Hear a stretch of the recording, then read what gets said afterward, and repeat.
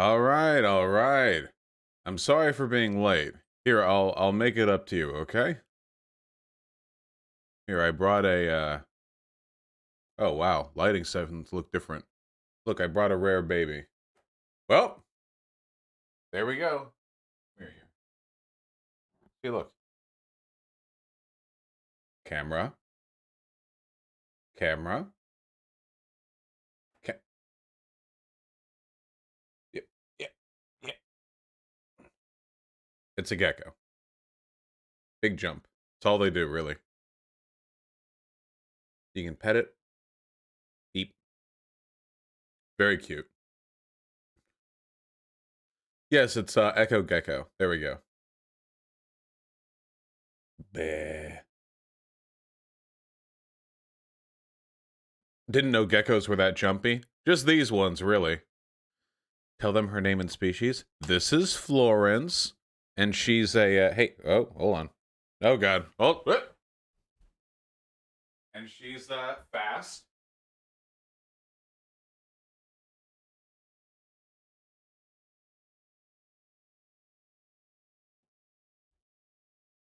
All right, got her. Wait, what's their species again? What are these things called? Something geckos. Crested geckos. That's right. Anyway, they're real hoppy. All right, get back in here.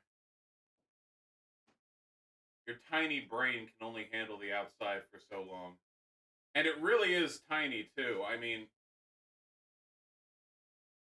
these things just have nothing going on inside. Oh, and Artemy was there. Okay, alright. Baby roundup. Hey, dumb fuck. You want to escape? Yeah? You want to leave?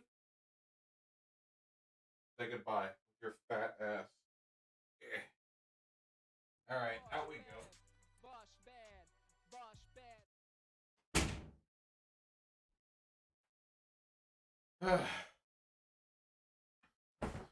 Okay.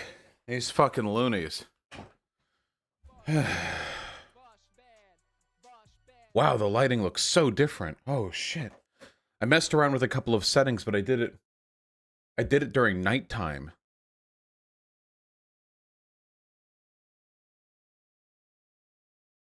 So it's not conforming. Yeah, it's kind of washed out. Huh. Oh, we'll see. Camera seems to be further to the side. That's the cat's fault. Get over here. Nope.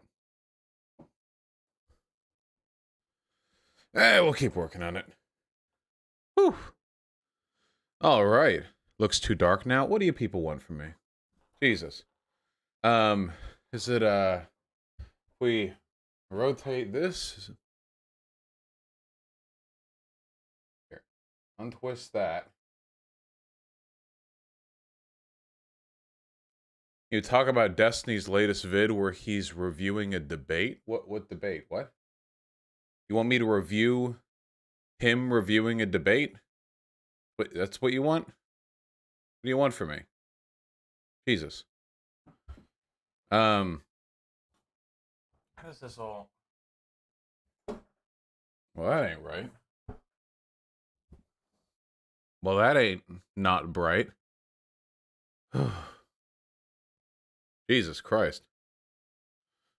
So anyway,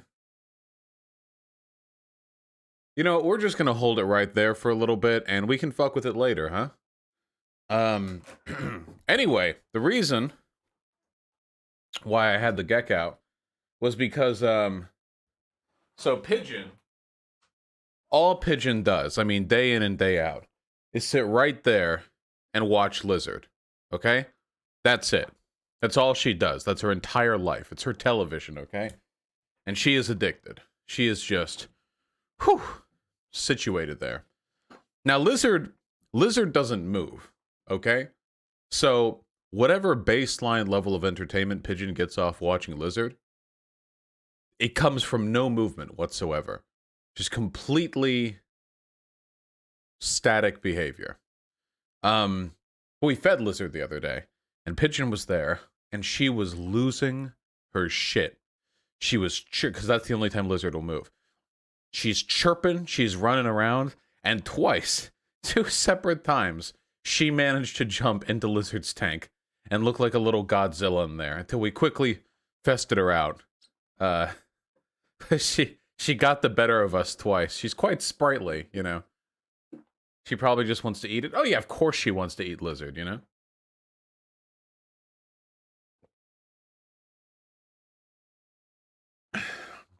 Is there a reason you have Lizard in a horizontal terrarium rather than a vertical one? For a bearded dragon? You don't want a vertical terrarium for a bearded dragon. Those fuckers don't jump or climb. They just sit on top of rocks and flatten themselves. Flatten the camera. Come here.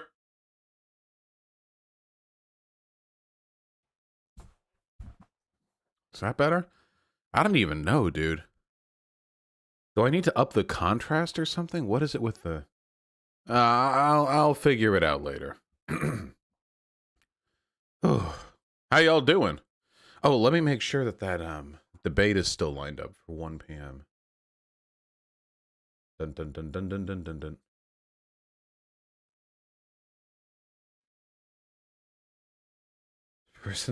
Oh my god, this person's Discord name. They asked me very politely not to call them a Nazi, just a National Socialist. So, you know, that's where we're at right now.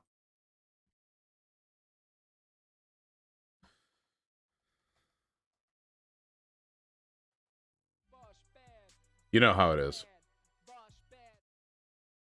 Yeah, just a NatSoc, you know, just a humble, friendly NatSoc. So how are you all fine people doing? Why do all you leftists have weird pets just get a dog lament? Well, I have cats. And the, excuse me. All of the reptiles are hyenas, you know? Congratulations, Linelux. Vosh, what did Bill Burr do? That is an excellent question. What did Bill Burr do? Are we ready to find out together? What did Bill Burr do? What could he have possibly done? Where's the video?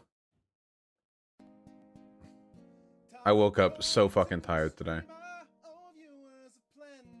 Holy shit, still alive. Thank you so much. I'll take a look at that in just a second. Oh, where's that goddamn video? Feminists will go nuts over 2021's Grammy appearance. It's from a New York Post article? Sure. Sure, we'll do New York Post, yeah. Oh no, I like Bill Burr. I wouldn't get too worried about this. Was this the thing that people got mad about? Yeah, March 14th, 2020, yeah. All right. Hey, how many feminists are like going nuts? So why is this cis white male doing all this Latino stuff?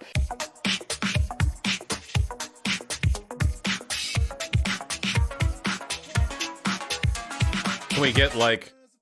The only one who wanted to kill himself during that piano solo? I bought a suit for this. I thought I was going to be on TV. I'm such a moron. I am losing so much money right now. What? Why include that? Natalie, what? All right. And the winner, the Grammy goes to Natalia Lafourcade.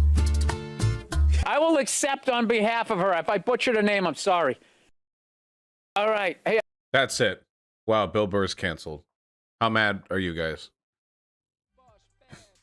No. You think I'm kidding? People were losing their mind about this on Twitter. No, I'm actually not kidding. We're doing the reverse card, the reverse Uno card this time, okay? No, there's nothing to cancel over. It's nothing. Now, I'll admit Bill Burr hasn't really done it for me in a little while. I'll admit that. There are a couple of jokes. Remember that SNL bit with Bill Burr? Does everyone remember that bit? I don't know. Didn't hit it with me. Wasn't particularly funny, but... Pull up his SNL thing. Here, let's pull up his SNL thing. Hold on. You all should get to appreciate it. Bill Burr SNL. Come on. Bring it in.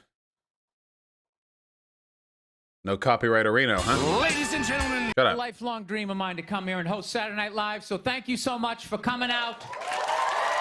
Look at that, everyone's happy. My facial reaction in half, so it's half yikes and half based. Because that's my impression of that particular bit. Why is my webcam so small? Why is everything falling apart right now? Come. Really is a half-based, half-cringe. It's the real thing, you know. It's, we saw it with that, that one white woman in Central Park, you remember? Mid-2020 or something? That black guy was just walking around. She was, like, losing her shit, calling the police. Remember that? It's been a thing for a while, you know? Stop with the misogyny. Oh, yeah. I will say this, by the way, and we all need to introspect a little bit, okay? We all need to be real about this. When people say white women and then make a joke at their expense, what they're really saying 98% of the time was women. But they don't want to get called a misogynist, so instead they say white women and they get called woke for it, okay? Let's just be totally clear about that, because that is undeniably what's happening 98% of the time. Because, now, I'll say, this is a pretty specific racial criticism, the whole, you know, black guy, white woman thing. But for the most part, you know, you're pretty much just trying to say women. And that stuff did happen, too. I mean, you know, it was a kind of high-risk, high-reward adventurism for a lot of white women, you know? Even today, there are white women who fetishize the idea of sleeping with the black guy because they know it'll make their parents mad. It's a trope as old as time, but, I mean, that is a thing that happens. And it's sexist. No, sorry, not sexist. That's racist, too, by the way. Just to be perfectly clear, that is a racist thing to do. All right, just to be perfectly clear. We're not endorsing that. But it is a thing that happens. Yeah, and we have the cuckold thing. God, it must suck to be fucking black and dating around. Oh my God. And to have to date white people. Oh God. There's so much shit in there, you know? Holy fuck. Like, God. Especially if you're a black guy, man. I mean, they're really coming at you from all sides if you're a black guy. If you're a black guy, you know, you've got white women hanging off of you because they have some really weird internalized racist issues that they're trying to play out in real time. Did you just say interracial sex racist? No, I didn't say that. And then you've got the whole, like, all black men are expected to have, like, 9-foot cannon cocks. You know what I'm talking about? It's like, fuck, dude. The expectations out here. Whew. Yeah, it's all very Get Out. You know? All very Get Out-like. All very sunken place. Yeah, we'll take a look at the UK government thing. Holy shit. Watch the black people understand there's lockdown. Wait, do you disagree with me? Do you not think black men often are expected to have larger penises, and that probably has some negative psychological effects on that? I'm pretty sure I've talked to people about that. I feel like this is a pretty... Oh, I just think it's funny. Oh, funny guy over here. We got a comedian in chat, it seems. Making some funnies at my expense. I have to make a cannon cock emote. You know, I really don't. People automatically assume fetishism when they see interracial couples. Oh God, speaking of, wait. I think I just saw this. I think I just saw this today. Wait, where was this? Was this on Reddit? Oh no. You know that, like, white libertarian guy Asian women meme or whatever that is? Like that thing? You guys have heard of that, right? Like that whole subculture demographic thing. God, where was that image? I swear to God I saw it today. Was it last night? And it's already gone in the feed? Oh no. Oh no. Ah well. Libertarians with Asian wives. God, that shit's funny. Oh God. It's rough out there. If I recall correctly, big dicks come from porn, which took the stereotype from old racist propaganda. Yeah, of course, yeah. A lot of really weird historical tropes that gets played from. But the underlying logic, it has always been basically the same in like the racist white supremacist perspective, which is that black people are like animalistic, but that makes them better at sex. And since they're better at sex, they have like huge dicks and stuff. And since they're better at sex and have huge dicks, they're going to fuck all of our white women. So we have to protect them. The underlying implication actually isn't like the rape. It's actually that the white women will enjoy the black men more than their white husbands. That's the real thing they fear. You clip me all you want. This is fucking history 101 shit right here. Huge cock equals power. Well, that's true. That is actually true. One of the unspoken rules of government. Man, I just can't find it. I'm so disappointed. the white roasty with tears in her eyes, but then you have like the Chad libertarian guy, and right next to him was like a Photoshop of Mulan or something like that. Oh God, it was good. It was good content. Love these people, I really do. You know, there's really nothing funnier to me than an entire subculture of people who brag about like taking flights to Myanmar for cheap sex tourism. I was like, wait, okay, so I want to be clear. There's nothing wrong with being white and having like an Asian girlfriend, but if you're fetishizing it that hard, like you're tripping on a number of stereotypes here. That's a thing? Sex tourism? Is sex tourism a thing? Yes, sex tourism is a thing. I just chose Myanmar random. I mean, there are a bunch of countries that you can do that to. Yeah.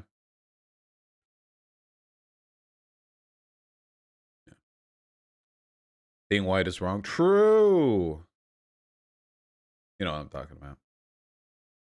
Or Thailand for trans Asian girls. Well, yeah. You know, I've always wanted to look into the history of gender in Thailand. It looks like they've got some really looks like they got a lot of wonky stuff going on over there. Definitely different from what we got going on. I don't know what their standards are. How much do they respect like trans people? I don't even know. I know their surgery is like pretty top notch apparently, and that's supposed to be good. You're a libertarian, where's your Asian wife? Ah, well, you know, we're working on it, okay? Black people do have larger penises on average as genetics. You know, I saw a big world survey of that once, and you should never trust the reliability of these surveys, by the way, because a lot of them pull data from different medical institutions and different polling like places, and they have different methods for measuring the size of a penis. There are some places that actually measure the size of a penis based on stretching a flaccid penis, which I don't know about you guys, but you can yank my flaccid cock as much as you want to. It is never going to hit peak erect length, okay? That's not happening. I don't know what these people are thinking, all right? That's a grower meme, not a shower meme. But anyway, from what I saw, from the best that I could see, it looks like there's maybe a 0.2 inch difference on average between Africa as a continent and Europe as a continent, you know? So I guess maybe Vosh source. I don't know. I saw this years ago, but it looked like it was the most comprehensive, you know, take on the whole dynamic. So 0.2, like, okay. I think the largest penises in Europe actually go to Sweden, which is interesting. No, was it Sweden or Norway? It was a very white country. And this was before the refugee crisis, too. So we're talking about a higher proportion of whiteness than we even have now. Which is interesting because the way a lot of people talk about it, they think like, oh, the whiter you are, the smaller your penis is or whatever. But no, it honestly looks like it correlates to a lot of health factors. You know the easiest way to grow your cock size? This is actually true. This is a true tip right here, okay? You want to know the easiest way to get a bigger dick? It's lose weight, okay? The fat around the base of the penis goes back. People in Scandinavia tend to be skinnier than people in Western Europe, and it's a hot take, I know, but people in Africa tend to be skinnier than people in Europe, too. So I'd be willing to bet that almost all of the statistical variance can be attributed almost entirely to weight distribution, you know? Like unironically, I think that might actually be it. You know, on the other hand, of course, if you want a smaller penis, then, you know, go ahead and be fatter, you know, just your body is putty and clay. It's yours to mold. Yeah, that's the reason why I gained so much weight since like 4 or 5 years ago, those old pics of me, okay? I was getting really tired of not being able to bottom out in people. I was thinking, you know, we're bruising cervixes, you know, we're not really making use of the bottom 3 or 4 inches of the shaft. You know, let's just cover it up. Just pave over, you know, whatever. Just gain weight. I don't give a fuck. Just gain some weight.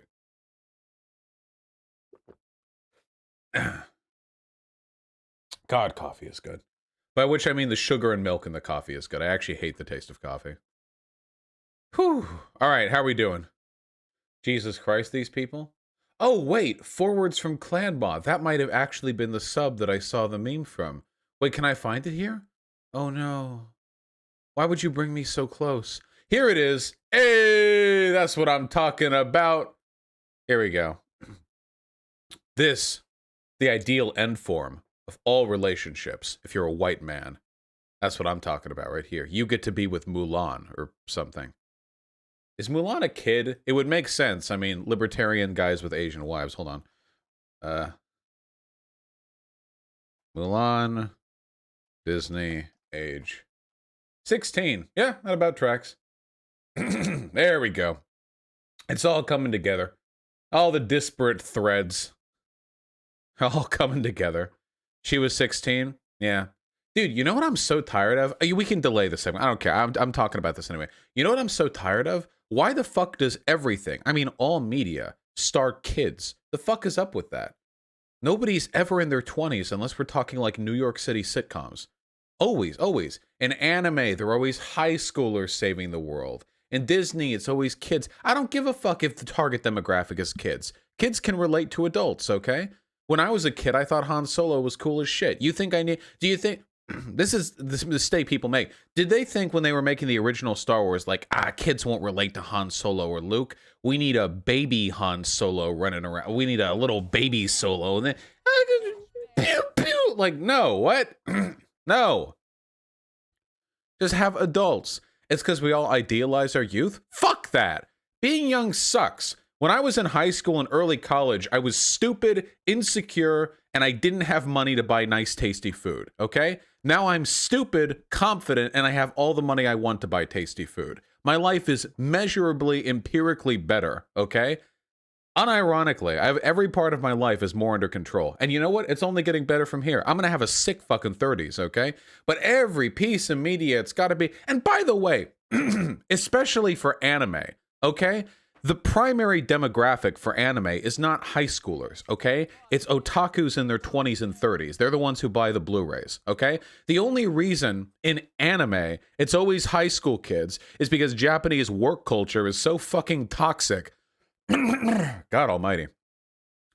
Japanese work culture is so fucking toxic that the only time they ever have fun in their life and interact with people is during high school. So then they idealize the shit out of that time period. Yeah.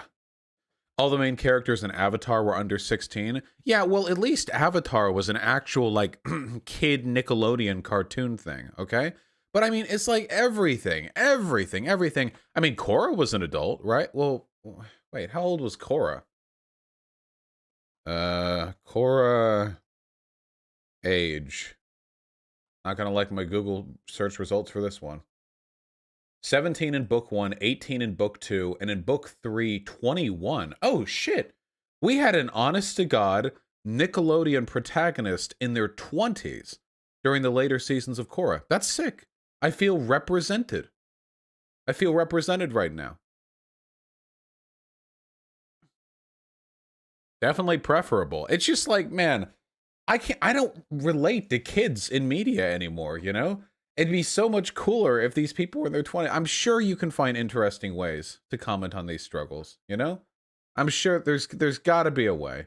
A lot of it is that, you know, when you're making cartoons, you're doing it for like Nick or Cartoon or whatever. So I get like it's going to be kids there, sure, fine. Wait, no, even then we had adults. What about regular show? The regular show. Those were adults, weren't they? Mordecai and Rigby? Rigby? They had to be adults, weren't they? 18? Well, it's something. Mr. Krabs is an adult? No, you know what I mean. I mean the protagonists. I mean the... you know what I mean. I think Mordecai was 23. Look, okay, let's wrap this up, okay? All I'm saying, and I'm saying this very emphatically because I care very much about this, okay, is that we have a problem in our culture, okay?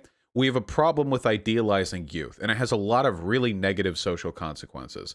First of all, it means that the only people anyone finds attractive in, like, pornography are people who are, like, super fucking young. Like 18, like that barely teen shit is super popular in porn, and it just infects the entire erotic marketplace, which leads to, among other things, a lot of sexualization of youth, which is a serious social problem and has been for a long time. Additionally, even if you get rid of that, I mean, even if you leave aside the weird pedophilic implications of hyper fetishizing youth, which we do here in America, unfortunately. I mean, look at these like teen beauty contests. Christ. Even if you leave aside all of that crap, okay, even if you leave that all aside, what about the fact that like a lot of people look back in their life and the only part of their lives that they actually remember positively are high school? That's really fucking weird. People are like, these are the best years of your life. No, they're fucking not. Chill. No, they're not. The best years of your life are whichever years you make the most of, okay? The reason people think the most of that period of time is in large part because they were forced to make friends and they didn't have to work hard for it, because everybody else was also being forced to make friends. But if you put work into it, you can continue to make friends and have a vibrant social life and do interesting things every single week of your life in your 20s, in your 30s, in your 40s, in your 50s. And it doesn't require being wealthy either. Usually just requires having the courage to go ahead and do things you haven't done before. People internalize this narrative that once you've hit like 30, you're done doing new things and it's just about settling. Like, okay, says fucking who? Says who? Honestly, you know what the coolest media characters are, in my humble opinion, okay? It's like an anime or some shit, you know? It's like old dudes who aren't done yet. You know what I mean? I'm talking like 60, 70, 80-year-old guys, fucking big white beards or something, and they still have energy for life, okay? I'm not talking like, they're just chilling, waiting it out. I mean, like, they're fucking here for, yeah, Iroh's cool as fuck. Iroh's like, yeah, I'm like 100 years old, time to participate, in a coup, storm big city, help my, like, he's still doing stuff. And you can do that when you're old. I mean, there's literally nothing stopping you. You'll be a little bit slower and you'll have more back pain than you did before, but fuck it. It's not like you people are the paragon of physical health. You people are probably in your 15-year-olds in chat are like, I'm old now, my back hurts. Like, whatever. When you're old, fuck it. Go keep doing things, okay? People get so sad because they're like, oh, I missed the prime years of my life. Fuck that, okay? No. The prime years of your life are whatever you make of them. And I understand, and I'm not down talking this, okay? I understand that capitalism plays a large role in this, and consumer and work culture make it harder and harder to do stuff later on in your life, but you have control over a lot of that. I mean, you really, really, really do. Even if you're working a lot, like even if you're spending a lot of your day-to-day working, I still think, and I'm not trying to victim blame here, I know it's harder, I know it's more difficult, I know it's not fair, but even under those circumstances, there are things that you can do to make more out of your life. You know how they say that the older you get, the faster time passes? You've heard that before, right? Human cognition operates on a logarithmic scale, not a linear scale. In a lot of ways, the way we perceive light, the way we perceive sound, it operates logarithmically, which means that small differences with a small sample size seem enormous, but large differences with a very large sample size don't. So sometimes it feels like your teen years took forever, but then your college years took less time, and then 4 years in the workplace take less and less time. Now, there's actually no reason that has to happen, okay? Think of it like you're traversing a mountain range, okay? Think of it like you're traversing a mountain range. Please stick with me for a second, okay? All right. If you're traversing a mountain range, let's say you climb up a big mountain peak, like this. You climb up a big mountain peak.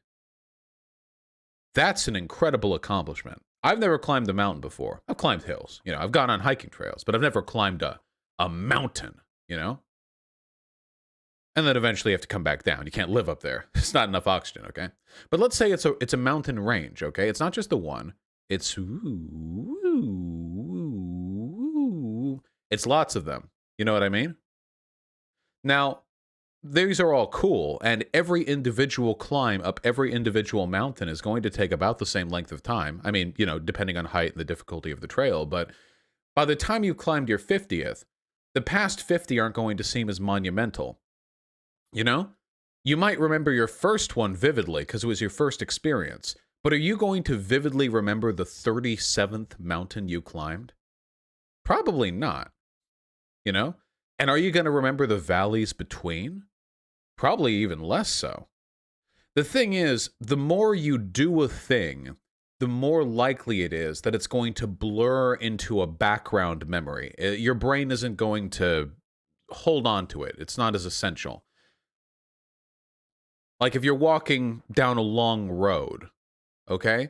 You can remember the first block you pass, but you pass by 100. I mean, I don't remember the 78th. It's not really how it works.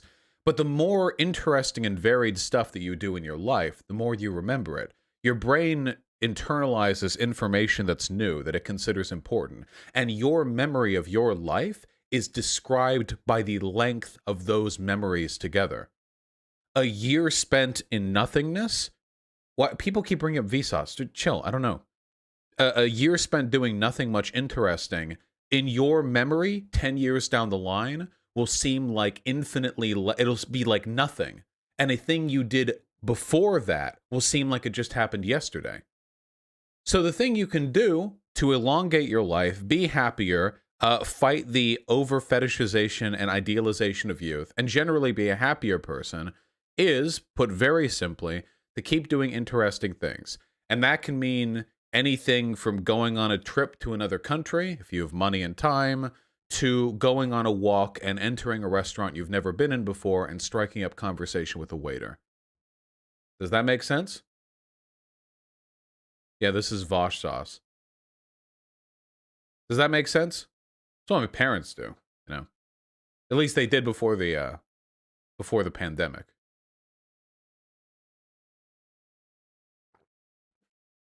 They're not retired or anything. They just walk around a lot. Go to new restaurants, make friends, that kind of thing. Yeah, an interesting new social experience, like subscribing to the excellent YouTube channel Vosh. You know, just a fun little thing that you can do to really prolong your experiences with life. It's just a little recommendation from me to you. A little fun thing you can do. All right, let's see it. Kentucky bill would make it a crime to insult, taunt police officers. Damn, love my First Amendment rights. A bill which advanced out of a Senate committee on Thursday would make it illegal to taunt or insult a law enforcement officer to the point where it could provoke a violent response. To the point where it could provoke a violent response. Now, who, I wonder, in this interaction defines that point? Is it the guy throwing the insults, or is it the cop? I wonder. Senate Bill 211 is sponsored by retired police officer Danny Carroll, R. Benton, in response to the violence and vandalism both in Louisville last summer and on Capitol Hill earlier this year. Wait, hold on. Fascists attack the Capitol, trying to kill the vice president and progressives. And your response to this is to make it so you can't insult cops. That's the one-to-one we've got going on right now. That's the synthesis of these two ideas. This bill is not about lawful protest in any way, shape, form, or fashion. This country was built on lawful protest, and that's something we must maintain our citizens' right to do so, he said, lying. Cops don't give a fuck about lawful protest, okay? I soft talk this shit pretty often. There are some good cops, but I want to be perfectly clear about this. As an institution, the police think of your rights as an obstacle in between them and the sick John Wick movie scenes they want to enact on you in your living room, okay? Your human rights and your legal rights are nothing but a bureaucratic impediment to them getting to do their sick kickflip into headshotting you from 2 houses down the road, the bullet passing through a 5-year-old and a dog on the way, okay? It's just an inconvenience to them. What this deals with are those who cross the line and commit criminal acts. What? If you see the riots, you see people getting in these officers' faces, yelling their ears, doing anything they can to provoke a violent response, Carroll said. Dude, I love this. This is incredible. This is like legally promoting the opposite of a good response to a riot. So first of all, you think that riots can be fixed by giving cops the ability to arrest people for yelling at them. Like that'll fix riots. Like that'll address the problem. That's the underlying issue here that is being solved with this behavior. What? Shouldn't the solution to a riot either be to control it or to de-escalate it? How does this fix that? That does neither of those things.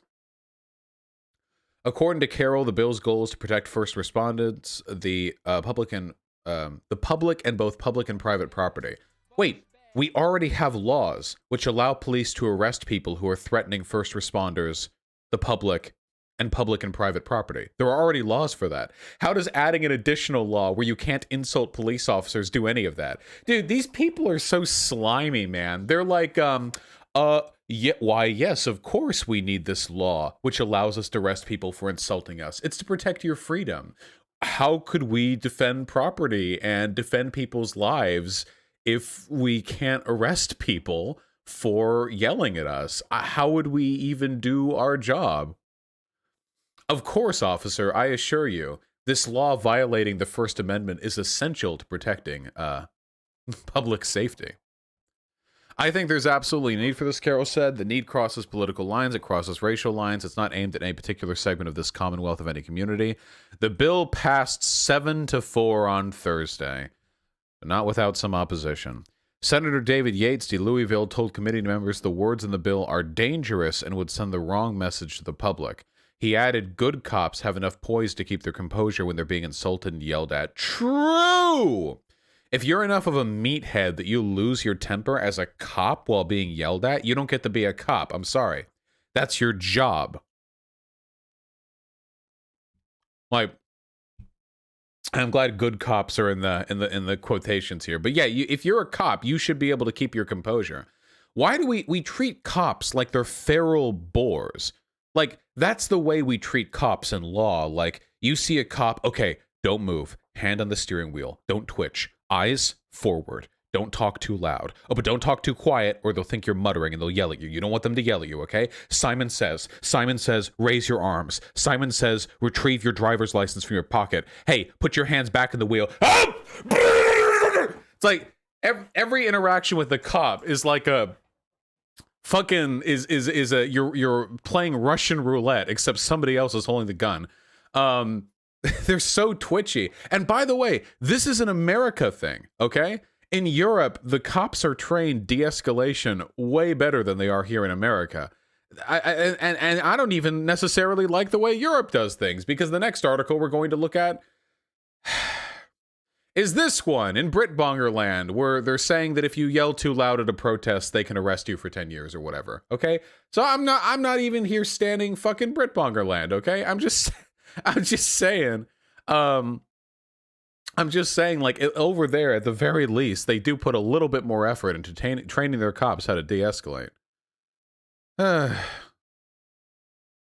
not Europe? Oh, yeah, sorry, not Europe, the United Kingdom, my bad. I know you're trying to pull away from that. Well, yeah. Now, obviously, here in America, we do have a bit of a gun problem compared to Europe, okay? In Europe, there is one gun. There is one gun in all of Europe, and it gets passed around, okay? From 1974 to 1996, it was just owned by one grandma in Switzerland, and it was just kept there. And then she died, and it got passed on to their son. The son sold it for weed, and the cycle continues. There's one gun. It's shared amongst the whole continent, okay? Whereas in America, there are more guns than people. So I understand cops might be a little bit twitchier here in America. I do get that. I recognize that. I understand that. But not as twitchy as they are now. Not even close. Not even slightly. And you should be able to stand up to being yelled at. Sorry. I think by us having that kind of language in here, it makes my stomach turn because I don't believe any of my good officers are going to provoke a violent response because somebody does a your mama joke or whatnot. Nah, I think they would. I'm sorry. I think they would. I watched the Black Lives Matter protest. I saw cops knocking people on their asses for nothing. I saw them trample over that old guy and hit his head in the pavement and bled out. Yeah, I'm sorry. My faith in police officers is not at an all-time high right now. In addition, the ACLU had concerns about how the bill would infringe on free speech rights. Yeah, you think? It's a cornerstone of our democracy that people should be able to verbally challenge police actions, even if it's offensive, even if it's using words people don't like. Corey Shapiro, the fucking alt universe Shapiro coming in for freedom of speech. Oh my God. It's fucking Dark Shapiro from Universe AU1, and they're warped in here to undo conservatism or something. Legal director of the ACLU Kentucky said that's a cornerstone of the First Amendment, and that is why we're here.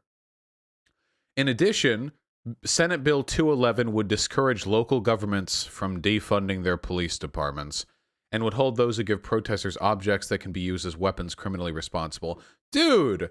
Yes, officer, preventing the government from allocating funding away from police departments is necessary to protect public safety. Why, yes, officer, arresting people who give soda cans to rioters who then later throw the soda cans at a riot wall is absolutely necessary to protect public safety.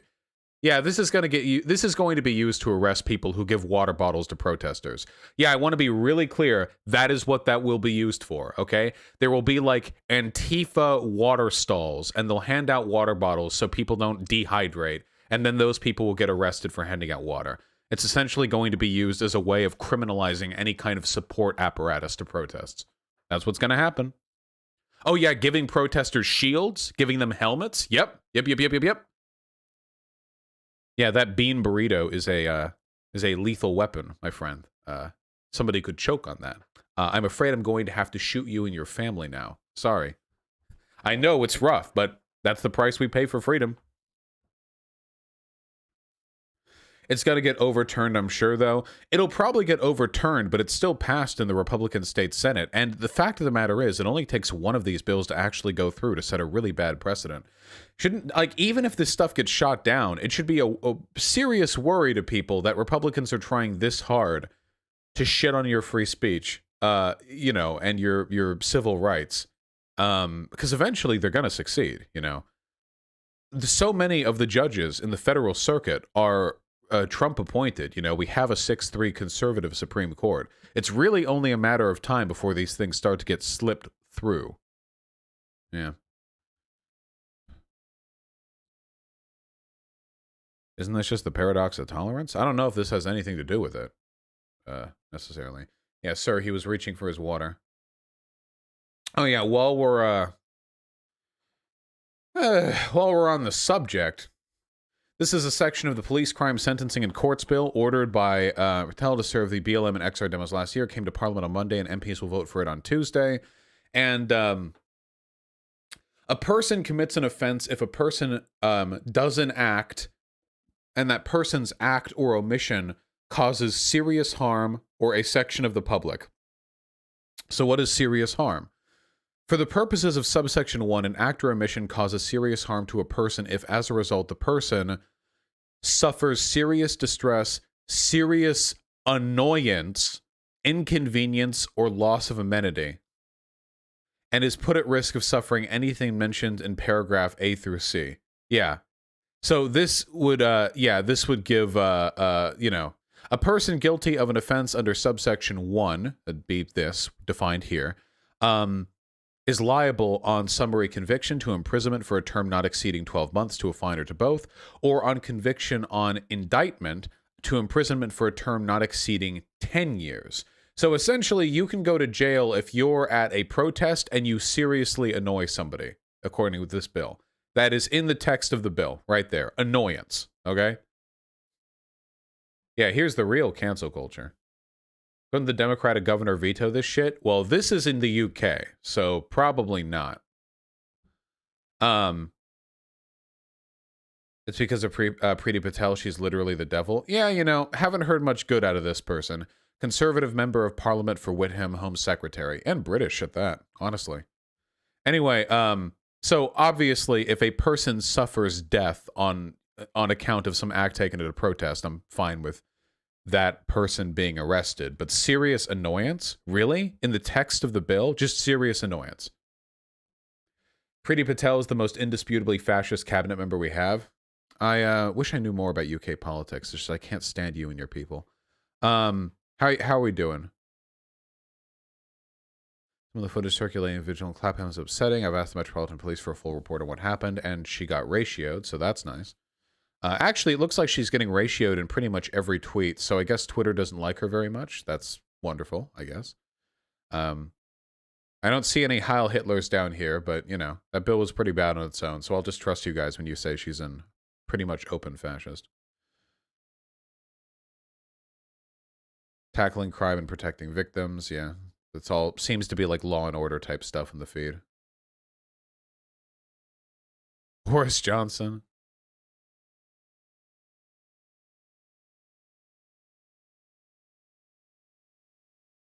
I can't believe that people take Boris Johnson seriously. John Oliver's thing on Boris Johnson was really, really interesting to me. Actually, John Oliver's segment on Boris Johnson was instrumental in helping me understand why Trump gets away with so much that he does. It was actually pretty good, you know? Well, anyway. Oh, yeah, he did a segment on Tucker Carlson today, apparently. That's cool.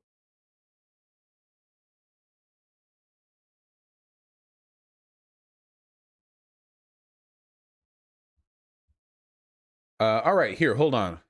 We still have to look at PragerU. I kind of want to look at that super straight thing again, too. I'm trying to get a debate with a prominent conservative trans YouTuber on the super straight thing, but I have a serious,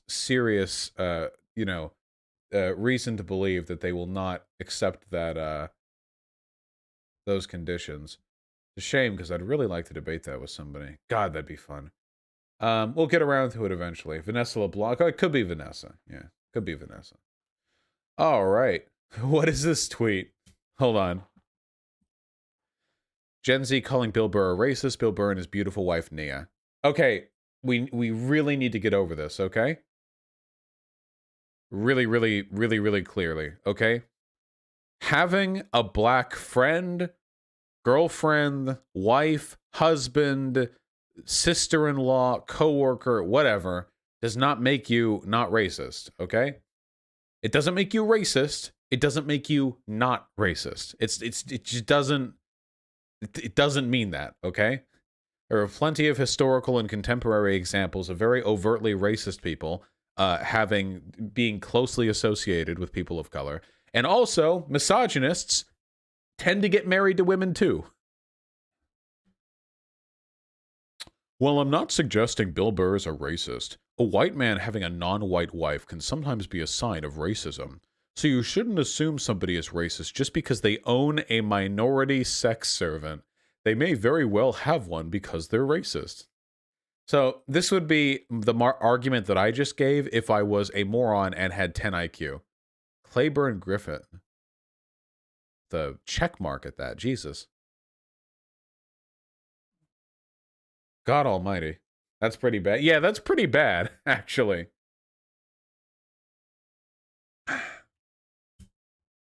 Yeah, even being black doesn't protect you against being racist against black people. Dude, that's like 90% of the is this person a racist argument that I have with racists. It's like, they're black. They know a black person. One time in high school, they shook hands with their black school principal. How can they possibly be racist? Does voting for Biden protect me? Yes. With Biden as president, no harm will ever come to a minority again. 0% chance. Ever. Anywhere around the world.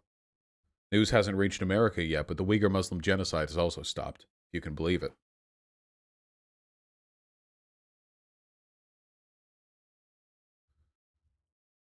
Yeah, I can't be racist. When I was in elementary school, I had a crush on my friend's black older sister.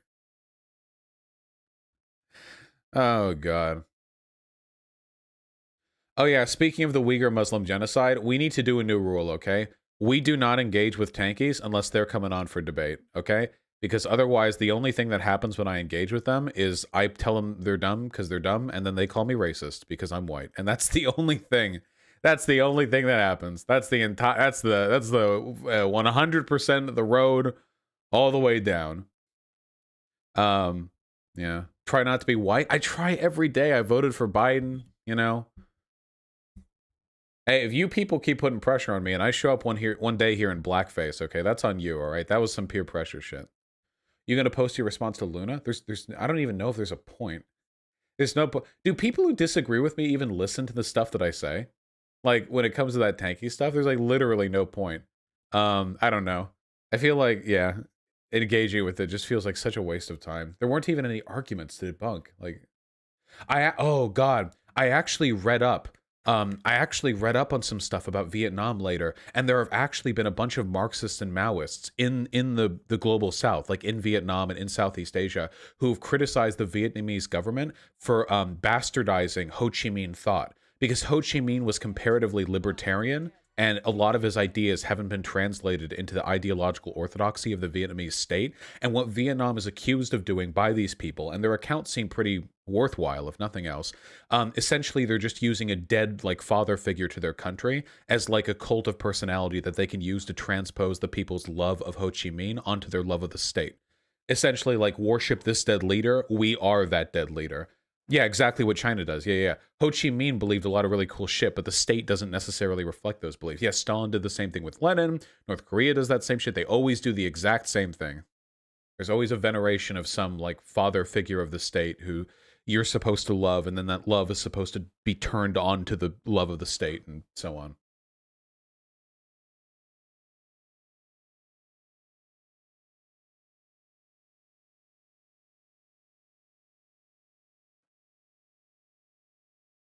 Oh, yeah. This is what I mean. Oh, yeah. Here's Luna, the Vietnamese tanky dumb fuck, being palling around with infrared. They were also with that historic Lee thing, the person who's like super pro Stalin. At one point, Luna was like, "It's not like I'm defending Stalin," and then historically came in, and she was like, "Why are you distancing yourself from Stalin?" And Luna was like, I'm not. Stalin was cool, but like, why do I engage with these people? Holy shit, red fascists, man. Holy fuck. Yeah. They pollute the word communist. Holy shit. Communism can never take off as long as it's associated with these people. How is Infrared not a troll? I genuinely don't know if he's a troll. I actually genuinely have no idea if Infrared is a troll. He's stupid enough that I would believe it. But I genuinely don't know. I really, really do not know. Yeah. We need more Tommy Lauren content on stream. Do we? Is that a thing we need? Hey, we got the attack helicopter joke. These people pump him out like crazy. If I identify as an illegal immigrant, am I allowed to stop complying with tyrannical COVID infringements and mandates? Actually, the answer to this is no. Even if you're an illegal immigrant, businesses will still ask you to wear masks when you come inside. Does she think that isn't the case? Does she think that, like, if you're an illegal immigrant and you walk into a building, they're like, put a mask on, and you show them your illegal immigrant card? And they're like, oh, sorry, miss. What? It doesn't even make sense. Like, they don't even think about the dumb shit they say. It's not even funny. What is this? Why was I linked this person? Who's this, Sarab Sharma? Who's this person? Why do I care? I don't care. I'm not caring. Watch me not care.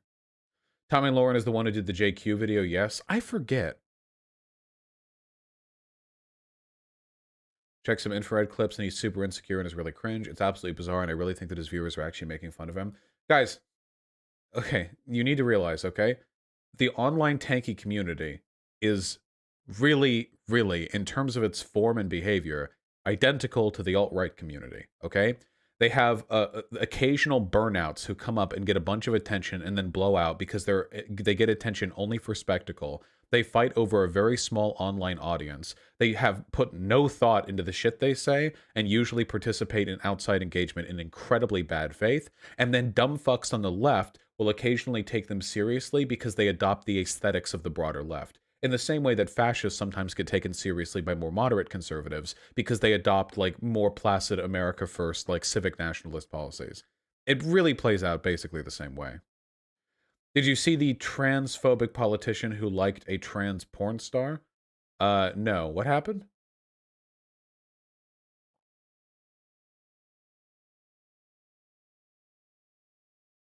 Which one of them? Just why not give me the name, dumb fuck?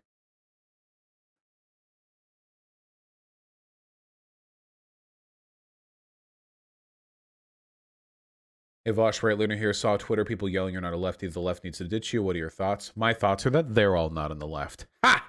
They're all not in the left. And we need to get rid of them. That's the real answer right there. It's true. Yeah, got the Uno reverse chord. Do we have that? Do we have that person? The transphobic? None of you have it. Okay. All right, we're reading donations, then we're doing PragerU. And did that NatSoc respond? Hold on. Oh, yeah, they did.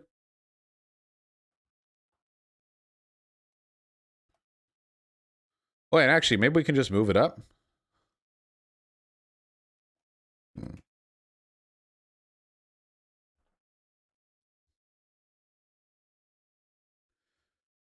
What is a tanky? A tanky is, I don't care, just whatever. Oh, we're doing it now, apparently. All right. Oh, far be it for me to deny the fine people in my chat entertainment. Let me blow my nose real quick. Got no sleep last night. I went to bed early, too. I couldn't...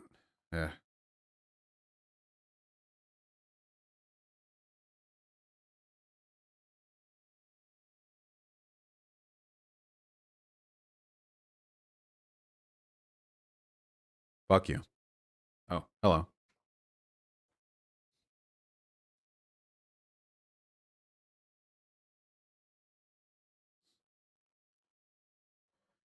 You know, I really need to just cut the cam whenever I blow my nose. You people make fun of me, and it's unacceptable, okay? This is an unacceptably toxic streaming culture. All right, let's do it. Hello? Hey, how's it going, buddy? Doing great. How about you? I'm doing pretty all right. I may have had a little bit too much coffee this morning. I didn't sleep. My sleep schedule's been thrown totally off.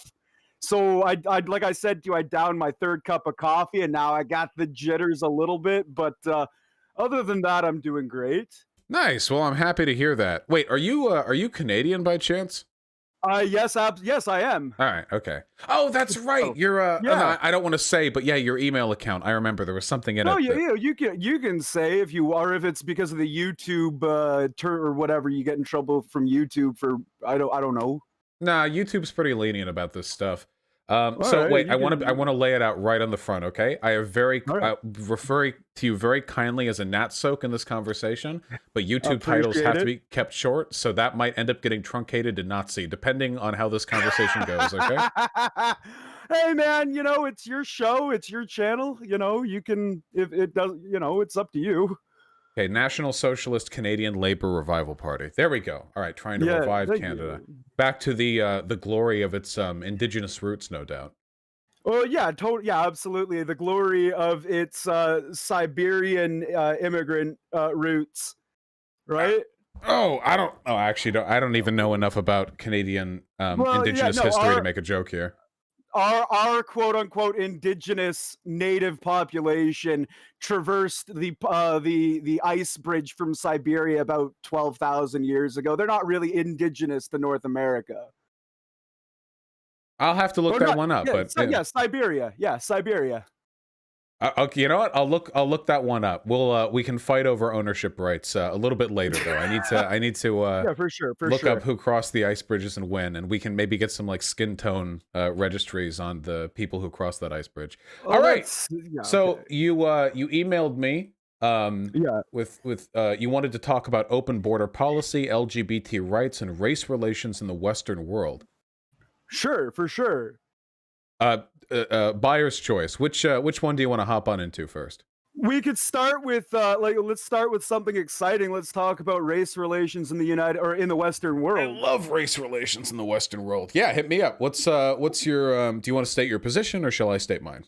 It's your show. If you want to give me the go ahead to go first, I'll go first. If you want to go first, you can go first. I'm pretty easygoing. Yeah, well, okay. You know, I'll just take it real quick. My position is that while there are some racial conflicts in the Western world, I think that a lot of them are a product of deliberate disinfo, and that it's entirely possible for societies to exist without racial tension. I think that we generally benefit from diversity, and it's a policy that I'd like to continue into the future.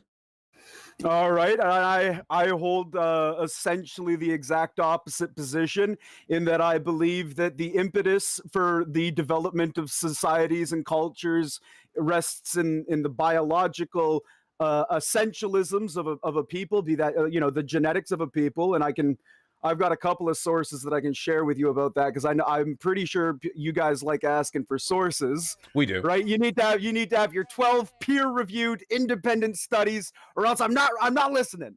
Well, I mean, So if we're, I've got a handful. if we're talking essentialist claims on the nature of human biology, then I think it's probably good to support that with some kind of academic literature. Yeah, absolutely, absolutely. I totally agree, and that's why my position is a little bit more nuanced than a lot of these other guys you see on the internet, who just like yelling racial slurs and saying like we're gonna, let's inflict violence or do this or that. I don't share that position. I actually I hold the position that further scientific inquiry, further genetic sequencing is necessary before we make a definitive call on policy in the future regarding race and the way that we interact with one another as societies and as developments. So what do you want to do right now then? I mean, what's I kind of wrong want to I want to bring you a little bit closer to my side and see if we can throw a little bit more nuance into some of your positions on race and race relations. No, sure, but like in terms of like in terms of what I like, what would you change about America? I mean, let's say America, because I like America. Well, let's say, okay, land of the let's free. say what I'd change about America. Well, it seems to me a perfectly reasonable observation that a single representative government, it can't possibly represent the interests of widely divergent groups.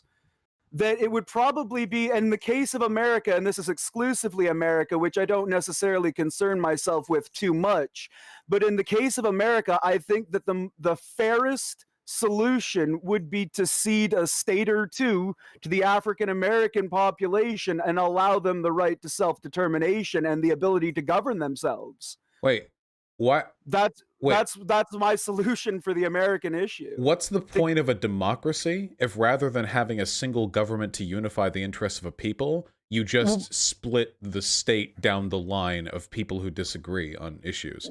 Like, couldn't we split any groups of people? Well, of course well, that's what democracy does, doesn't it? At least in the modern world, you have divisions between men and women, between class, between any. Should we just split these groups? Like, we can't resolve it through the processes?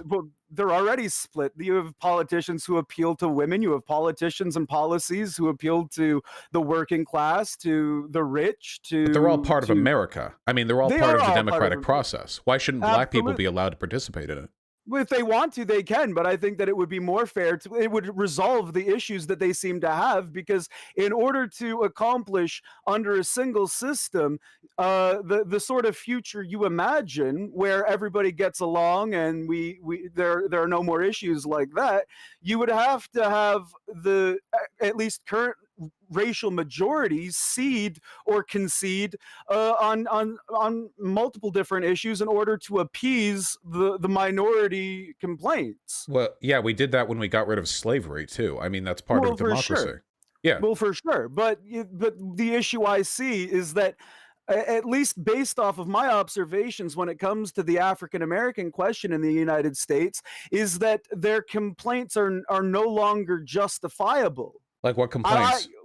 Well, the last year with the Black Lives Matter protests, and I know that you're a huge supporter of that, and that's your choice, and that's totally cool. But from where I see, where I sit as an observer, and what I've seen of these incidents that sort of act as the impetus to set off these protests or riots, is individuals acting very, very poorly in the middle of an arrest and behaving in a way that would, if you were a private citizen, would be totally justified in taking a person's life, but because these people are civil servants. Well, I mean, George Floyd. Wait.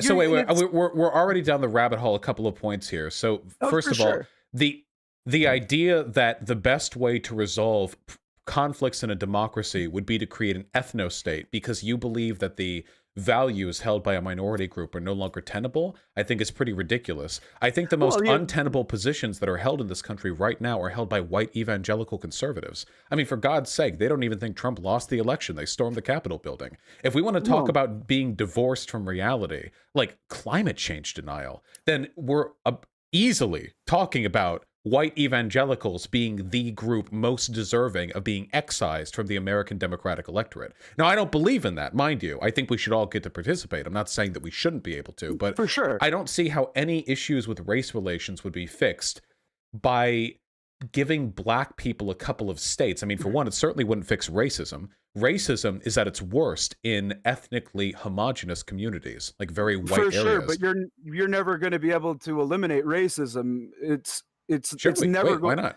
Well, we can because mostly eliminate it. We can't ever really get rid of heightism. I mean, there's always going to be some bigotry. You can re-educate people generation by generation by generation, but if you were to skip a generation in education, then people are going to revert back to what comes natural. The natural state of humanity isn't racism. Well, I would beg to disagree with you that's on okay, that. but you'd be wrong though. No, I wouldn't be wrong. Our I modern wouldn't be wrong on that. Our modern conception of racism is about 400 years old.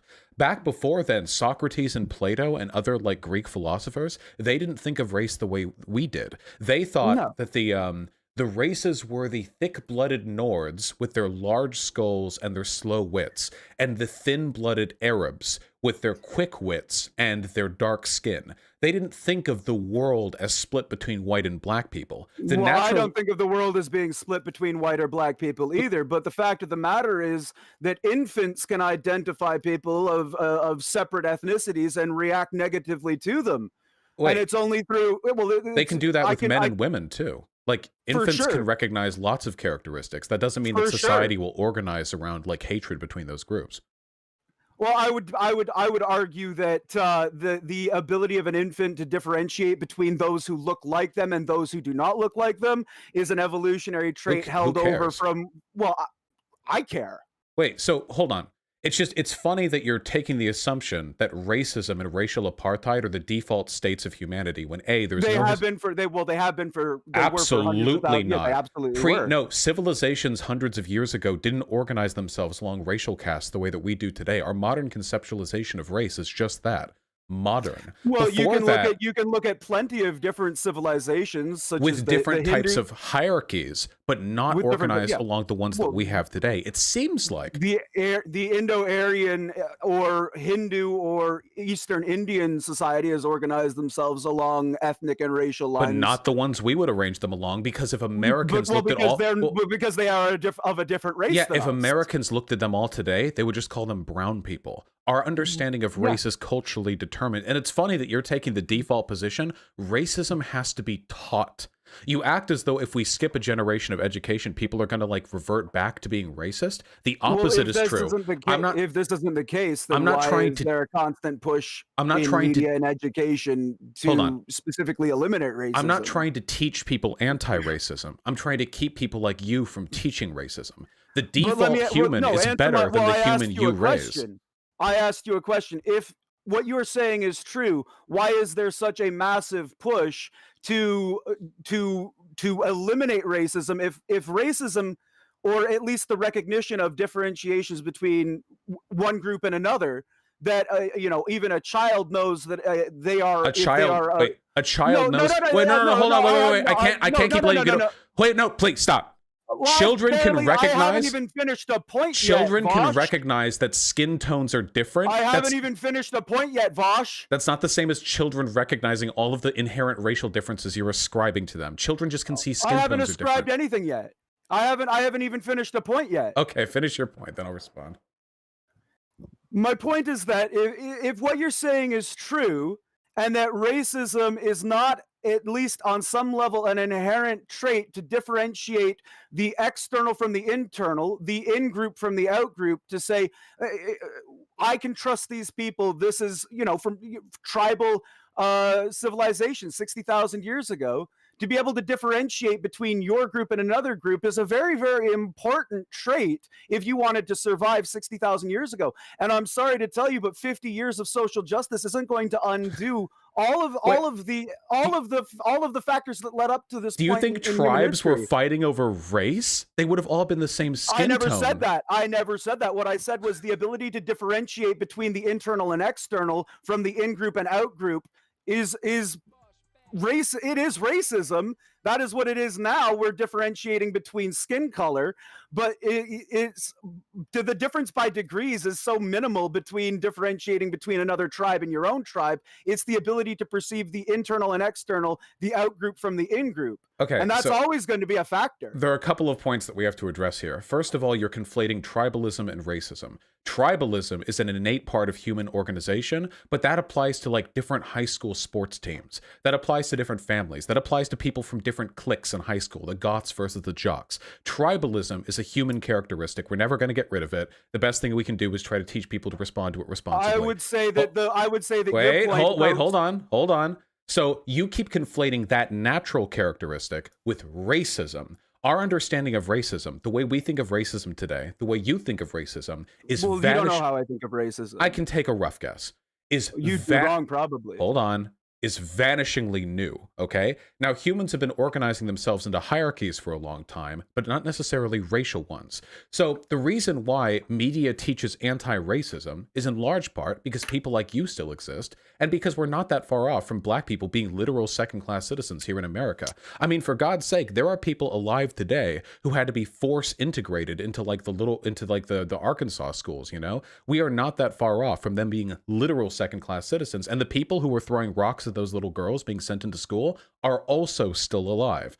The idea that like we already lived in some like neutral post-racial society and then the social justice warriors came in to fix it, that is not true. We just had an openly racist president rule this country for 4 years and an openly racist political party support his every decision. The idea, we're not fighting against a mankind's natural order. We're fighting against people like you who organize politically to disseminate disinformation and spread racial hate. Well, I haven't disseminated any misinformation. You already have a couple of times in this conversation, yeah. I actually haven't. Just because you call it something doesn't make it so. And that's an important thing to remember. Now, you've made a handful of points, but I'm going to go back and address, and I'll try to address them one by one. But can we go over them one by one, because otherwise it just turns into one block at a time? Absolutely. Okay. Absolutely. Let's talk about you made mention of high school football teams and the goth clique and this and that, and I'd argue that those manifestations of tribalism only exist because we've broken down any meaningful connection to one's own identity. That these things are a manifestation of a desire to belong to something, where the ability to belong to something essential, which would be race and ethnicity and culture and history, to belong to that group has become stigmatized and made taboo in the modern world over the last 70 years. So white supremacists don't play football? Wait, what? Don't play that game with me. No, wait, you're saying the only reason people engage in petty tribalism is to compensate. That isn't what I said. What I said was that these people, as a sort of ersatz identity, drift towards different cliques. You mentioned goth. You mentioned, I think, something else, cheerleaders, football players. That's not part and parcel to saying that white supremacists don't or do not do something. You're saying the only reason they join these cliques. That's a fallacy. No, that's not the only. No, you're misconstruing what I said, Vosh. What I said was that the manifestation of these identities. Now let's ignore football for a second, but goth and these different subcultures. I'm having a hard time remembering. It's been a while since I was in high school. I was a goth kid.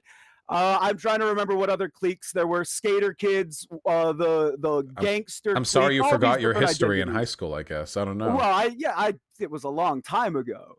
But all of these different cliques are a manifestation of the desire to belong to something, and when the essential properties of what these people are is denied to them, they'll gravitate towards other things to fill that void. You've begged the question like 20 ways here. Okay? I haven't begged any question. So you put words in my mouth, so it's kind of like tit for tat. So this is fundamentally absurd for a couple of reasons. Well, it's not fundamentally absurd. Wait, hold on, mate. Come on. So first of all, the idea that people only join social groups because I didn't say only. I didn't say that. Don't put words in my mouth. Wait, then what did you say? I said that these cliques and these manifestations of identity emerge as a sort of reaction to the to fill the vacuum of essential identity which is being denied Isn't in that Western saying civilization. only? So that's the No, it's only not reason saying they only. emerged? No, it's well, I thought you were all about nuance. This is what I was told. No, I'm trying. Wait, I can't. Wait, I'm trying. Okay, we're trying to be very nuanced here. Okay, so I'll try to meet you where you're at. All right. So a major reason why these social groups form is because people have been alienated from their racial identity. Do you have like any evidence of that? Because that seems like a pretty crackpot theory. Like the only reason that people form groups is because they've been told they can't form groups for being white. If you go, No, I'm pretty sure if you go back in history. No, Vosh, you're Wait, misconstruing but America. again, and wait, I think hold you're on. doing it on purpose. No, hold on. Wait. America was an explicitly white supremacist state for the first 100 or so years of its creation. I mean, very explicitly. Yeah, and goth kids didn't exist in goth colonial as a America. subculture didn't exist, but subcultures still existed. Wait, are you saying that goth specifically only exists because of anti-racist? What are we talking about? What are you talking about? No, all wait, I said so are was, you saying that all I subcultures said- didn't exist back in early America, like 18th century America? No, that's not at all what I said. Then But what are we I did talking say- about? Well, if you stop reacting, if you just calm down for a second and listen. You're right, I'm getting and hysterical, my bad. Maybe I can rephrase what I'm trying to say to you. Do you have any evidence of this? This is like very silly. Like the Well, only it's reason not, people it's form well, social it's cliques? well, it's no, that's not what I'm saying. I'm not saying the only reason people form groups is because XYZ. What I'm saying is that these progressively more and more divergent, cliquey, in-group sort of, and I think that you know exactly what I'm talking about. No, I'm lost. No, people need to have something to belong to. Can we agree to that? There's a pathological need to belong People to like something. forming social groups. Yeah. People like forming social groups. Yeah. All right. And the proliferation of different social groups is a fairly recent phenomenon. Absolutely not. No, I strongly disagree with that claim. Well, you can strongly disagree all you want, but I would be very hesitant to say that the level of proliferation now in just the vast different the vastness of all these different social groups, that didn't exist 50 or 60 years ago, and it certainly didn't exist 200 years ago. Don't you think it could have exploded social... because of mass media? Like, because we have the ability to be exposed to a bunch of different cultural and social tendencies? Mass media has only been able to advertise these different things, but these different things, like you said, like there were different social groups in, say, colonial America, for sure. But the idea that people gravitate towards and then define their identity by, you see, this is the distinction that has. New. No, it is. Also, wait, aren't online alt-writers also obsessed with games and animes? Since they've returned to tradition, shouldn't they have like given up all of their material? Let's not meme. I don't. No, know wait, that's not a meme. Well, wait. The online alt-right is obsessed with masculine subcultures. If they have like returned to anime, tradition, I wouldn't call anime a masculine subculture, but I don't really. Sure, a feminine them. subculture. There you go. But wait. So the people online, I don't do that. So wait, the people online who have best returned to tradition and are celebrating their white identity are also usually very well. Interestingly, they also seem to be very attached to a bunch of cliquey social groups, whether we're talking gaming or anime or Warhammer 40,000. So clearly, even if we were to accept your premise that these subcultures have exploded lately, the idea that returning to one's white identity precludes you from participating in like a social group is ridiculous. I don't have any basis to agree or disagree with that because I don't associate with or follow anybody on the online. So do you have any evidence at all that like racist people need social groups less? Like any at all? Well, I have the anecdote of myself and my wife and the people that we associate with, which is not an insignificant number of people. I'm feeling unconvinced. Well, you don't need to be convinced. I'm not trying to convince you. No, you said at the beginning your point was to move me over to your position, so you're explicitly trying to convince me. This is a tertiary argument. We were talking about race just a minute ago, and now we're talking about social cliques because you shifted the argument towards here, and you're the one who focused on this. The point I'm making is just that tribalism isn't the same as racism, which is true. You rambled off about 10 different points, and I'm still talking about the first one you made. Now, I would say that tribalism in the modern world is a manifestation of a lack of essential identity. And you would be foolish to deny. You would be foolish to deny that there, with BuzzFeed and a lot of this, neo media on the internet. I think heartburn is a product of distance from one's essential identity. The only reason white people experience heartburn is because we're not racist enough. Like, do you have any evidence of this? This is complete conjecture. There's not only do you have no evidence, I've provided counter evidence. Social groups. You haven't provided counter evidence. Social You've groups just made a claim. Making a claim isn't evidence. It's no more evidence than what I've said. Social groups existed when America was explicitly white supremacist, and people adhered to them very heartily. And additionally, people today. There's a difference between a social group like a ladies' book club. No, I mean like identities, like real identities. And today. Like I already said this. We can only go over it for so much. But the other claim that I made, which is true, is that you didn't give an example of some of these social groups from return to tradition, like white nationalist types today are usually really, really tied up in their like gaming identities or whatever. What does that have to do with the identities that you say existed in colonial America? That there were just so many of them. I didn't say there were so many of them. I said that people had essential identity. People did have essential identity. I'm saying they don't have essential identity anymore. So wait. Okay, we're wasting a lot of time on something that you've already admitted you can't prove. The idea that people you can't prove anything either. You've just made when I provided my hold on, wait. When I provided my claims, I gave examples. You said anecdote. You said, "Well, I'm like this." Okay, well, you didn't give an example. That's bullshit, Vosh. All right, I can see this point. Shall we move on? Go for it. What was the second point you brought up? You didn't bring up examples. You made a claim that these cliquey identities existed throughout all of American history. I asked you to give an example. Well, the problem is I could crack open a history book and we could talk about all the really interesting, like unique social factors. Hold on. Wait, stop. You're deliberately obfuscating the point I've made. So I could do that and we could talk about all these unique social identities that people dedicated their lives to. But A, you would just argue that they weren't essential. And then B, you would just argue that there aren't enough of them to counter your argument. I would argue that they weren't essential. Right, I know, because you arrived at your conclusion before finding your arguments. None of the cliques I'm talking about are essential either. Do you know what an essential identity means? I don't think there is such a thing, personally. Well, that's your prerogative, but like an essential Could you prove that there is? Wait, how am I defined by my race? How is that important to me? I'm a gamer, buddy. That's what matters to me. Well, that's your prerogative to say, but there is such a thing as an essential identity. What makes it essential?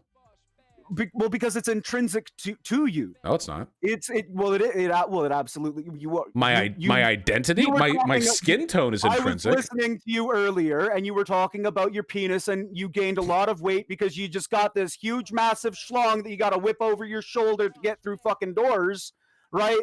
You were talking about that. So you are obviously a dude, right? You're a guy. You're a man. You're male. There are women with massive cocks. There are women who have to whip it over their shoulder. Oh yeah, there are. Yeah, big ones. I actually met a woman with a bigger penis than me one time. It was actually quite, interesting. Well, you met a man with fake breasts. No, they were real breasts. They were very squishy. Oh. Are you saying this for shock factor? No, it's not shocking to anybody but you. Squishy boobs? Does that scare you? Shocking to most people. Does squishy boobs scare you? No, what perturbs me a little bit is people on your side's commitment to equating people suffering mental illness and buying into their fantasies for the sake of wait, are we doing that? We can do the trans thing. I'm cool to do the trans thing, but are we moving off the race thing? You brought it up because I don't think you brought my dick up. What do you mean I brought it up? You brought it up. I brought your dick up to prove an essential identity. You are a man, which is an essential identity.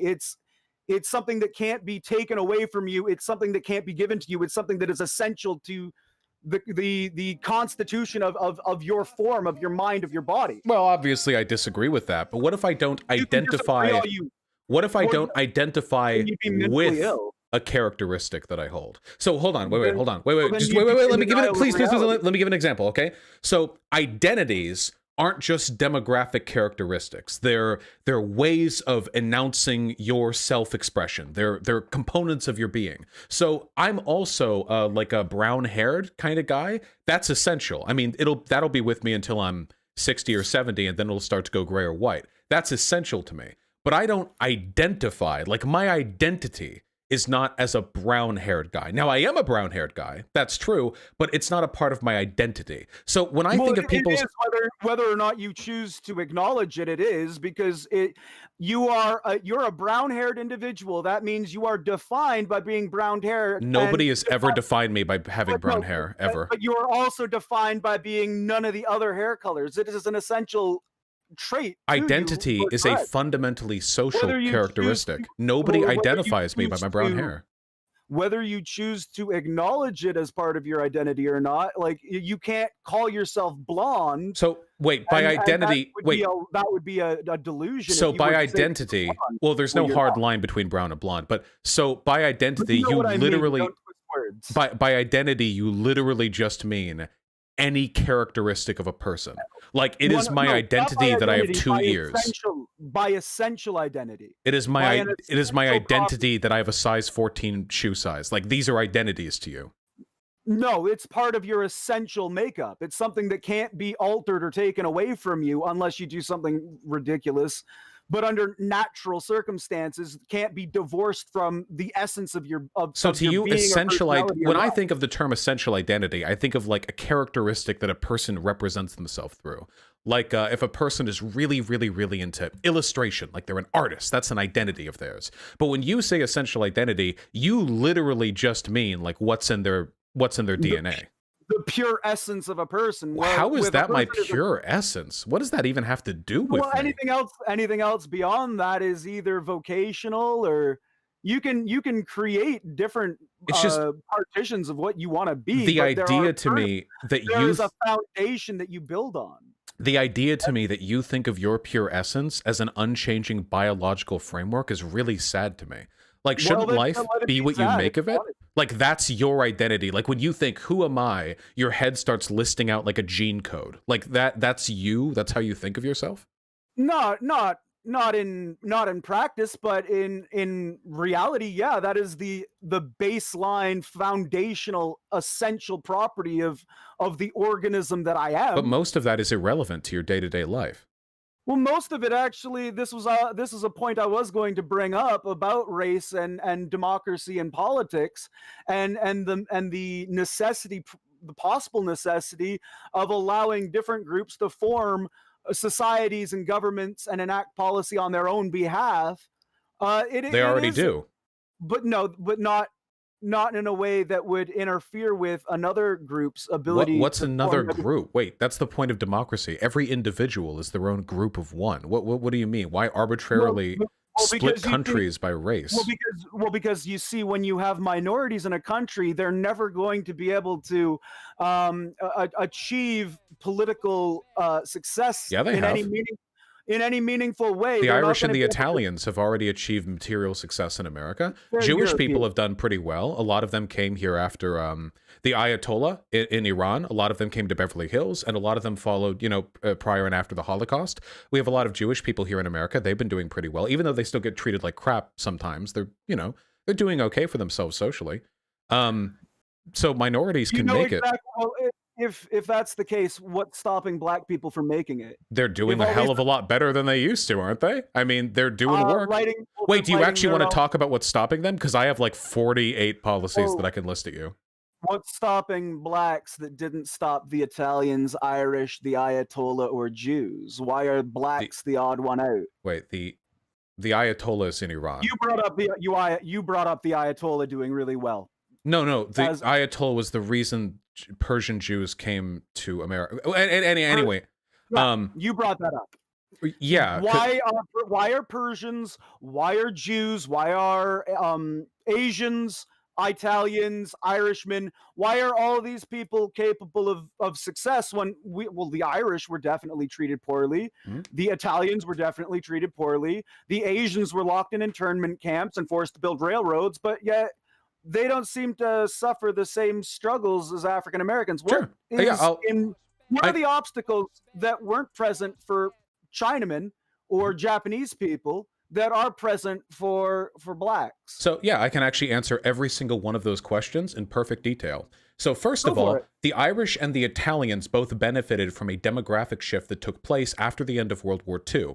Essentially, new low-class workers were needed in factory towns up near the north, but they wanted white people and not black people. At the time, Italians and Irishmen weren't considered full whites, but they were considered more white than black people. So the demographic shift, the arrival of these groups, afforded them an opportunity to economically advance by distancing themselves from the black people with whom they had previously shared their poor person's tenements. So they were given a ladder out that black people never were. As for Asian people in America, actually many of the poorest districts in America are Chinese and Japanese. The reason why we think of Asians as doing well is because we have a very large population of immigrants who come here. Immigrants who come to America in the modern day especially over plane, tend to be much wealthier and much better educated than the types of immigrants who came to America 100 years ago. The demographic statistics of Japanese and Chinese and what have you people here in America are massively skewed by wealthy parents coming here for business reasons or to send their wealthy young children over here to get a good education.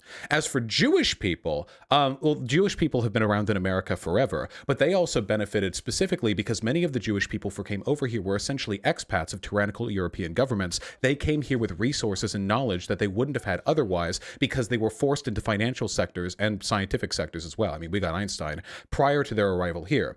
The main difference is that black people are the only racial group in America that never came here through a big immigration wave elsewhere. We brought them over as slaves. They never had that ladder that every single other group got. They were brought here as slaves, and when they were freed, they had nothing. Absolutely nothing. And the government reneged on promises that it gave them too. 40 acres and a mule never came through to them. They were given absolutely nothing, no ladder out, no connection to foreign governments, nothing. So they weren't given any of the same opportunities as other racial demographics. You have that, plus you have a bunch of... What about the opportunities that they're given today that they don't utilize? So first of all, we're talking about demographic shifts like this take hundreds of years. They've had over 100 years to get their act together. They've only been first-class citizens for about 60 years, which is like 2 generations, which is not much to deal with tens of millions of people who lived essentially as second-class citizens for centuries. That's a very short length of time. But what policies exactly? I mean, there are still discriminatory policies against black people in their outcomes. The criminal justice system has been proven to be both explicitly and implicitly biased against black people with regards to its outcomes. Police and judges do the same thing. Even juries demonstrate a level of implicit bias based on how dark the person's skin is. This comes down a number of ways. I'd argue that it has a lot more to do with courtroom decorum than it has anything to do with their skin color. There's no evidence of that. There's no evidence that it has anything to do with skin color. Yes, either. there is. I highly doubt that a census taker went around and asked juries, "Did you find this man guilty because of his skin color?" That's not how those studies are conducted. What you actually do. You have no evidence to suggest that it's because of their skin color. Would you like me to provide you evidence? I have a link with citations. Sure. I would love you to do that, and I can guarantee you that it has nothing to do with asking. What is a jury? Where do they pull juries from? They pull juries from the public, from taxpayers. Okay, so if juries are pulled from a random selection of taxpayers, it would make sense then that if you're going to measure implicit bias in juries, you wouldn't actually need to ask jurors. All you would need to do is ask random taxpayers, because they're all equally likely, assuming they're 18 or older, to be brought up in a case later down the line. So extensive studies of implicit bias on average citizens. That's a terrible methodology, though, because you're asking people a hypothetical question versus actually dealing with people in the real situation, who have the real facts of individual cases in front of them. Again, that's not how it works. That is absolutely how it would work. I can explain. So you don't have to explain. That's a terrible methodology. So these jurors asking random people who are not serving on a jury. Well, that's what you just said. No, it isn't. You said you can go around and ask the taxpayers. You don't have to study them. So how this usually works. Here, hold on. So I'll link it to you right now. Just a moment. Go ahead and link it to me. Go ahead and link it to me. Research repository, WDU, EDU. There you go. So let me read an excerpt from the abstract. It says right here, in this study, 2 groups of mock jurors were given a collection of race-neutral evidence from an armed robbery, with one group's alleged perpetrator being shown to be light-skinned and the other dark-skinned. Jurors were significantly more likely to evaluate ambiguous, race-neutral evidence against the dark-skinned subject as incriminating and more likely to find the dark-skinned subject guilty. So you don't have the problem of courtroom behavior here because there is no courtroom behavior. We're talking about race-neutral evidence and two groups of mock jurors, and they were significantly more biased against the dark-skinned subject. So there is, because everything else is controlled for here, no explanation for this besides racial bias, which they may or may not have been explicitly aware of. I mean, implicit bias works like that.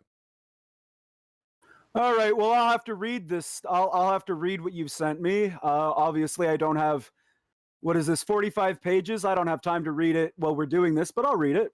Yeah, the abstract has most of the useful information, but I read all of it over. I'm a sociology major, so I'm actually academically qualified to test the methodology.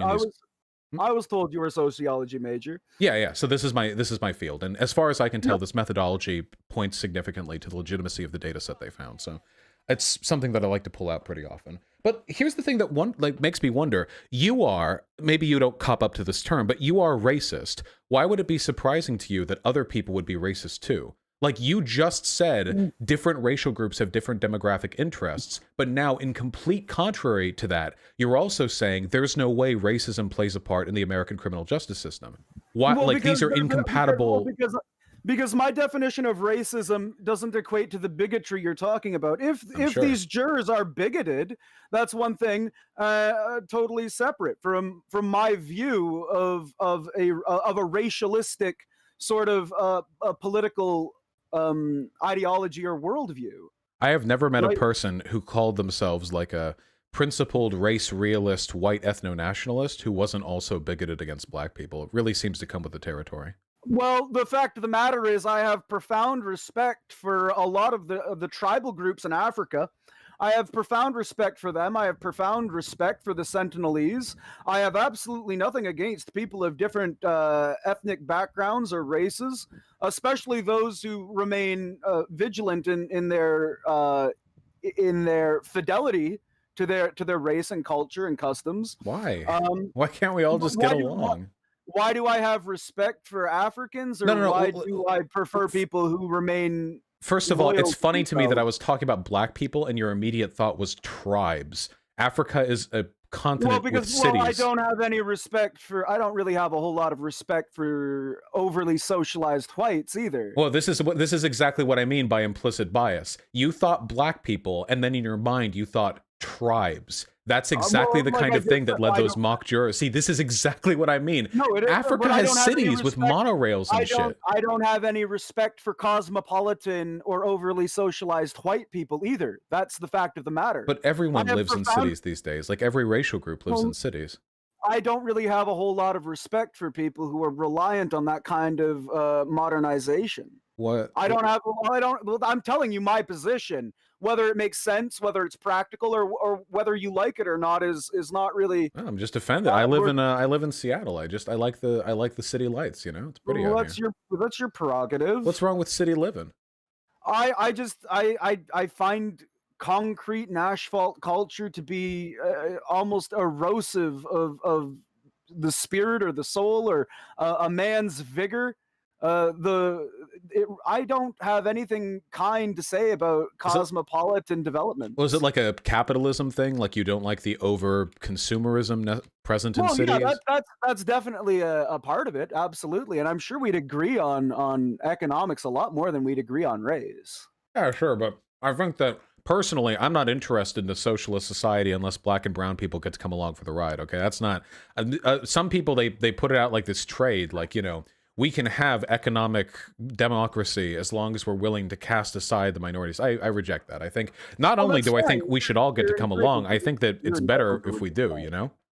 You're entitled to reject that, but when a group's interests are consistently outvoted, unless you have a 50-50 or 25-25-25-25 split down the middle, then you're never going to have a democracy that represents the interests of every single group. There's no government can ever fully represent the interests of every group. That's the point of a democracy. You make compromises for a better gain for everyone.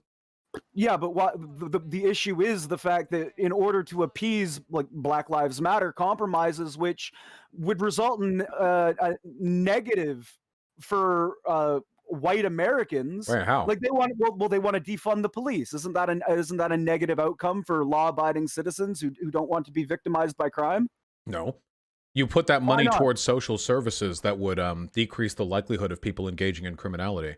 If you took all the money that we put, well, hold on, because like some police departments get billions in yearly spending, like LAPD, New York City. If you took that money, just a portion of it, I mean, even if just like a tenth, and put it towards social programs in that city that would feed kids or help with education or SNAP programs, you would cut down on the number of criminals in general. Cops are like a Band-Aid. What we're talking about is antibiotics. Right, I understand that, but then you run into the problem. Don't those groups call that gentrification? Aren't they against that? Because once you go in and institute these programs and build up a civilization for them, that they no longer have the means to live within it. Wait. Build up. What are we talking? Wait. What are we talking about? Build up. You have to pull all the garbage out of Detroit.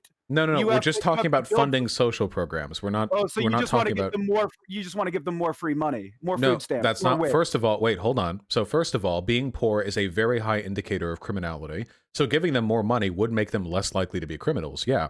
And second of all, social programs don't begin and end at giving people more money. It could involve investing more in education, like investing more in schooling or repairing infrastructure. You know, a lot of these pothole-ridden roads don't exactly inspire civic practice. It could go towards a lot of things, even daycare services. That would be huge, you know?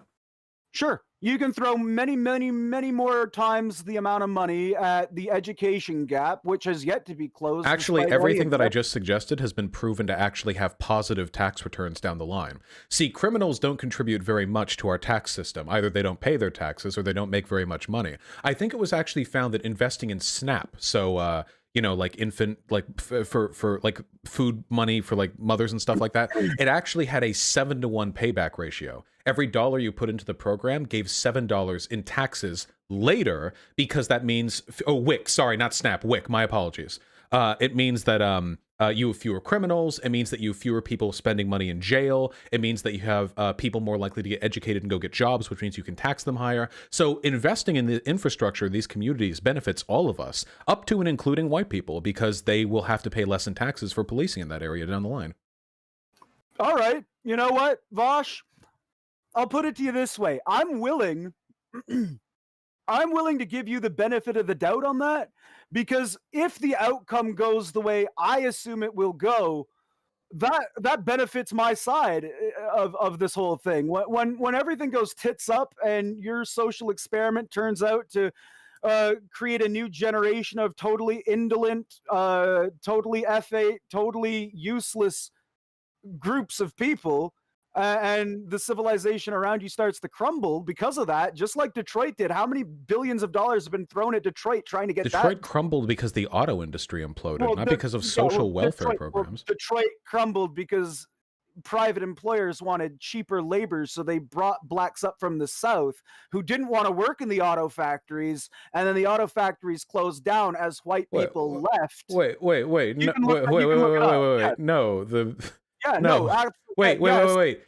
hold on. Wait. This is moon logic. Wait, you think these car companies were like, we need cheaper labor? Yes. So instead of just paying our employees less because we have a minimum wage, this is a first world country, let's bring people up from the South. They brought black people. Hold on. You just said the craziest shit I've ever heard in my life. I didn't say the craziest shit ever. Vosh. Wait, I'm trying to understand. Help me understand. I'm trying to clarify your point. 10 minutes ago, you said blacks were second-class citizens up to 60 years ago. When did the Detroit auto industry crash? What year? I don't remember the exact year. Well, it was over 60 years ago, Vosh. So you don't really have to pay those happy, slappy, dancing Negroes minimum wage now. Wait. Hold on. Chill, okay? I'm just saying, you're jumping for joy trying to. Wait, I thought you weren't a big fan of implicit bias, okay? Well, Vosh, come on. It looks like the fact of the matter is, the auto companies wanted to save a bit of money, and they incentivized the migration of they incentivized, they offered programs like you just said. What programs? They subsidized housing. They wanted And to incentivize. they did They this to wanted- keep costs low. They did well, like you said, the long-term payouts, right? The long-term No, the payouts long-term payouts for society, not for the company. The way you made it sound. no, So the wait, hold on. So wait, Jesus please. Christ. I'll mute you if I have to, because you said something so crazy. I just need to make sure I understand it. Okay. So You can look it up yourself. at man, your I'm leisure. currently looking it up, and I can see that you're wrong. So I just want to talk about it with you. Okay. We just want to talk. Okay. From white to white. Okay. So as far as I can tell, okay, the decline of Detroit had to do with a broader manufacturing outsourcing from America. Detroit was just very heavily reliant on its auto industry. The idea that like black people were incentivized to come up, and then black people didn't want to work union factory jobs, so then Detroit had to take all of its auto companies and move, is I don't know what asshole you pulled that out of, but that is complete. How did you find a way to blame outsourcing on black people? That was extraordinary. You like like any social problem, can you blame the hole in the ozone layer on them too? Come on. No, it was outsourcing. That's how capitalism works. Wages kept going up and up here in America, and as transportation grew cheaper, these companies realized that they could just outsource all this work to China. So they did. That's just how our economy works. It's not black people's fault. Okay. So at what point then did Detroit start becoming ethnically the ethnic majority of Detroit? When did that become black, and why? Well, Detroit's always had a lot of black people in it. I mean, a No, lot of them, no. hold on, wait, a lot of them came up from the South after slavery to participate in, wait, hold on. No, you can look up the demographics of Detroit year by year by year, and there's a particular point in Yeah, I think it was sometime during the there would have been like multiple waves. You would have had black people who came up after slavery. You would have had black people who came up during the war, because most of the white men was overwhelmingly white until about the 1940s and 50s. Yeah, like during the war. Yeah, white men went off Okay. to serve in the war effort, so black people and women went up north so they could participate in all these nice factory jobs. But they were the first ones fired after the white people came back. That's the old saying, last hired, first fired. So then you have like... So you do concede, though. You do concede that there were incentives to bring blacks up during the war. Yeah, because they and that wanted were jobs. fired after. You said they brought black people up to cut costs. No, I said they incentivized. No, you And of said course they brought cut- black people up to cut costs, which I is said they ridiculous. They incentivized. needed They workers. It wasn't to cut costs. You blamed outsourcing on black people. Was completely... Is this the nuance? Like, you just made it up. Well, Anyway... Here's the fact of the matter. Here's the fact of the matter. Whether or not you're correct, and I don't believe that you are. How would you say it if you don't know? When white people did, can you shut the fuck up, Vosh, and stop interrupting? Let me finish a fucking sentence. I apologize. From one white to another. Thank you. I'm sorry, brother. Whether you agree with me or not, Vosh, the fact of the matter is, when those white people did come back from the war and found Detroit to be completely overrun with blacks, they moved. And once they moved, what happened to Detroit over the next 20 years? It's been like this ever since. Why did it end up that way? I like how, again, you were like, I have no implicit bias. Gosh. By the way, they Gosh. overran It's a Detroit. Well, did they not? And why is No, Detroit actually, in the I can state- explain to you what actually happened Why- if you want. No, it's okay. I'm not happy to going explain it to you. What actually happened? I just told you what happened, and you actually agreed with I'm me. happy to explain it to you. You So actually just agreed with me. white people came back from the war effort, and because everyone was racist as shit, because they were like you, what they did was they fired all of these productive black workers, and then all those formerly productive, hardworking, tax-paying black workers had no jobs, and many of them had no means to move outside of Detroit, because moving is really expensive, so they formed an underclass in the city. White people, realizing that they don't want to live near black people because they are racist and don't like black people, and by the way, they created the poverty problem that they would later complain about, white flighted themselves out to the suburbs, which decreased the available job base and made it more comparatively expensive to hoist employees from that region. All of these factors contributed to the outsourcing that would happen soon afterwards. But you'll notice the only people who did anything wrong in those situations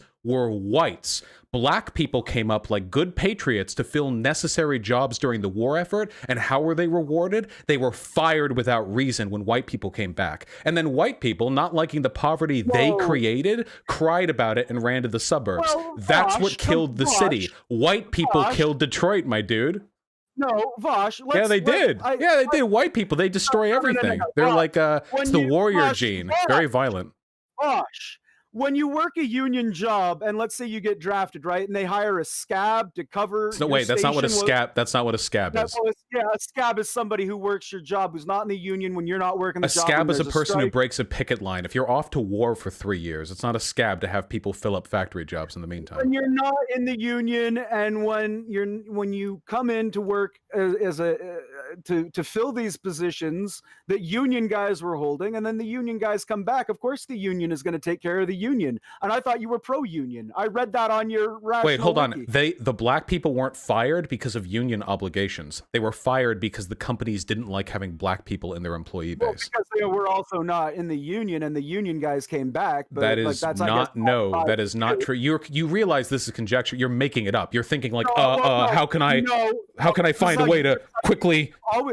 No, I don't really even give a shit. Maybe unions should have let them in, but unions were super racist, so they didn't let black people in. Damn, white people ruining stuff again. What are you gonna do, right? Well, no, Vosh, because when you look at the issue like that, and that's fine and dandy, and you can look at it like it's white people's fault. But it pretty objectively is, yeah. They created all of these systemic problems. It's not white people who light buildings on fire, who throw their trash in moving it over. Hey, moving it over. Notice how you pivoted away from the wait. Notice how the original argument was about why black people haven't been able to make it in America, and I answered, and you were like, okay, and then we moved to the next point, and now you're moving to the next point. One last point, by the way. After World War II, you can make that assertion all you want. I'm still talking about Detroit. After World War II, black people also didn't get the benefit from the GI Bills too. So white people got to come back and got a big cash infusion and the ability to go to college pretty easy because they served in the war effort. Black people didn't. So there's another reason, by the way, why those fine fellas over in Detroit weren't able to bootstraps their way up. The government was explicitly discriminatory in how it handed out its social welfare. You know what, Vosh? I'll give that to you. I don't think that it should matter, but I'll give it to you. But when you put it that way, it almost makes it seem like you're making excuses for them trashing the city after the fact. We're not talking about hold on. Wait. We're not talking about trashing any cities. Do you mean Detroit? No, Detroit is a third world hellhole. Yeah, because it's poor as shit and because there are a fuck ton of systemic issues white people created that nobody ever fixed. Just because you're poor doesn't mean you need to shit in the streets. That's what poor people... Hold on. We're not talking about shitting in the streets. Poor people... I am talking about shitting in the streets and throwing your trash everywhere and graffitiing things. I'm sorry. Have you ever been to a poor white area? I've been down to Alabama. I have, so I'll answer for you, okay? Poor people, poor neighborhoods are poorly kept, period, okay? It doesn't have anything to do with the race of the people. In a trailer park in Florida for 6 years. It was low income. It wasn't great, and it certainly didn't look like Detroit. I've been through because Detroit has millions of people in it, and your trailer park had 17 people, all of whom are related. Okay, it's not even comparable here. Million people don't live on a city block in Detroit. There are millions of people in Detroit, but every city block in Detroit looks like a fucking hellhole. Cities produce more trash. There are more people per apartment tenement than you could ever cram into an RV. I'm not disputing that, but what I am saying is that people in the trailer parks aren't throwing their trash all over the place and just leaving it there and letting it. There are millions of people in Detroit. These are completely incomparable. But if you want, you can go down to super poor. I've been in Koreatown in Los Angeles. Hey, that area is pretty fucking dirty too. Gosh, why is it that they don't clean up their own city? Why don't they do it? What do you mean? Why don't poor Koreans or white people clean up their own poor communities? Well, because they do. No, they don't. That's the thing. They don't.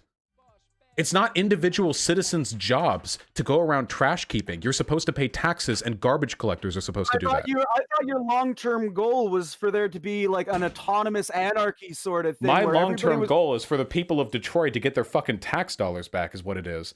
Those people got shafted hard by people like you, and they've been paying the consequences ever since. Well, shit happens to a lot of people. So first it was their fault, but now that it's white people's fault, it's shit happens. Dude, is this the nuance that I'm feeling right now coursing through my veins? Well, you know what, Vosh? I was going to talk about genetics with you, but you're too fucking retarded to grasp that. So we're talking about this. We're Wait, talking about. do you really think you know more about bullshit. genetics than I do? I think you're a sociology major who needs to stay in your lane. Wait, so what did you major in? I majored in biology. That's unfortunate. Wait, real? Yeah, for real. Oh, all right. Well, We're talking do you about think this shit. is it too late for you to get a refund, or I mean, Vosh, you're a sociologist, okay? Stay in your lane. You don't know, like, what the fuck do you know about biology? all right. I'm sorry, my white brother. I apologize. Okay, so now that we've cemented that white people are at fault for everything wrong in America, do we want to move on to like a non-race issue? I feel Well, like they I've been back. red-pilled on this one. They could have gone back. At any point in time, they could have gone back. And I think that there's a Blaxit Why? movement in This it. is their country. Well, it's not their country, though. Yeah, it is. They were brought over- they were Dude, brought black over as people have been slaves. here in America longer than 98% of the fucking white folks who came down from German, were- French, Italian, and Irish They were immigrants after the stolen. Union was founded. They were stolen, were they not? Were they not kidnapped? Yeah, and Weren't now they they're stolen. slaves? Now it's their country. It's theirs now. By what Yeah. right? Huh? By what right? By what right? What did they do to earn this country? What do you mean? What do they do to earn it? Is that how that works? I thought earlier No, you were all about who absolutely got how it here works. first. Is it now about earning it? absolutely not. No, it's always been I'd about say we're earning it. paying I him never back. once I'd say we're paying him back for a couple $1 trillion of unpaid labor. How about that? Let's just say it's an indebtedness issue, okay? Well, why don't the people who sold them have to pay them back? Why don't the people who picked them We're up? coming for them next, okay? First, black people. Wait, hold on. That's step 2. First, black people are going to take over America. Then they're going to Africa. The fuck did you people do to me? And then they're conquering Africa, okay? That's step 2. I think you should go after the people who owned the slave ships. I Wait, think those are the people. Wait. Americans were the ones who owned the slave ships. No. The Atlantic slave trade. There were slave. And the there were British and the slave Dutch. There were slave auction blocks in America, but the people who owned the ships weren't Americans. Well, they were British and I'm sorry, you're right. They were Europeans. They were of European descent. They weren't. I think you should look their names up. Are we taking that route? Hey, I have all the data on that one too. If you unironically want to pretend that Jewish people facilitated the transatlantic slave trade. Well, they own the slave ships. No, they didn't. Yes, they did. No, they actually didn't. What you're talking about is an off-repeated Stormfront talking point. There were like 2 examples of ships ownership being traced back to lineage. And what's more, just because these ships were owned by a given merchant does not mean that they were employed by that merchant. Often what these people would do they would contract out voyages to captains on a commission fee from the state that they were a part of. So there's so many levels of misinformation. A person was born into a country where the minority of people own slaves doesn't make them culpable. How's that? If it works, wait, who's culpable? Well, you just said that the people who operated the ships might not have anything to do with the people who own them. Well, right? wait. This whole conversation, the past people were descendants of people who were born. The past 2 to 3 minutes, America. I've mostly been fucking with you. I don't actually want America to invade Africa. Just to clarify. I would never have assumed that, Vosh. But what I'm saying is that if you think that the people who own the ships are not, because the people who own the ships are dead. Well, yeah, and the people who own slaves are also dead. Yeah, so they're also dead. Wait. So why do you want reparations? Why do you want those trillions of dollars? And who's paying that? Dead people? What? Americans. Well, nobody alive owned them. Doesn't matter. It's America. America's problem. America fix it. America problem. Big problem. America fix it.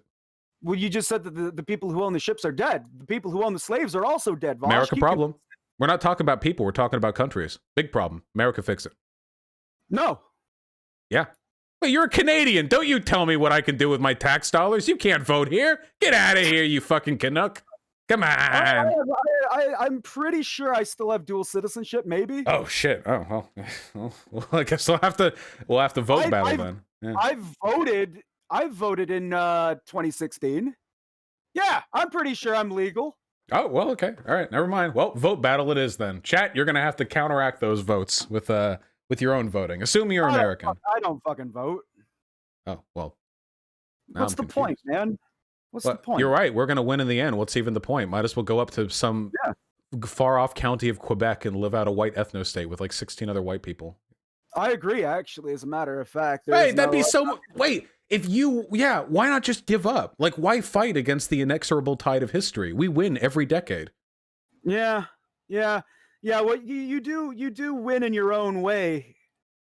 Yeah. I mean, I'm you pan. Now I can get married to a guy if I ever wanted to. Fuck men, but if I wanted to. you're always very successful in the sloughing down to the lowest common lowest common denominator, and instituting a pig-like uniformity amongst the population. Wait, So you are very hold on. successful in doing How that. is letting more people do more things uniformity?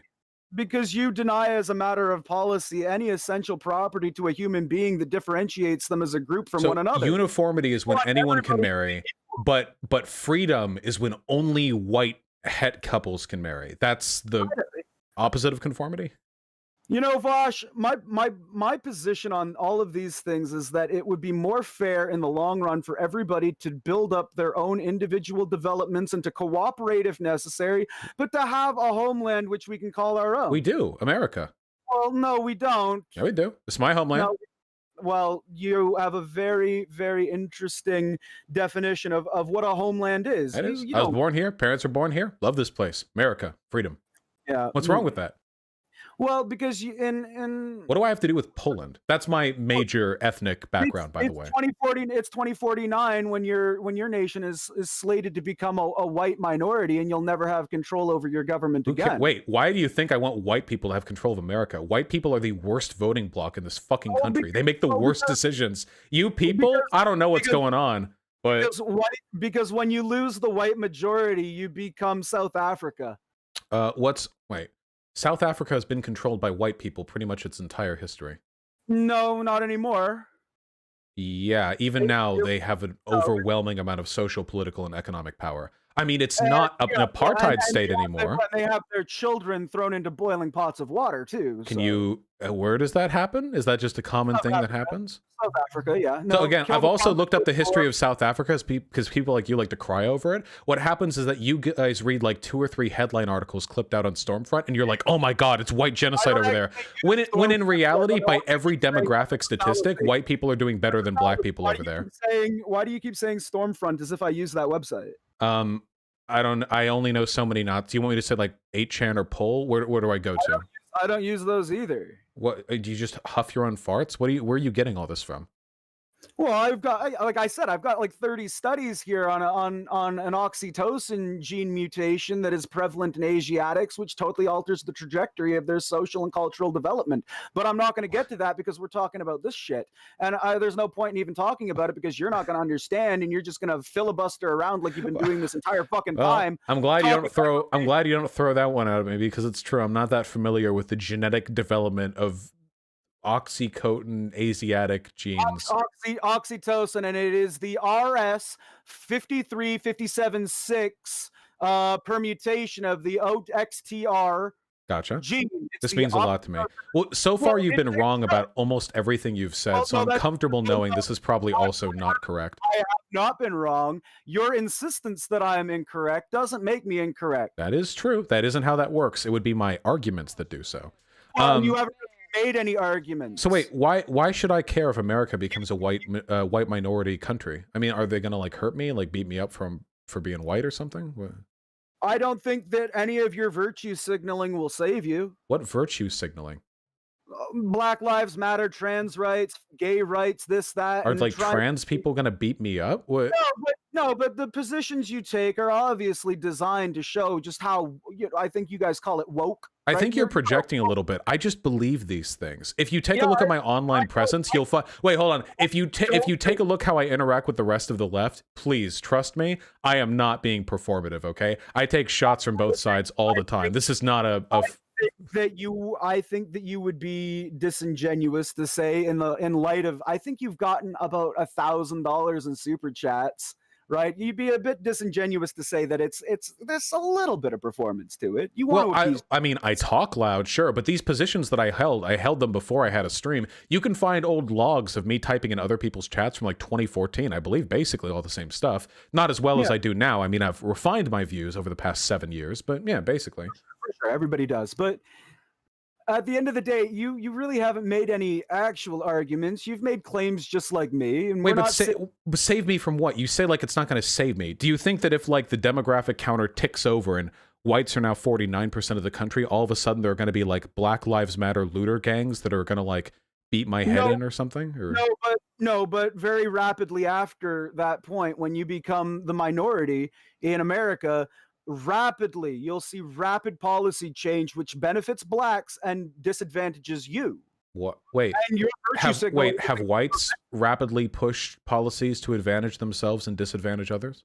Absolutely. And why earlier did you ask me why black people weren't able to succeed and then act indignant when I said that the criminal justice system was biased? This is what I like. Hold on, wait. This is what I like about you people. You people pretend racism isn't a thing when you're acting as though black people have failed all on their own in this country. Oh, yeah. But then when you talk about inherent biological tribalism, you're like, oh yeah, racism totally exists. You don't believe a single fucking thing, my dude. I absolutely do believe. I believe a lot of things, and like a lot of contradictory things, maybe. Hey. The Irish were subjected by the crown for about 1,000 years, and they still turned out all right. I explained everything. You can't run away from it now. We're talking about America right now. You admit that America has instituted white supremacist policies. Do you not believe that economic status and a legacy of racism and all of these different things are incorporated into sort of the sociological and behavioral manifestations of this or that or the other when it comes to, well, you know, black people do this because they were raised in a legacy. Right now? Well, I'm talking about the Irish and comparing them to blacks and how we've already been over this. I'm just demonstrating how full of shit you are. But I still want to hear how America is going to go to shit if whites become a minority. Why would black people? What policies will black people push? Sidestepping my question, I want clarification as to what factors play into black failure in your opinion. Wait, we already went over all of this, but I want to hear how white America. Can I finish my fucking question? Wait, can we finish the talking point though? What's going to happen to me? My question, and you can answer it or not. I don't particularly care. All right, throw it out there. What differentiates African Americans from the Irish when it comes to the metaphysics of their quote unquote oppression? Do you attribute a legacy of slavery and a legacy of racism and generational issues to black lack of success? Are you asking me if I think like historical characteristics factor into the likelihood of a demographic succeeding? And to play into that, yes. Yeah, that's pretty much the only thing that factors into it. Yeah. What about the 25 generations the Irish were oppressed by the English crown? It doesn't seem to have had the same effect on them. We already talked about this. Also, the oppression wasn't even remotely comparable. For one, the Irish were never chattel slaves. No, they absolutely were. No, they weren't. They were indentured servants, and they were brought over here usually for about 8 to 10 years of remittance pay afterwards. I'm not talking about America. Wait, we're getting moved off the position again. Hold on. Wait, what's happening to little old Whitey? Vosh, stop trying to be smug for a second. Stop trying to play this stupid game and actually listen. Wait, I am listening. You said you didn't care whether I answer the question or not. So now we're trying. I just want to know what's going to happen to me. You people constantly signal fear as to what will happen when we become a white minority, but you never tell me what's going to happen. You're afraid, but of what? What's going to happen? Fucking mouth, Vosh! You can mute me if you want to, because I'm just about done. I've almost had my fill of listening to you talk over me and not let me finish. I just want to know what's going to happen. I'm asking you a specific fucking question, Vosh. And I know it's a pivot. That's why I don't.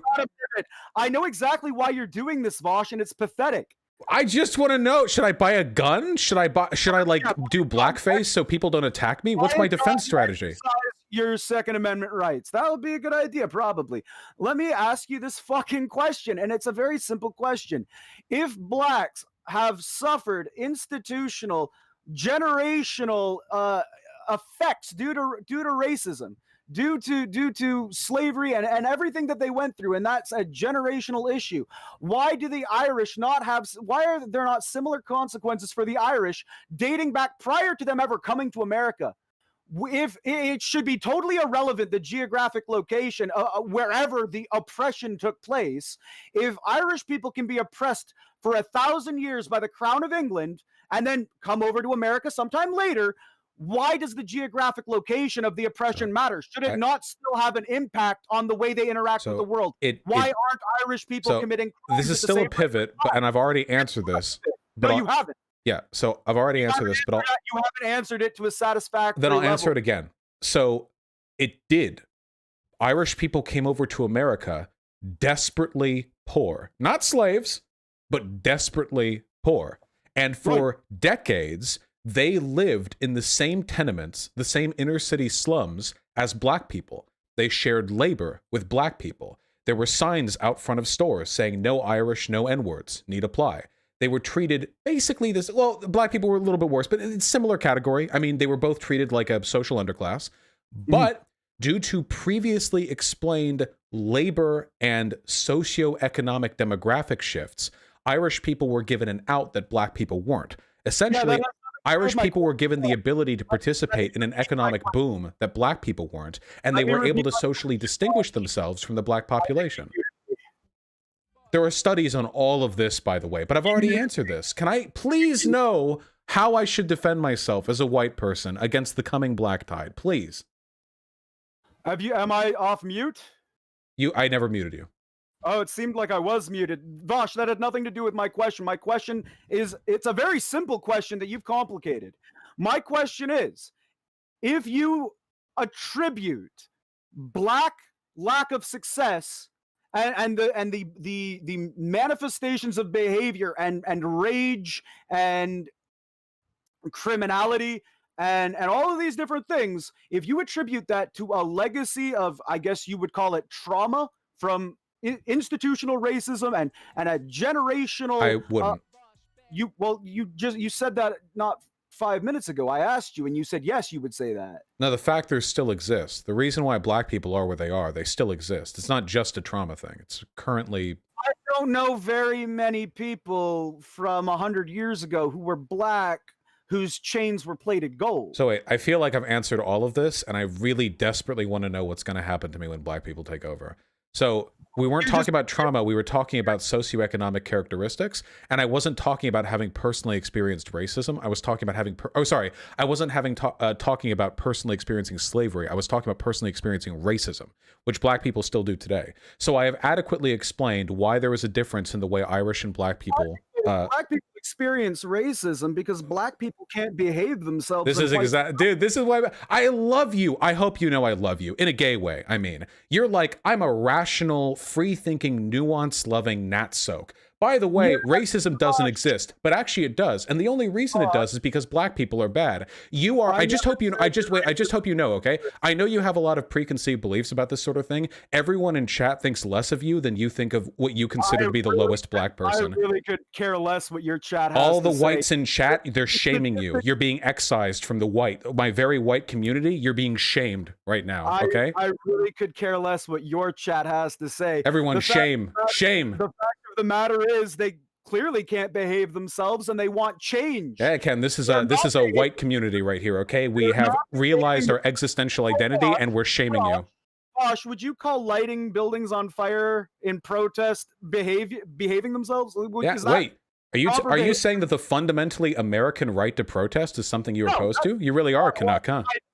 I don't think that you should be lighting things on fire to protest. Yeah, well, then what did we do during the American Revolution? We lit a shit ton of stuff on fire. Are you saying that what's happening with the Black Lives Matter is that a revolution? And are you saying because we're revolting against people like you? Sure, yeah. The American Revolution was a declared war. Are you saying that you've declared war on racism? Yes. No, because we didn't declare war. We declared war on a country. Are you declaring war on basically the established social values of America as they stand right now? No, we're declaring war on racism. You're the opposite of established American values. American values are supposed to be about equal opportunity. So why are blacks lighting their own communities on fire? Damn, that's the cost of revolution, baby, you know? You need to light your own businesses on fire. I don't like just the fact, like, it's just so dumb to make me answer for this when, like, a couple of buildings got lit on fire when hundreds of millions of people participated in those protests, and B, white people light shit on fire because they lose sports games, okay? You're violent people. We can't even hold a candle to your predisposition to violence, okay? I've never lit a building on fire. Are you sure? Yeah, maybe you need to realize your existential identity, the warrior gene running through white people. I didn't say existential identity. I said essential identity. There's a difference. I can't keep this stupid shit kept in track in my head. Your inability to understand the meaning of words is not a reflection on my Do we want to? We've been going for an hour 15. Do we want to hit on like trans people? I think that'd be good. I really have absolutely no desire to discuss very much more with you. I kind of knew it was going to go this way. I kind of knew that you were going to talk over me. I kind of knew that you weren't actually going to address anything I said. I kind of knew that you'd filibuster all over the place, and then you'd latch on to a couple of little bait things thrown out there and make a big show to your audience about. I feel like I talked less than you. That could just be my impression, though. Well, we can listen to it. I'll listen to the stream after. I've been trying to talk over you talking over me this whole time, trying to actually finish a fucking point. That's how I feel, you know? Well, I guess we're at an impasse, and I'm really not interested in continuing to do that. Did you say there's a demographic divide between us that a democracy is incapable of reconciling? Absolutely. Our interests are totally antipodial. We will never be able to inhabit the same area under the same rules. We will always want the opposite of the other, and I think it's right that we should have territory of our own. Well, you said you were going to give up, right? You said you were just going to go live in some frozen tundra with white people or something? Well, I mean, that is always an option. That's always an option. Do you ever, hey, listen, okay? When the globo homo agenda fully takes over and America is a paradise for people of all kinds, you're always free to come back, as long as you don't hurt nobody. Absolutely not. Are you afraid you'll get like, there'll be like a cute guy like flexing at you? Like, what's going to happen?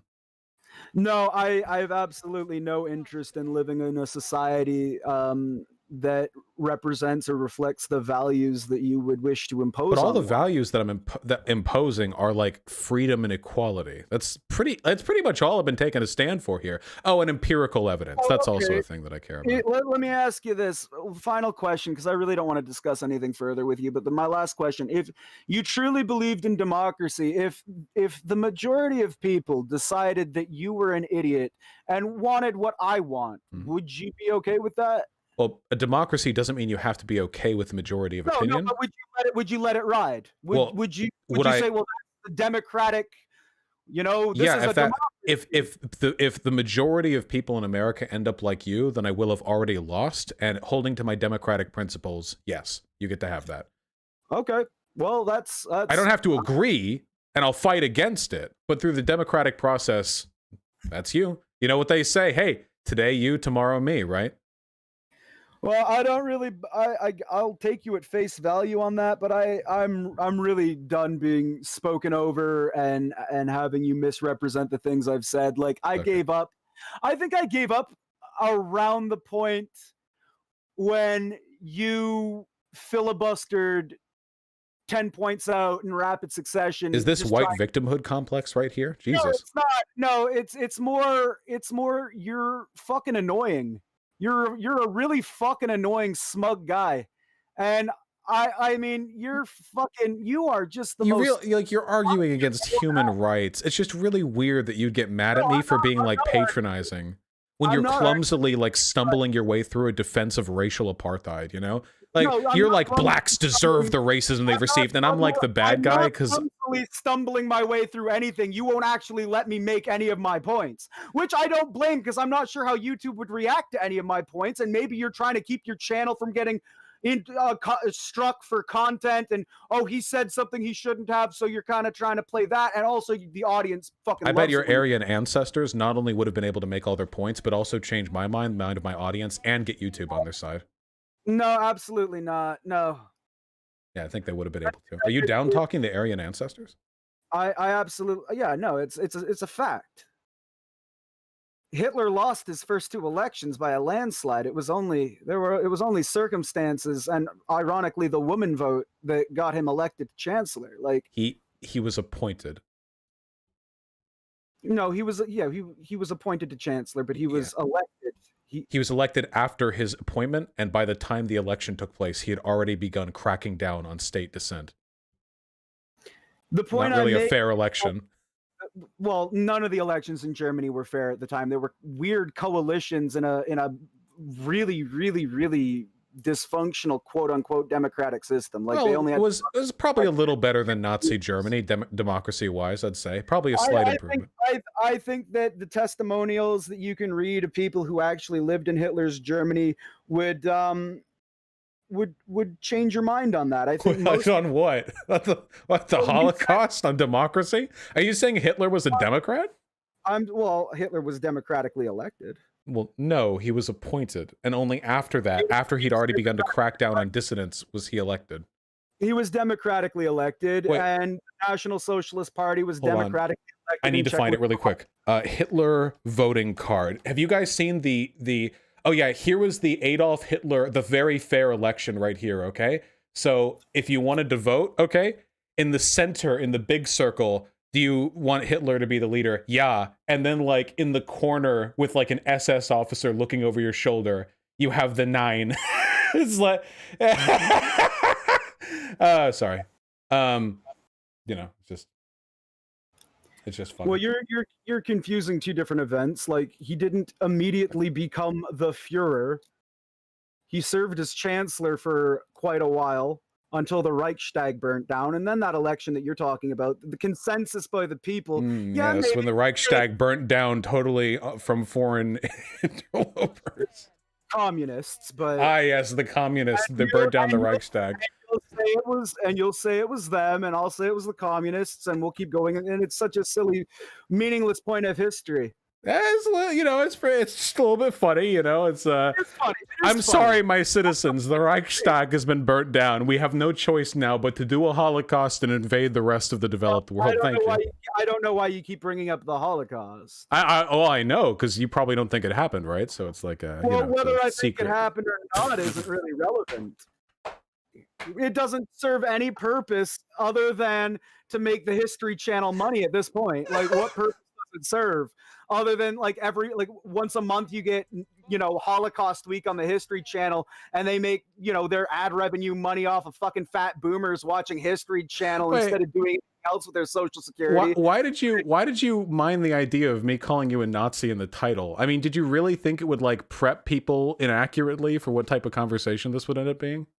Because you people use Nazi interchangeably with like fucking anything else, you know, like dissident libertarians. No, you're a true blue Nazi, right? Yeah, I mean, I am like the 0.1% that you can actually accurately say that to. Yes. All right. Okay, gotcha. Well, wouldn't want to contribute to the impurity of your identifier, I suppose. Is this, by the way, a non-intrinsic identity that you've attached your life to? Essential, and yeah, it's non-essential. Okay, all right. Well, maybe you need to do a little bit more of you know, some heat yoga. Try to reconnect with your inner honky. Really bring it out. Come on, buddy. Oh, you're gonna get offended over that. Really? I'm not offended. I just think that's silly. Look, I'm one white to another. Okay, it's good. Come on, Vosh. That's silly. What? How's it? Sillier than the shit you've been saying? I'd say it's on par. The shit I've said, you haven't actually really offered, except for the crime or the jury thing, which I will absolutely read that study. Right, well, Other than that, I don't really think that you've addressed and made counterclaims, but you haven't really offered any refutation, and that's pretty difficult to do over the internet like this, and that's fine.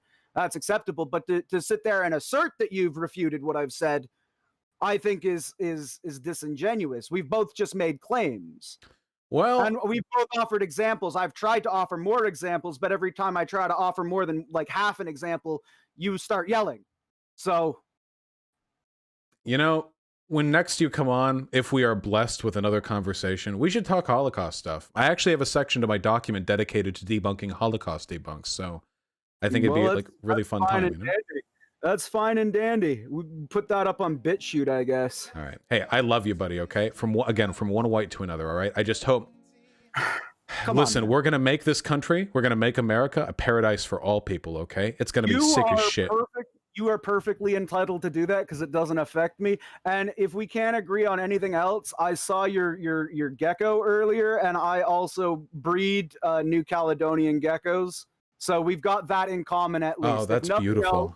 New Caledonian geckos are beautiful. Well, yeah, your crested gecko is a New Caledonian gecko. Yeah. Yeah. I think hold on. That's the proper term for them, right? Because they were found there back in the 1970s or something like that. Yeah. There's Leachianus, Chihuahua, gargoyle geckos. We have one of those too. You have a gargoyle gecko? Yeah. Skittish little fuck. Yeah, we have one back there. Definitely. Yeah, they're absolutely. They don't like to be touched. See, look, democracy can survive, okay? If we can all just agree on our shared love of big, fat, dumb, fat geckos. Yeah, I would. If there's ever a gecko party, we can vote for that together. All right. Okay, I'll take you up on that. You know, I believe in reaching across the aisle, okay? Hey, yeah, sure. You have a good one, okay? You too, buddy. All right, peace. All right, bye-bye. All right. Well,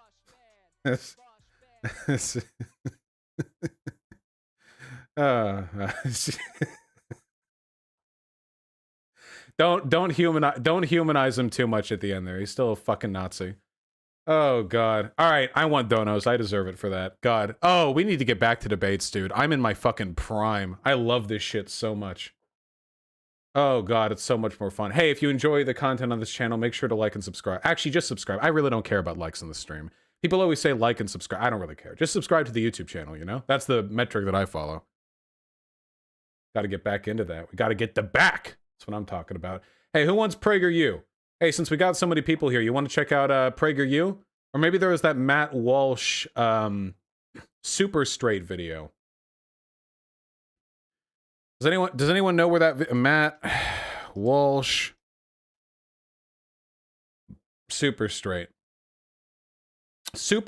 pride, only 4 minutes long. You know, we can do both. We can do both, I think, yeah. Unless this Facebook page doesn't load. Oh, there we go. Wait, Matt Walsh works for the Daily Wire? I didn't realize that. Wait, am I mixing up two people here? I thought that Matt Walsh was an open neo-Nazi. Whereas here, he's a covert neo-Nazi. Am I thinking of somebody else? Who am I thinking of? That 4 foot tall? Who's the 4 foot tall guy from Britain? The, come on. He had a girlfriend with the Nazi tattoo on her neck. We did a video of his, is it Mark Dice? Mark Collett. It was Mark Collett. Mark Collett's who I'm thinking of. Not Matt Walsh. That's my bad. Hold on. What's this tweet? I feel like communists that are heavily against religion are at least a little bit racist. I disagree with this, but I understand where it's coming from. There are a lot of people I've seen in the lefty community who are... I feel like they have a lot of sort of weird cultural supremacist baggage that they carried over from being edgelord atheists, you know? I don't know if it's like a huge issue, but I understand the sentiment behind the tweet. Though I would like to believe that I'm heavily against religion and not racist. I'd like to believe that, you know. Call me an optimistic kind of guy. But do you think that guy's biology major was a lie? It's entirely possible that it was. I mean, you know. It's or that it was truthful or a lie. I don't know. Anyway, wait, really quickly, before we do this fucking super straight video segment right here, do we have any pointers from that conversation? I'm trying to think. I feel like that went fine. Past a certain point, there was no point in like meaningfully engaging with the arguments. Like always, it just turned into a shit fit. That's basically how it always happens. Yeah. I wanted to hear about the Black Tide. Yeah, me too. True. Where do you get all your studies / reading from? Oh, all over the place. Yeah. Maybe be a little smug. I like being smug. I like being smug. I wish that I could have talked to him about trans people. Because like when you're arguing with people like that, when it comes to trans people, usually the best thing that you can do isn't to actually make arguments. It's just to like try to emasculate them by making fun of them for being sexual prudes. That's usually what you're supposed to do in those situations. Gay people have been doing this for decades, okay? If a person is like, being gay is disgusting, then usually the response to that is like, oh yeah, well, you wish you could fuck my giant ass, don't you? But no, this shitter is reserved only for my boyfriend. Or something to that effect. Now, that's not necessarily the rhetorical technique that I would go with, but, you know, it's just reserved. Yeah.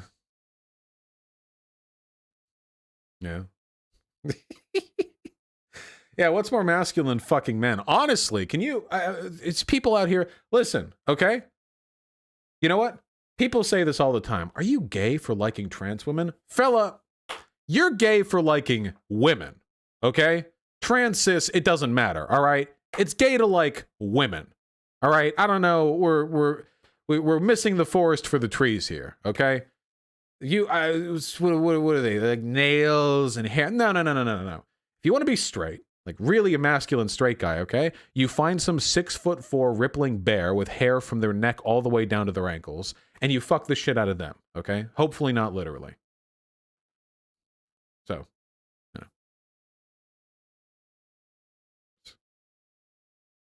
What's your take on the gotchi memes? Sometimes people use it a little homophobically, but yeah. All right, let's do it. Let's fucking do it.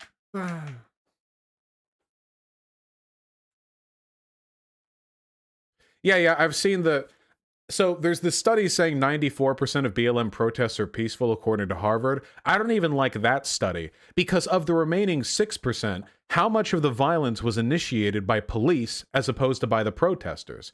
Now, I saw a lot of evidence back during the George Floyd riots that police were initiating a good portion of those. They would close in streets, they would shield wall up, and then they would bait aggression until something happened, and then they could push in. That's on them. They're the ones starting the violence there. So let's be generous and say that half of the violent protests, police were the ones responsible for that. Okay, fine. So apart from that, what do we mean by violence? Does one broken window count? I mean, what's the threshold here? Now, depending on how you define violence, depending on how hard you draw that line, it could be, you know, burning down a building, or it could be like graffiti or like just some scuffling. Now, to my mind, I think a very, very, very, very, very small portion of the so-called violent protests were violent in a way that was the fault of the protesters. And the evidence seems to indicate that. What did the study define violence as? I've only seen that article about the study, not the study itself. It'd be worth getting into again, but I know for a fact that it did not distinguish between police and protester initiation. I know for a fact that's the case. So it'd be worth looking into it as well. All cishet men in Vosh's chat are chasers. What cishet men in my chat? These are all trans girls.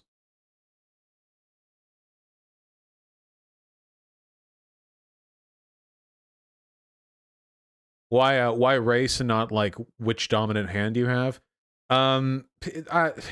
People who are bigots tend to essentialize the divides they see in society and not essentialize the others. For the Romans, the big divide was Roman citizen versus barbarian, you know? To certain philosophers back in the ancient world, it would have been your blood type. Not the way we think of blood type, mind you, but like how thin your blood is. Total pseudoscience. For some people, it's horoscopes, you know? And they'll essentialize based on that. There are, honest to God, people who essentialize based on horoscopes. You know, which month were you born in? What was the moon like? That's what defines humans. People who are interested in division will find division where they look, which is why I try not to look at division, you know? Even when I argue with guys like that, it's not like black people versus white people. It's white and black and brown and Asian and everyone people against bigotry. I don't like to essentialize differences in that way. It just doesn't fix these problems. It's one of the reasons why I don't like it when people... I do this from time to time jokingly, but it's one of the reasons why I don't like it when people super hard nailing like, fuck white people ruin this, which I know I did in that debate. I hope it came off not too essentialist because it was pretty clear that I was mostly taking the piss, but I don't think it necessarily fixes the problems. We're fighting against institutions, even class differences. even class differences. How often in this community do I rail against like individual wealthy people? It's actually pretty rare.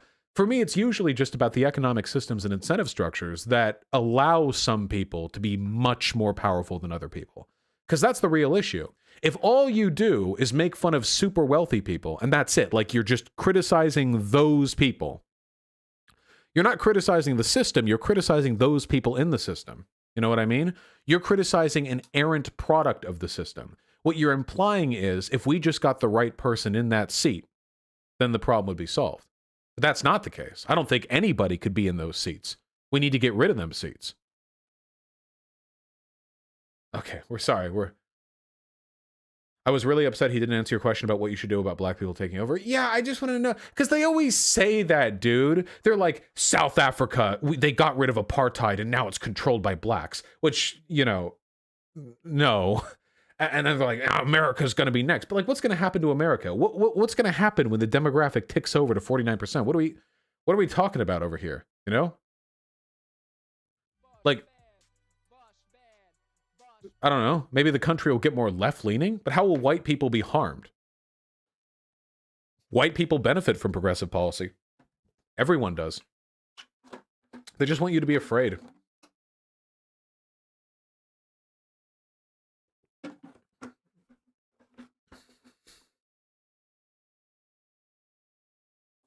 Oh, sorry.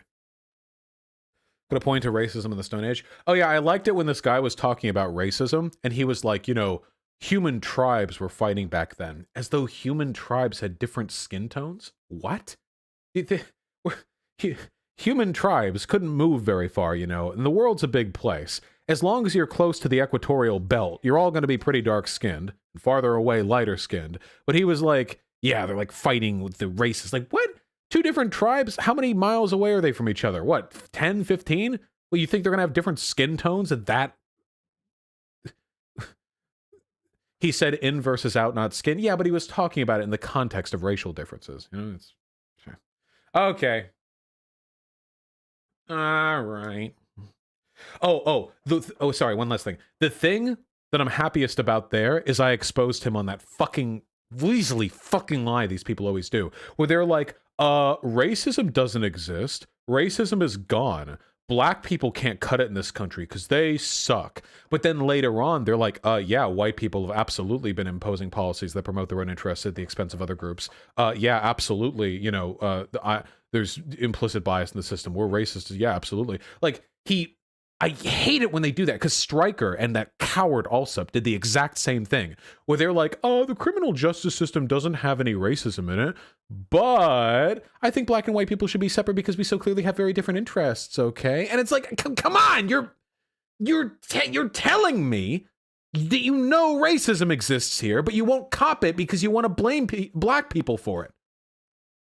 I pointed it out twice. I'm really happy about that, because they always do that shit, but they're usually smart enough to avoid making it that obvious. So also, this guy's like, I'm above implicit bias, and then he's like, these N-words, they deserve the racism. Yeah, okay. All right.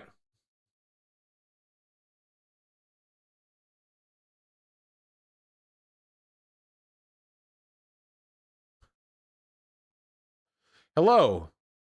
Oh, God. Bearded white guy with glasses. You know. All right. Sure. Let's do it. Today on the Matt Walsh Show, a new online trend has some people declaring themselves super straight. The left has condemned it as transphobic, but then again, they condemn everything as transphobic. Wasn't the original super... Hold on. Wasn't the original super straight TikTok explicitly transphobic? Hold on. I think hold on.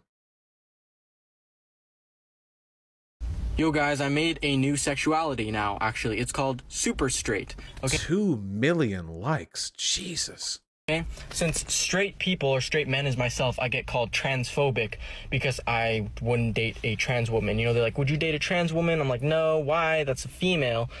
No, like, that's not a real woman to me. Like, I want a real woman. No, you're just transphobic. So now saying a trans woman isn't a real woman is, I mean, pretty much as close as you can get to the explicit definition of transphobia. So I don't know why not just cop to the fact that you're transphobic? Why cry and be like, the left will call anything transphobic? Like, yeah, okay, just own it. Just be like, yeah, I'm a transphobe. Like, take the Chad position. Just own the fact that you're like a bigot. Why? Vosh, why are we talking about it? You're literally just falling for the bait. Yeah, initially I thought that the super straight thing was just a bait, but if it's getting 2 million likes on TikTok and it's being covered by like political representatives, I don't know if it's just bait anymore. I think it's just the newest line of transphobic, I don't know, argumentation. So, yeah, gotta push back. Woo. Also, 5 headlines, including BLM protesters fighting against racism by harassing little girls on their way to a cheerleading competition. What? Minneapolis. Oh, this is sorry. This is the whole segment. So let's skip ahead to the. Now, in recent days, a new trend online has provoked increasing concern from the left and the media. The trend is called super straight. This is a new sexual orientation, hot off the presses, though not really new at all, invented by a TikTok user in a. So can we do a sincerity check really, really quick? Okay. None of these people think that super straight is a thing. The whole super straight narrative serves two purposes. First of all, why is the quality shit? It's Facebook. First of all, the kinds of people who would call themselves super straight think that being straight means you're not attracted to trans women to begin with. So to be clear, if you're a transphobe, and if you don't think that trans women are women, which as we see, the originator of this term does not think trans women are women, then by your definition, being straight would be all you would need to explain that you're not attracted to trans women, because from their perspective, trans women aren't women. So this starts off pretty disingenuous, like as if it couldn't be more obvious by them being like, we just invented a new gender, sexuality, respect us, etc., etc. But I also want to say, again, like to be perfectly clear, if you're not attracted to like most trans people, like because you have a genital preference or whatever, it's fine. The issue here isn't that you're not attracted to trans people. Gonna be real with you, trans men and women don't want you as their partners anyway. Like, look, if you're out on TikTok screeching about how you identify as a super straight attack helicopter, they probably don't want to fuck you anyway. Fine, it's okay. The issue here isn't that. The issue is that you're saying they're not women or not men or whatever. Again, if that's your position, cop up to it.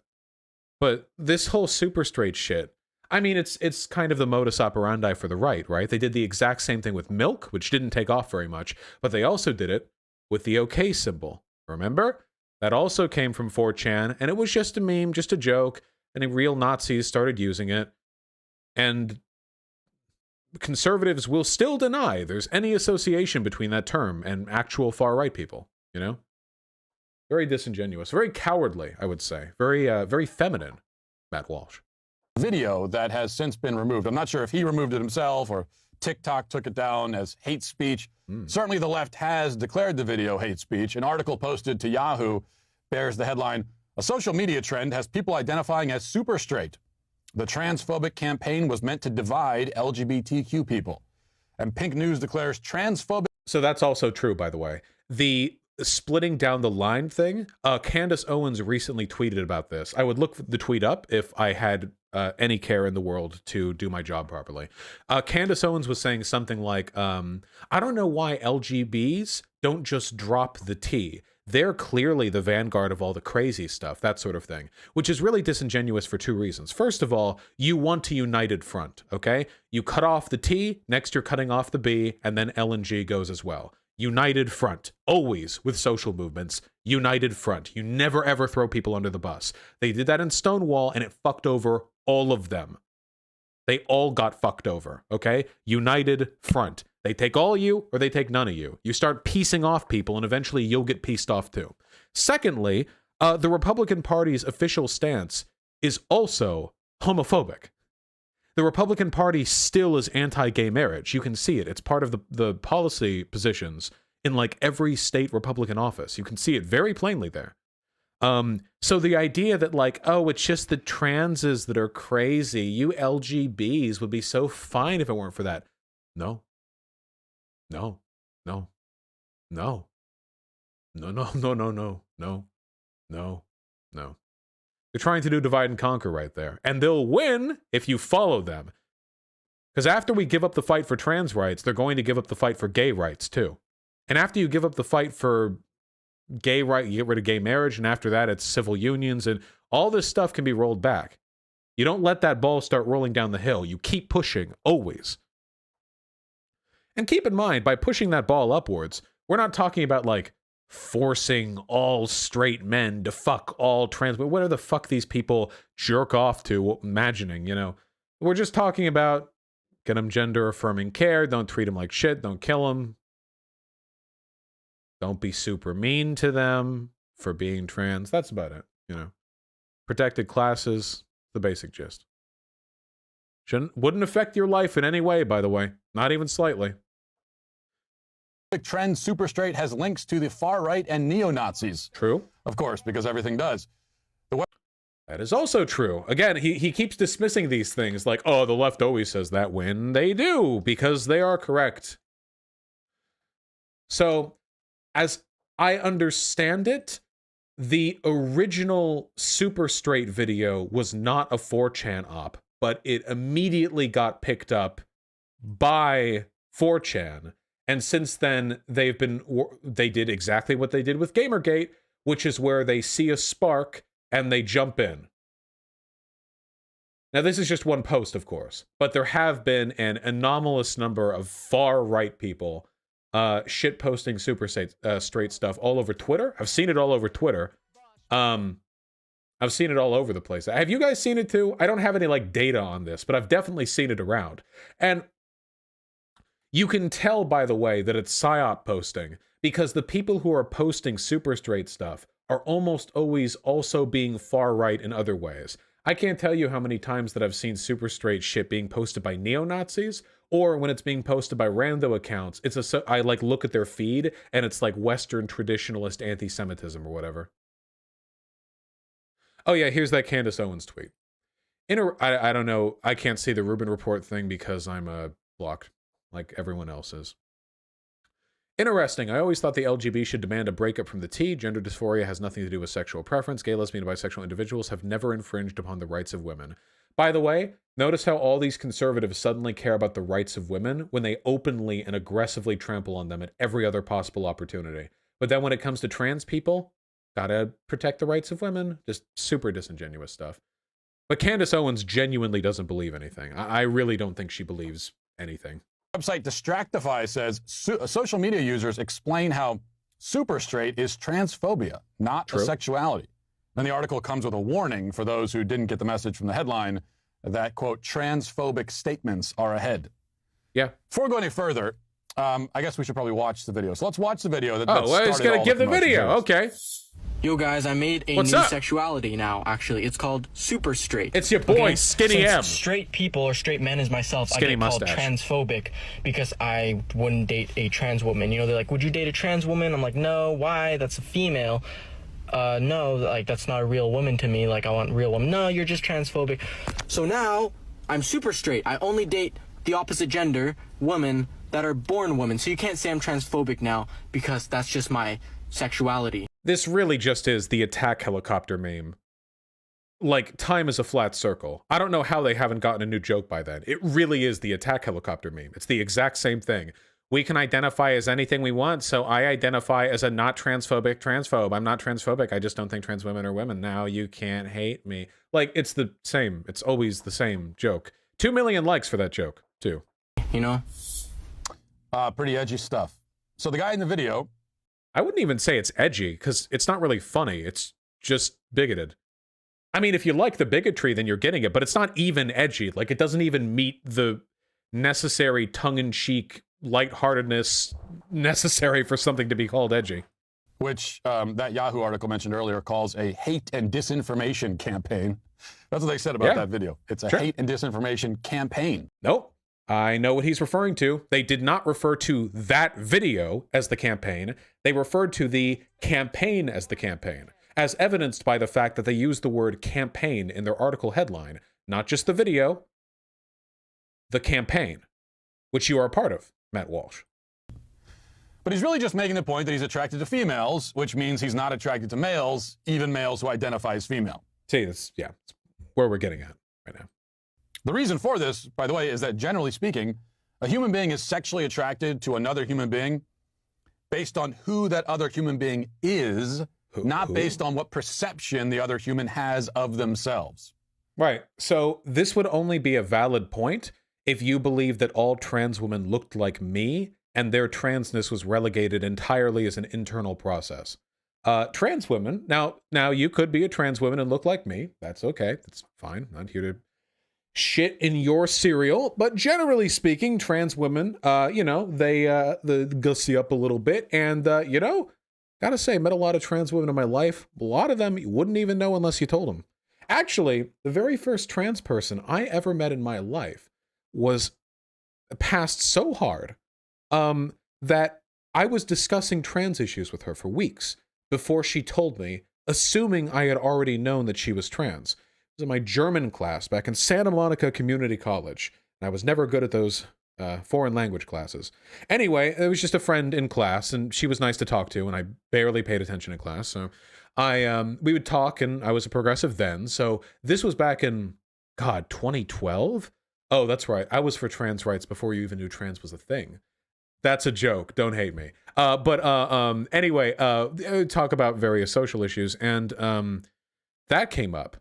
And I was pushing for, because back then I was a little cringier, so I was like, yeah, trans women are women, blah blah blah. And anyway, we talked for quite a while, and eventually, one class, maybe weeks after this came up, she was like, you know I'm trans, right?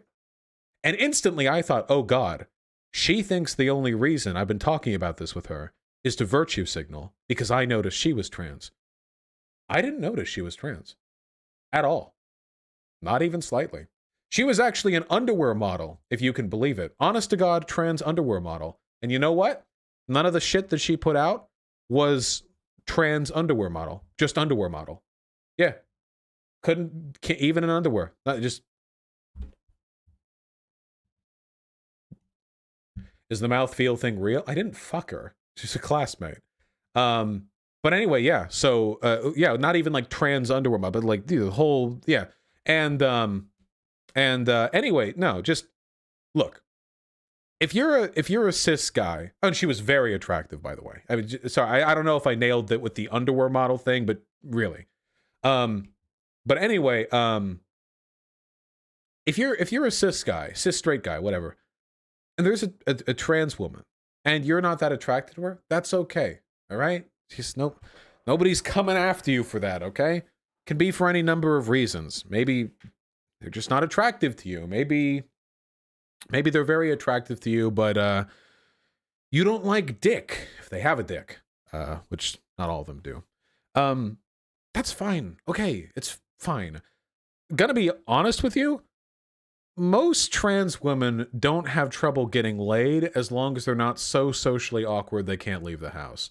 Past a certain point in transition, at least. Usually they're entirely capable of getting along on their own, and your unwillingness to fuck them is really not a giant impediment to them. The problem is when you keep saying they're not women. That's really the issue here. And you conflate those two problems too. You're like, the trans lobby is trying to force us to fuck trans women. Nope, nobody's trying to force you to fuck trans women. We're trying to implore you to treat them like women. You don't have to fuck them. You don't have to be attracted to them. That's fine. They're all fucking each other anyway. Whatever. Like, but they constantly conflate. Look, if there was a real lobby of like a really powerful social movement, like to force straight men to fuck trans women, I don't know, that seems a little bit fucking weird to me, not gonna lie, but that thing ain't happening. It's not. It's usually relegated to like a small community of incredibly cringy 14-year-olds on Twitter, all right? And these people are not writing policy for the US government, okay? They're a little while away from being able to run for president. I wouldn't worry too much, okay? Jesus. Most of it is just about treating trans people properly. So, yeah. Now, if you don't want to do that, and then I would consider you bigoted, and that's what Matt Walsh is, and that's fine. But if it's just because you don't want to feel forced to fuck or be attracted to trans women, that's your prerogative. will trans women have to mention they have a dick before sex? What? Have to? What do you mean would? Under what policy? What?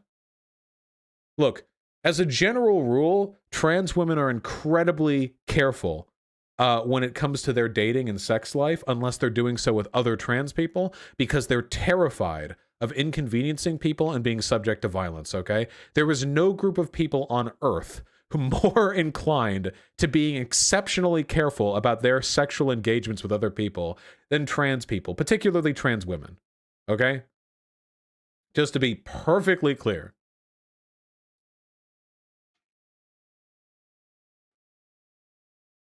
The idea of being attracted to another person's self-perception seems absurd. Oh, and you know what? Fuck you. One other thing, okay? You know what's hip and hot right now? Femboys, okay? I bet you 98% of the people who have super straight fucking Twitter icons jerk it every day to hentai dojins of futa porn and femboys, okay? So the idea that there is some biological or phallophobic inherence here, rather than what's actually at stake here, which is them being emotionally motivated by a culture war they were told to care about by people paid by billionaires, I refuse to give this any credence, okay? If you would all just chill the fuck out, smoke a bowl, ram your head against a wall until you forgot everything you learned by watching the Daily Wire, and then go out there on Tinder, I guarantee you'd be less of a fucking asshole than you are right now. You're being forced to care about something that you probably don't even care about.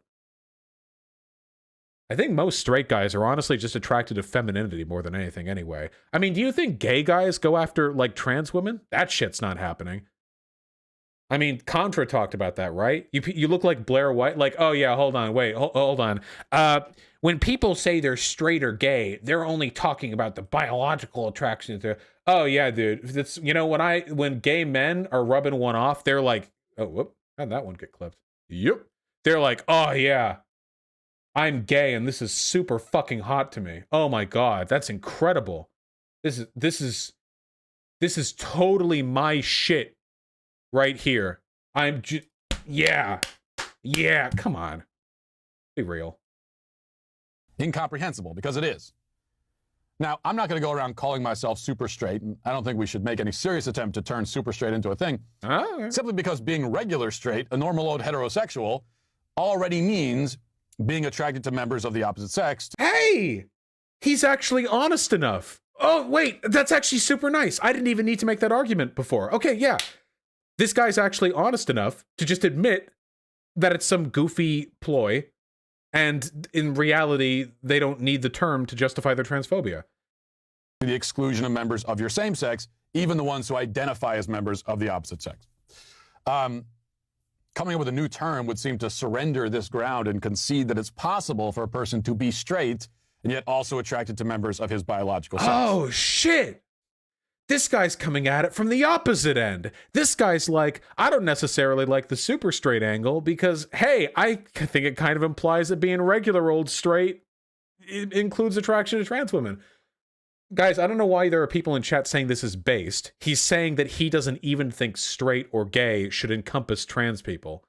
I don't want to do that, so I'm going to stick with plain old heterosexual to describe myself. But this super straight thing is more of a troll than anything else, and as a troll, I have to admit it's pretty funny, and it makes an important point.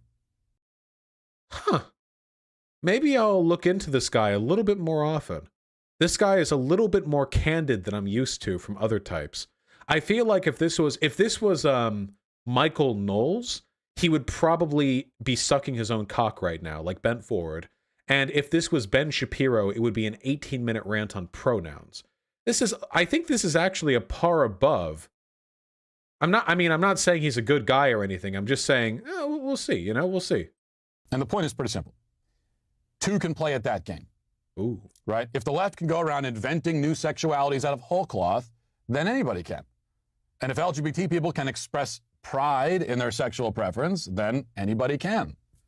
One of the trending hashtags on Twitter right now is super straight pride. And many of the people using the hashtags are accusing those who criticize them of engaging in superphobia. He is the most brain-dead take on wage issues. Yeah, hold on. I'm not saying this guy's not a fucking idiot. Just to be perfectly clear. I'm saying that he's not putting a mask on, which means that I have to waste less time. I can assume and I can dig apart it less to get at the actual point. Yeah, not saying he's not dumb. Oh, actually, I'm satisfied enough with this. We don't even need to go further. Vosh, what if I won't have sex with a dick or surgery vagina? Would that be considered transphobic? I don't necessarily think so. No. Here, I'll put it this way, okay? So we can get rid of all of the associative characteristics, okay?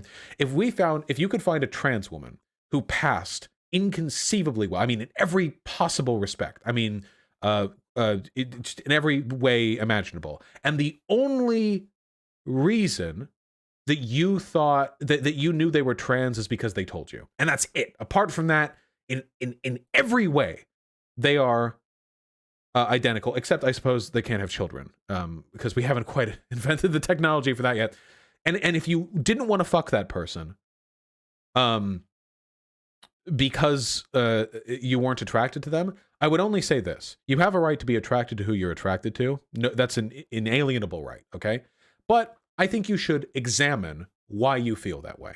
If they, in every social and physical respect, are completely, I don't know, as Natalie would say, bio girl, what is pulling you apart from that? You know what I mean?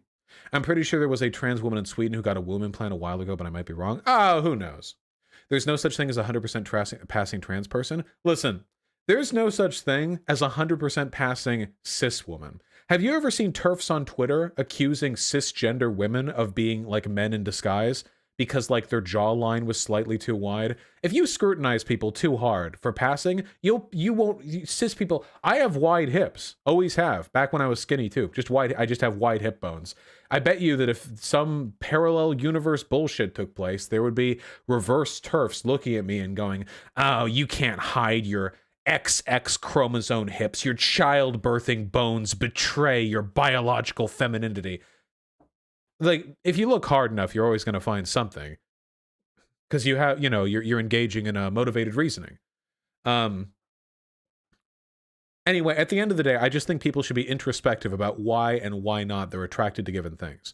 But yeah, that's really all. Here's an example from me, okay? What's the fem name of Vosh? Vosh is already taken from the name of a female OC that I had. Is it a matter of placing genitals of the same importance as hair color or whatever? No. You can care about genitals all you want, okay? You can do that. It's fine. Also, genitals are, for most people, a pretty important part of sex, okay? Personally, I care more about what genitals a person has than I do their hair color. Now, I like pussy and dick, so I don't care with regards to gatekeeping. I just care about, like, what are we doing today? What do we what work we're doing? What? All right, how are we getting down on this? But, Vosh is the girl's name. Yeah, well, following my progenitor's line. Anyway, for example, I don't really like body hair that much, personally. I'm just not a big fan of body hair. Not necessarily armpit hair. I don't mind armpit hair that much. Body hair, I'm just not that big into. But it's for everyone. Men and women, cis, trans, it doesn't really matter to me. It's just not a characteristic I'm really into. Why? I don't really know. But okay, it's fine. Vosh, aren't you hairy? Well, I'm not fucking me, am I? It's just people are into what people are into. That's fine. It's okay to not be into people. But you should be introspective as to why, okay? Here, I'll throw out one more edgy example, okay? Here. No, it's not edgy. It's just controversial, okay? I knew a person in high school, okay, who really liked straight hair. Really, really, really liked straight hair. That was just a thing. They just liked, I don't know, maybe just the way... She just liked the way hair was straight, Now, not everyone has straight hair. Black people don't have straight hair unless they straighten it. So as a product of that, this woman, she just didn't really date black people. And I talked with her about that a couple of times, mostly making fun of her for it, because she talked about it. And I said, do you think there's a possibility, I mean, a little bit of a possibility, that you might have some aversion to what you consider ethnic hair? And she looked at me and she said, I really genuinely have no idea. I just like straight hair. So I try not to be racist otherwise, And I can never know inside of her brain But as far as I'm concerned, that's a valid explanation. You can never know what's going on in somebody's head, but if a person, honest to God, just has a strong thing for straight hair, and then later she ended up really liking a black girl who had straight hair because she straightened her hair. So, yeah, I can never know. But do I get anything from scrutinizing her intentions on that? Probably not. Probably makes her feel weird too. Actually, your preferences in attraction are actually rooted in racism. How do you know? I don't, but they probably are. Like, okay, like we're not getting anything from this bullshit. Come on. It just makes you look like an annoying, kind of thought policey piece of shit. So don't be super policey about other people's preferences, but if you got preferences, just think about it a little bit. And if the reason why you have those preferences is because of some bias, then maybe think about that too. Introspection is always important, you know? Yeah, that's the real super straight right there. That bitch was a real super straighter. Only straight hair. Just think about it, that's all. Because sometimes your biases kind of are revealing of bigotry. Now, if you're this dipshit over here, you know that it's bigotry. We don't need to. It's not an investigation with this guy. And by the way, if Steven Crowder's any indicator, this guy probably also jerks off to like trans girls behind the scenes like they all fucking do. We know what these people are like, but leaving all that aside, you know, sometimes these things really are indicative of biases. I'll give you an example, another example. I know a high school girl, okay? High school girl. She was black. I knew a black high school girl. Following so far? Very good. And she didn't like black people sexually. She wasn't attracted to black people. Actually, a fairly common thing. A lot of black guys don't like black girls. Why? Well, stop talking about high school girls, kind of cringe. The last time I talked to people was in high school, okay? I'm borrowing from a limited pool of information. But she just wasn't that attracted to black people. And, you know, I didn't talk that much with her because she was black and I'm white, so like, what am I going to do? But down the line found out, yeah, she was kind of racist a little bit.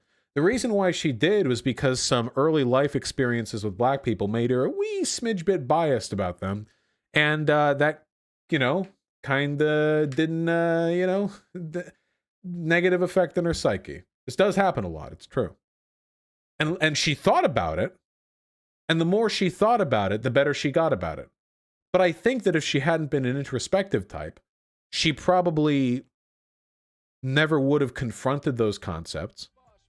And it probably, in her mind, it would have just been, oh, I'm just not attracted to dark skin. Oh, I'm just not attracted to X or Y. We all get it? We get it? Okay, we get it. We get it. Nope, slurs in chat. What the fuck? These people. All right.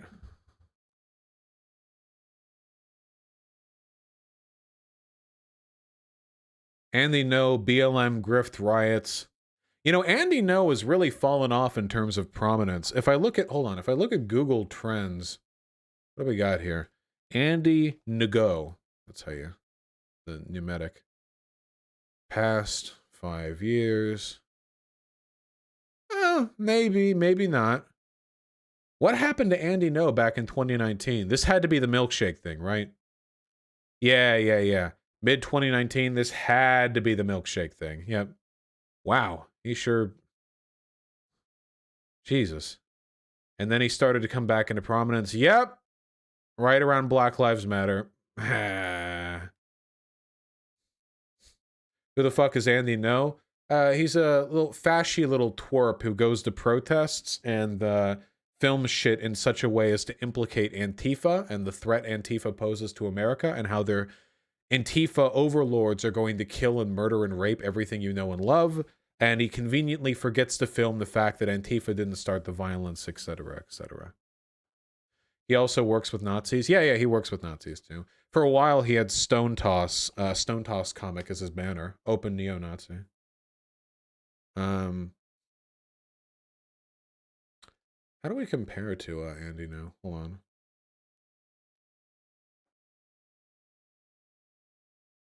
on. We don't quite compare to Andy, no. Sorry, fellas.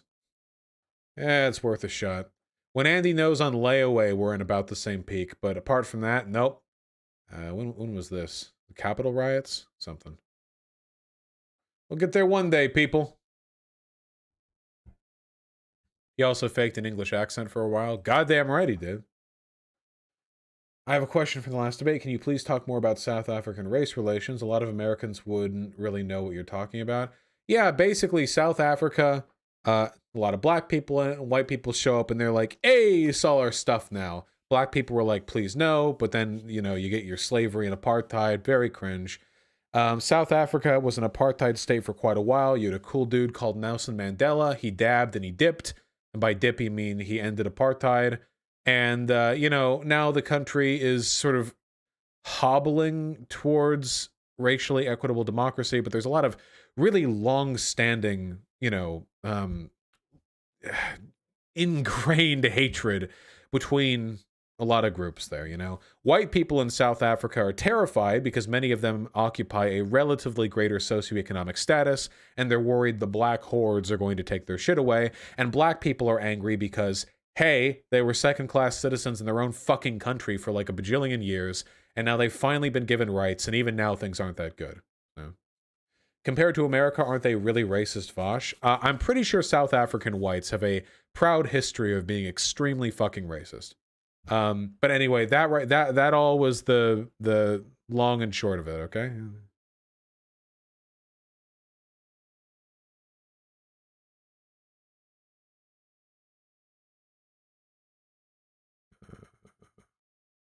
Yes. All right. Did I used to be a tanky in college? Nah, I never used to be a tanky. What do we got here, people? I used to be Antifa. What is identity socialism? What are your kids learning in school? What do we got a mind for, you know? Do a poll? Yeah, let's do one of those three. Can we get a poll? School, identity socialism, Antifa. I still don't know how to do a poll. Well, that poll is being pulled up. Ha! I'm going to read some donations. This is a segment? When is it not a segment? Love me some segments. Love segments. Felix Argyle, thanks to the tier 2 sub. Decoytrix, the One King, and Ken 11, thanks to the tier 1 subs. Likewise, Yogscast, Leon Trotsky. Very nice. Gotcha. Flanges and Krayawek, thank you for the $5 both. Really appreciate that. Yeah, I can talk about decommodification more in the future.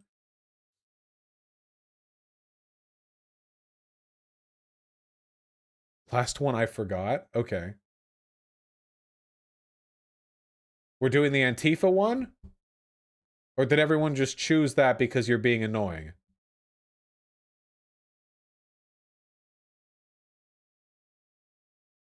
Hey, make a poll again. We have to be fair. I feel like the Antifa one's going to be the most boring one. It's just going to be this guy saying, they led me to the Antifa Fight Club Underdungeon, where I was forced to rape 1,000 white women, you know? Oh, we really are. Okay.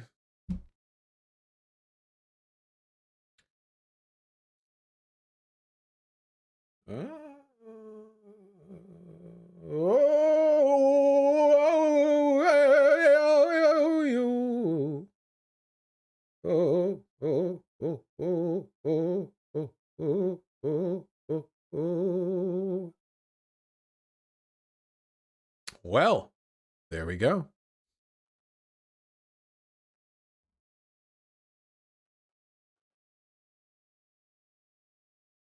What are your kids learning in school? Probably not that much if you're an American. Ah! Let's take a look, people. What's happening in our schools? Oh my God. Colleges have become leftist indoctrination centers. All right. It's not a new problem. It's been going on for decades. First behind the scenes and now out front. I love this new McCarthyism, by the way. Exact same arguments that were around 60, 70 years ago. Communists have infiltrated. Nazi theory as well. You know, Jewish Bolsheviks have infiltrated academia. Yep. We're going to get a whole lot of postmodern neo-Marxist bullshit in this one. Why do all conservative women look the same? They hollow something out inside of you to make you one of them, and it just all pans out the same. That's how radical change happens. It creeps up on us. And when we finally figure out what's going on, it's too late. What's been happening on college campuses? It really is extraordinary how fear-based the primitive conservative mind is. There have been plenty of studies showing that conservatives, just on average, are intellectually inferior in basically every imaginable way, but the strongest difference really is the fear response. Conservatives are incredibly fearful all the time. They're terrified. Is now happening in elementary schools and high schools. Oh, shit. I know. I'm a mom of 2 school-aged kids. Nobody cares. I've seen it with my own eyes. Wait, that's your that's your credential? You're a mom? That's what we've got? All right, well. More parents are seeing it too. Thanks to the lockdowns and Zoom, we're getting a window into our children's classes. It's not a pretty picture. Oh, let's Google her? Sure, okay. The Fab Mom. Motivating Parenting Lifestyle Mom Blog by Bounce Through the Fail. It really does just look like a wine mom blog.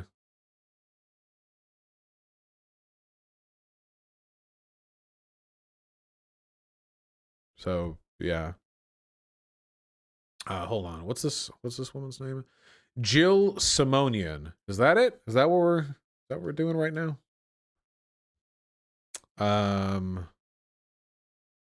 Yeah, it looks like Jill Simonian. Do we have a Wikipedia article? Oh, look, that's nice. Her Twitter account actually fronts the PragerU thing. Look at that. Mom on a mission with PragerU. 10K followers, not a huge figure. Not large enough for a Wikipedia article, probably. What do we got on the YouTube? No visible subs and tiny numbers of views. Okay, so this person really is not a huge media figure. Kids, really young kids, are being taught stuff so radical, so devoid of what real education is, it should alarm us all. Left Logic. Shouting racial slurs at a black couple in Denny's equals racist. Yes, this is what they're teaching your kids in school. Here are a few examples. Recently, Chicago Public Schools adopted an American history curriculum based on the 1619 Project published and promoted by the New York Times. The 1619 Project asserts that America's founding was not marked by the Declaration of Independence in 1776, but the arrival of the first African slaves in Jamestown in 1619. This is a very defensible premise, by the way. I mean, for the lives of the average person who lived in the American colonies, the Declaration of Independence really didn't change much for them. But the fundamental material relations that would come to define America, those were, at least for the first 200 years, pretty explicitly based around slavery. I think this is a very defensible thesis. Of course, anytime you're making a statement as vague as when a founding is marked, it's always going to be a matter of opinion, to some extent. It really just comes down to how effectively you can defend the premises that you're laying forward. Historians from across the political spectrum have denounced this as a giant lie. It's absolutely not true. It's received some modest historical criticism for some of its premises, but no, on the whole, it's been taken very seriously and received with open arms. If it wasn't, conservatives wouldn't be so pissed scared about it. On the other hand, the 1776 Commission and their America First education, or Patriot education, or whatever it was Trump tried to get done, that was universally decried by historians. I mean, across the board. If I remember correctly, historians are actually the most Democrat-aligned academic field.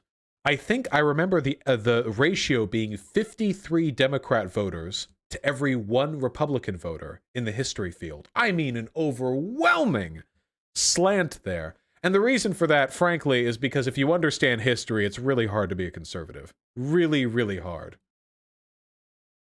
The New York Times has walked back many of the project's original claims. Still, That's also not true.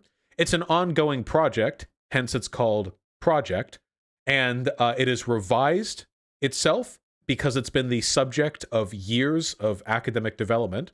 But the idea that the way that they're phrasing this makes it sound like they got caught in lies and they were like shit, and like quickly like backspacing it.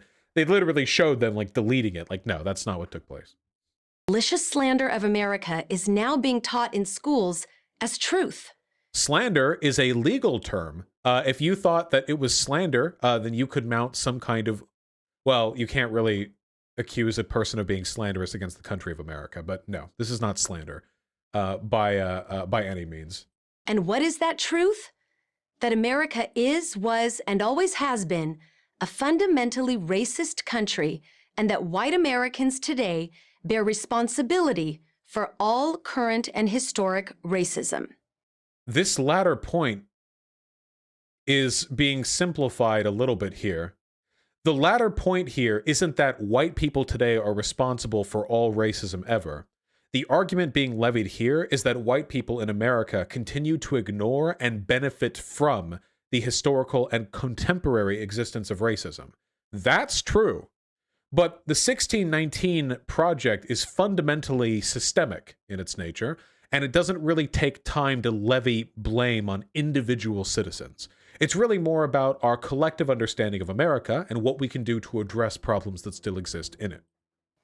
This bleeds perfectly into another educational debacle: diversity, equity, and inclusion. I noticed, by the way, that she hasn't actually explained anything about the curriculum being taught to students. She said, well, kids in Chicago have been looking at a thing from the 1819 Project, or 1619 Project, and now she's just ranting off about the 1619 Project. Which, by the way, we've already gotten like 20 PragerU videos on. I mean, come on. Now, this might sound innocent, but don't be fooled. It's a dangerous euphemism for something called critical race theory. Damn. Would you say that being pro-equality is the same as being anti-white? Is that the argument you're making here? Anti-racism means you're anti-white? Is that the argument you're making? That's gotta be the argument. Critical race theory says that racism is woven into the very fabric of American society. True. What does this look like in a school setting? Middle and high school students in Wellesley, Massachusetts, are being taught to be on the lookout for unconscious racial bias in their classmates. Okay. We need your help, an email to students reads. Your school leaders will be working with you this year on how to be proactive about preventing bias incidents and how to report them should they occur. Oh my God. Hey, kids. You know, if you see any racism, maybe don't. You know, hey, you see, you're walking down the hall with Sally, you got your books, you see a racism, stop it! What? They make this sound so scary, and it's so innocuous. I mean, Christ. The funny thing is what they're trying to, they're making the argument right now that this is some kind of dystopian surveillance state. They literally had like the eye above, when what she's advocating for is literally McCarthyism. She opened this video with saying, the nefarious grasp of the leftist is lurking at every corner. You need to be vigilant at all times, shining your light on society to look for, like, she's the one actually making the dystopic argument for a paranoid surveillance state where we're constantly on the lookout for a bad think or wrong think or whatever. But then she sees these school teachers being like, "Hey, don't look at you see racism and say, how about no?" And she loses her shit. This warped vision of America doesn't stop at race. I noticed how she hasn't argued against the premise, by the way. In Colorado, first graders are being taught that just because someone looks like a boy doesn't mean they are. True. Only they can know who they truly are. Based. Gender is something they choose for themselves, True. based on how masculine or feminine they feel. Well, no, not how masculine and feminine they feel, whether or not they feel like a boy or a girl. You can feel like a masculine girl or a feminine boy. Yeah, this is good. Not only does it better conform to our scientific understanding of how this works, But additionally, this significantly decreases the likelihood of dysphoria and suicidality later in people who turn out to be trans. You know, conservatives boohoo crybaby themselves into a fit every day. Oh, we just don't want people to be trans because they all kill themselves. But then anytime somebody comes along and offers a solution to the suicidality problem, and this would fix it quite a bit, by the way, they're like, no, you can't do that. That's gender ideology. Or maybe they're not fully a boy or a girl, but something in between. Based. Whatever that may be. To repeat, that's what children are taught in first grade. Based. Imagine what they're taught in second or third grade. And the funny thing is, by the way, is that she's framing this like this is dystopian, but think about stuff that's been historically taught to kids as young as like first grade before we got like better about these issues. Yeah, Sally, you're a girl. So when you grow up, you'll be having like kids, you know? When you grow older, you'll be having kids and you'll be taking care of them. And Johnny, your job will be to provide for the family. And then there's all that weird like compulsory heterosexuality thing. Have you guys ever seen like a parent like talk to their like 6-year-old kid and talk about like marriage and girlfriends and boyfriends and stuff like that? That shit's super weird. Oh, you went over to the playground? Did you get any girlfriends over there? Like, that shit's really, really weird to me. And it primes people's expectations for what their lives are going to be like. Girls are taught from a super young age, or at least they used to be taught from a super young age, less so now, but still in many places, that they have a role. Their role is essentially as a baby incubator. That's their job. And they're supposed to be nice and docile and agreeable when men talk to them. And men are taught basically that they can do whatever they want as long as they provide for their family, you know?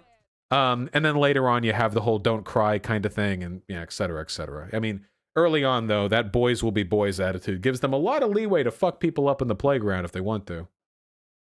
of course, the world faces imminent disaster from global warming. Yes. The American Federation of Teachers has fully endorsed the most radical aspects of the Green New Deal. Good. Which is already featured in California school curriculums. Good. In some... And that, like, how lost do you have to be to see this and, like, worry? Many of our schools are teaching children that our past is terrible and that they have no future. Wait, hold on, okay? First of all, our past is objectively terrible. Second of all, the only reason they're not going to have a future is if people like you have your way. You can't have it both sides. You can't say, hey, don't do anything about climate change, and then scold educators for teaching children that the future is going to be kind of fucked because of people like you. You don't get to play both sides of that. I'm sorry. You can be part of the problem or part of the solution, but you can't be part of the problem and then blame people for acknowledging there's a problem because of you. That if they are white, they are racist whether they know it or not. No. This argument, this Robin DiAngelo tier bullshit, is sometimes thrown out in like cringy performative corporate wokeness seminars. This is not being taught to children, okay? Now, there are school children who are being taught that many people carry implicit bias and that there are many white people who still struggle with these issues, but it's not as simple as if you're white, you're racist. Personally, I think one of the ways you can improve on this is by de-essentializing the term implicit bias and acknowledge the truth, which is that black and brown people also carry implicit bias against black and brown people. They often skip over that, and that's one of the big issues, I think, with the education. But if you investigate these issues for even a tiny bit of time, you realize that and I'll be honest here, there is no reason to say white people are the ones who carry implicit bias. Everybody does. If you're going to levy criticisms, do it at institutions, not at races. Now, I think for the most part, education is fine about that. But you get a couple of Robin DiAngelo Coca-Cola seminars and every conservative's running up. You know what? Who am I kidding? Even if Robin DiAngelo didn't exist, they would still say this. They've been saying this for decades. What am I? Why am I even going down this road? It doesn't matter what we do or what people say. Conservatives have been bitching that everyone's teaching that all white people are racist for literally hundreds of years. These crybabies, they did this during the slave days. You want to go look up some history texts. This is real. During the slave days, People got indignant when abolitionists would accuse them of being white supremacists. Slave owners would get indignant about that. They would get mad about that. That's a real thing, by the way. And one of the criticisms that were oft levied at abolitionists back during those days were that they were unfair and uncharitable to the white race who had, in their kindness, bestowed sponsorship and charity upon the black race. The real thing. I'm almost quoting that, by the way. I'd have to dig around a little bit to find the text, but that's a real Bosch example. I just gave you an example. What, do you want me to go digging through historical texts? What do you want? Go find Ask History or something. If they're black, they're victims, whether they experience it or not. That's just not taught. This idea, like, that black kids are growing up and the teacher is like, you, Jamal, you're a victim. It's not fucking happening, okay? Now, they could say that black people experience systemic discrimination, and that would be true. They're the victims of that systemic discrimination, but the victimhood carries a lot of emotional weight that generally doesn't get caught about in education, you know? It's not usually used there. That they should constantly question their sexual identity. Sure, go for it. With all this being drummed into their heads, no wonder today's kids have more psychological problems than any previous generation. You would have to work very hard. By the way, I love this. There is absolutely no evidence to indicate that the increasing rate of autism, ADHD, and depression diagnosis in America has anything to do with any of these. You know how I know that? Because the people who suffer the most youthful depression are white suburban kids who are much more likely to be conservative, okay? The people least likely to internalize these narratives are the people most likely to suffer psychiatric issues. Whereas psychiatric issues are proportionally less frequent in people of color, people who live in urban environments, etc., etc. So no, this is a dead on arrival talking point. It's also a complete appeal to intuition right here. Oh, kids are being taught to doubt their gender. No wonder so many of them are depressed. What does that mean? What's the association here? Maybe you think I'm cherry-picking examples to exaggerate my point. You haven't even given examples. You're just saying all of this is happening. Or maybe you're one of the lucky ones who sends your kids to a school that has yet to be infected by this radical agenda. Maybe. But if I were you, I wouldn't take it on faith. Find out for yourself. When I did, I was shocked to learn that all of this is happening in my school district right now. So find out what's being taught in your kids' school. Take a good hard look at curricula. Ask administrators if they endorse the 1619 project. Are they pushing? Oh God.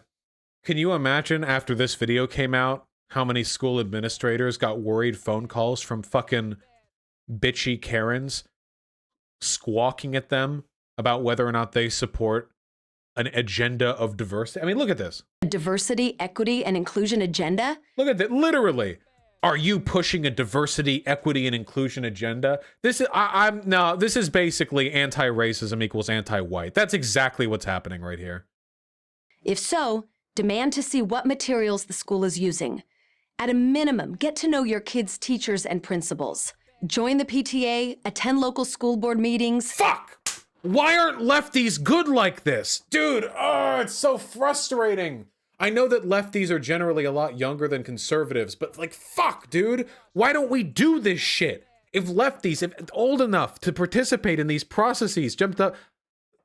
Bavash, you're a leftist? I don't have kids. But if you have kids, yeah, you should be aggressively involved in these PTA meetings, school board meetings, and talking to your administrators, your teachers. You can do a lot of work.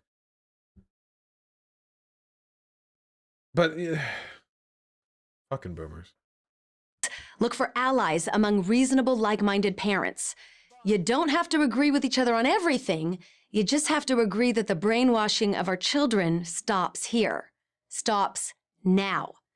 Americans know what our children should be learning. That they must take responsibility for their conduct. That race is the least... Wait, what? Implying that schools are teaching people to not take responsibility for their conduct? What? Important aspect of another person.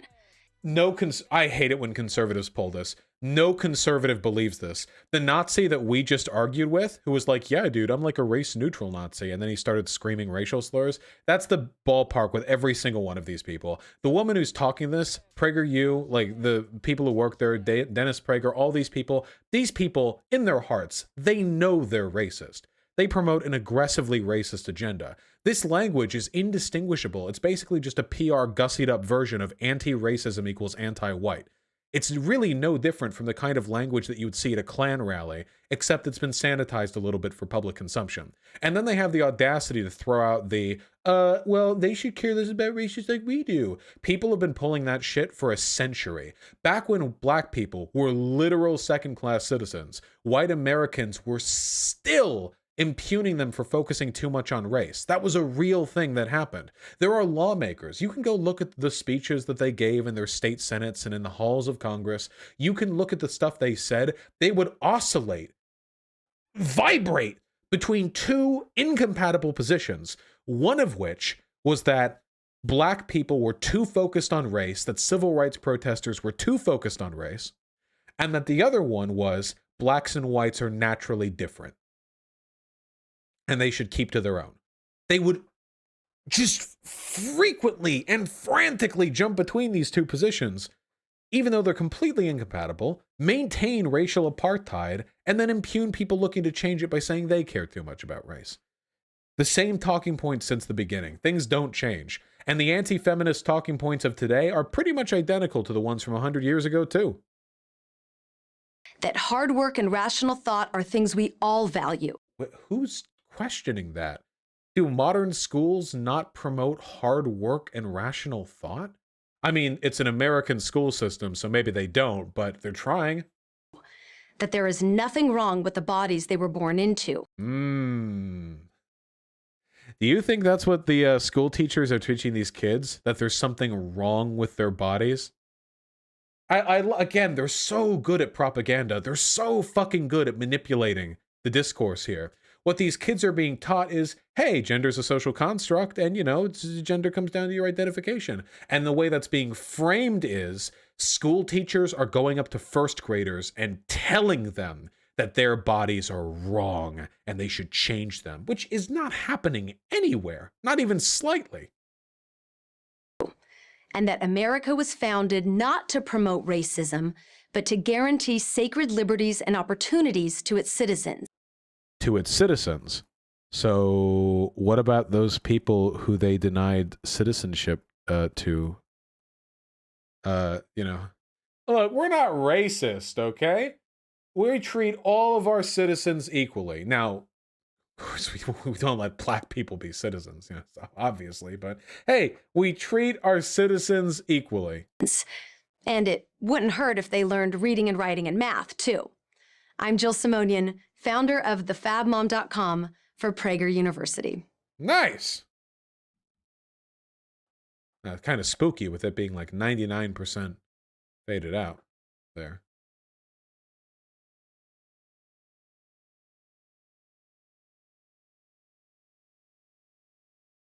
Education is a weapon from Joseph Stalin. Yeah. In senior high, I learned about the Cambodia genocide. Kid needs to learn it as well. Wait, what? Okay. All right. Sure. Is the Khmer Rouge going to come to America and start killing school children? What are we talking about? Are you a parent or an educator? Join PragerU resources for educators and parents. Prep offers access to a supportive community. Are you going to delete my comment again? Maybe complain some more you're being censored on top of that? What's happening?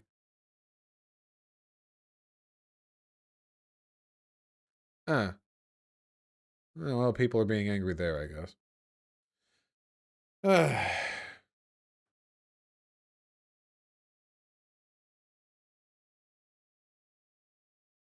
Let's do another PragerU video. Boy, we got 20 minutes left. We got 20 minutes left in this stream, and we got donos to read. You all need to sit the fuck down, all right?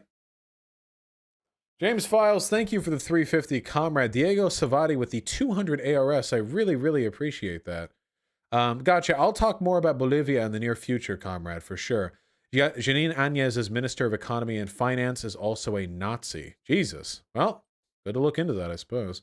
Rivera Life, hello. Thank you so much for the tier 4 sub. I really appreciate that. Intro fan music before stream or refund everything. Joking, but it'd be cool. Sets the mood, you know, gets the hype going also you're late.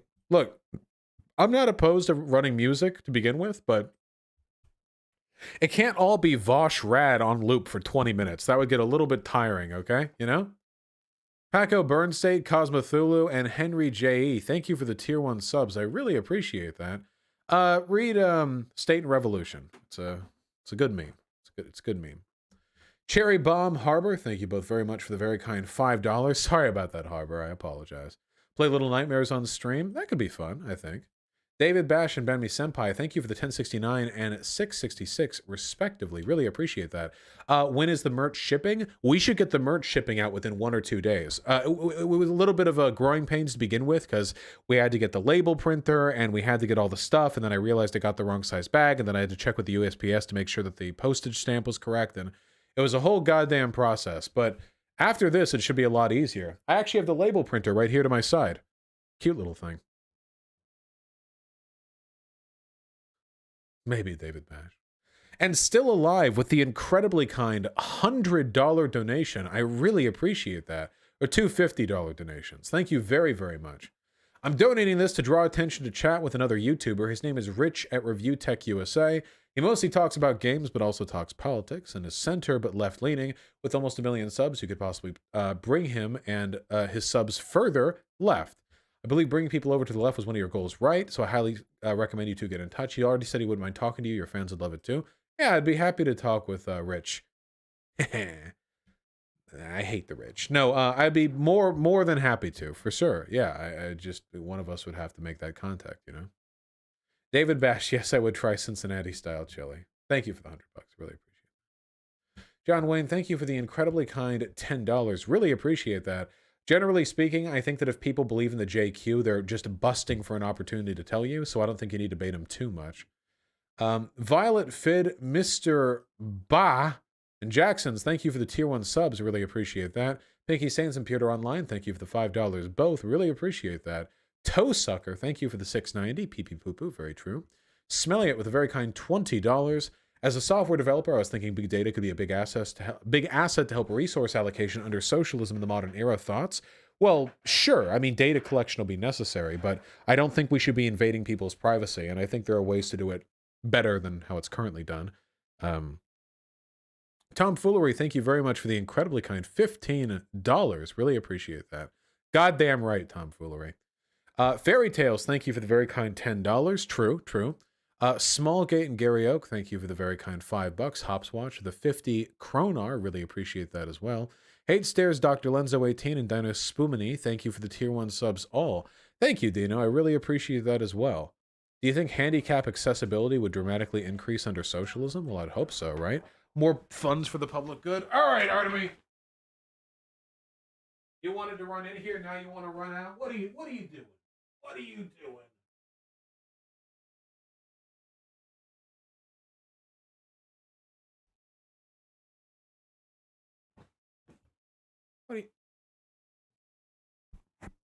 How you doing, buddy? Ooh, feisty, huh? Yeah, that's how you doing? Ooh, yeah? Oh my god, Wiggly. Hello. How about we chill, huh? How we doing?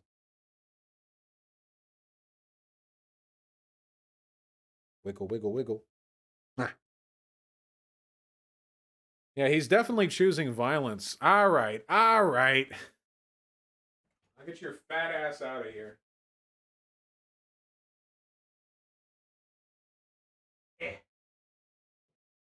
Dumbass.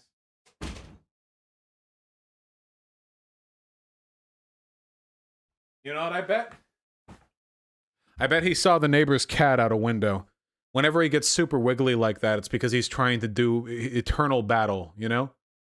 With the cat outside. Red Light Alexi and William Franklin, thank you for the $2. Do you read super chats anymore? Yes, I do. What the fuck? You're welcome. Huffy, thank you for the Tier 1 sub, do you plan on debating that male person from Twitter? Dude, tankies are such a waste of time. Maybe. Probably. Based in Comfy Pill, thanks to Tier 1 sub. Appreciate that as well. Sheridan Dorsey, thank you for the very kind $10. No problem, comrade. Ololo, the Atheist Brony, thank you for the $5. Both. Muswad 98, Black Sandy, thank you for the $5. Both. Really appreciate that. Agni Kai with the $15. Congratulations on being back from deployment. Sorry Tucker Carlson was a bastard to you, but that's what he does. Jake B with a very kind $20. Hey Vosh, I'm in some social groups with tankies who worship theory, scoff, and distrust anyone who advocates or participates in electoralism. Do you have any idea how to get through to them or how to frame an argument? I genuinely don't know. There are some former tankies in my community, and I think that you might want to talk with them because these people are fucking incomprehensible to me. They sure as shit don't care about socialism. I don't know. They're really, really tough nuts to crack. Witchblade with the $5. Your take on tankies taking the image of dead leaders to legitimize a state really sound identical to the fascist propensity to hearken to an imagined past. Yep, 100%. Red fascists, baby. Bash the Fash, thank you for the incredibly kind $10. True, Boy Mitsmini, Lurian, and Possible Ben 27, thank you for the very kind Tier 1 subs. Thank you, Possible Ben. I appreciate the kind words. Do you think tankies are harder to convert than fascists? Yeah, I think so, actually. I think I consider them both like equally useless, though fascies can be more harmful. I think that they're both like useless to leftism. Though obviously fascists are way more dangerous. I think it's easier to convert fascists because they're farther from the truth, whereas tankies have adopted the aesthetic of the truth, which makes it more difficult to bring them over that shorter distance, if that makes any sense. The farther away they are from reality, the easier I think it can be sometimes to snap them back. Tankies are wrong, but they're wrong in a position that has given them the ability to completely ignore outside evidence. I mean, listen to them. They talk like cultists. All evidence that contradicts the states that I like is CIA propaganda, neolib shill. All participation in the political system is reactionary.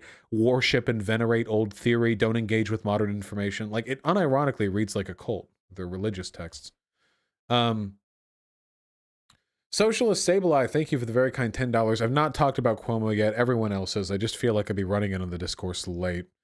Lamb DS, thank you for the $1. David Pina, thank you for the $10. New anime called Wonder Egg Priority? Maybe I will. Gandalf, BMG, Center Left Politics, and Compressed Boomers, thank you all so much for the Tier 1 subs. Fake name with the $3. Piotr Online with the $5. Thank you. John Dis McPallid, thank you for the incredibly kind $25. Hey Vosh, have you heard of the Hibernian question? I heard it all traces back to one Irish laddie, as well as the cult of Alden. Thoughts? My thought is that you should stop investigating this thoroughly before something bad happens to you, comrade. Sir Fly, Sarah Rose, and Cancer, thank you all so much for the very kind $5. I really appreciate that. John Hammond and Ruhul Chowdhury, thank you for the $2 and $4 respectively. Obscene Doogie, thank you for the very kind Tier 1 sub. No dice, friend. I already got people I play Valheim with. JCPP, Sir Fly, James Mitchell, and M. the Ambassador, thank you all so much for the incredibly kind $5. I really, really appreciate that. Quem98, thank you for the 5 Canadian. Yeah, maybe. Jack the Average, thank you for the £2. Probably doesn't. Huffy with the very kind $5. Somebody definitely told a Nazi dude you talk over people before the debate, so we came in expecting it. You barely cut him off or spoke over him. Yeah, I feel like he cut me off more than I cut him off. I try not to interrupt people, but sometimes people like run off on this incredible tangent, this ridiculous pivot, and it's so hard not to try to hold them to a position.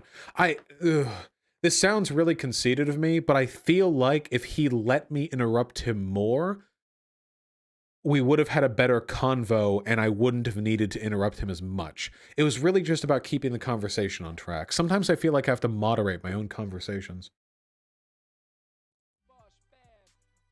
You know what I mean?